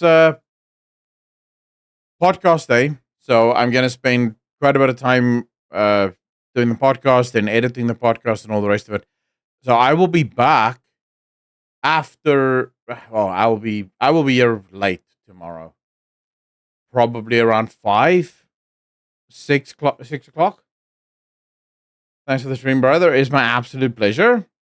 20 to 8. We have the same time. Yeah, for now. It's 20 to 8. Yeah. Growth, I'll take you guys, as soon as your winter starts, it'll change significantly again. But no, I truly appreciate all of you for coming out, for hanging out with me, for spending time with me. I hope you enjoyed it. I know I very much enjoyed having you guys here. Burcon will be happy to know our friends at Blizzard are once again doing dark patterns in D4 scamming people. Z-Vengeance, what are you talking about? Link that to me. I would love to read it. And we'll probably talk about that tomorrow then. During the podcast. But yeah, thank you so much, ladies and gentlemen. I really appreciate all of you. As always, be good to each other, be kind to each other, and I will see all of you in the next one. Peace.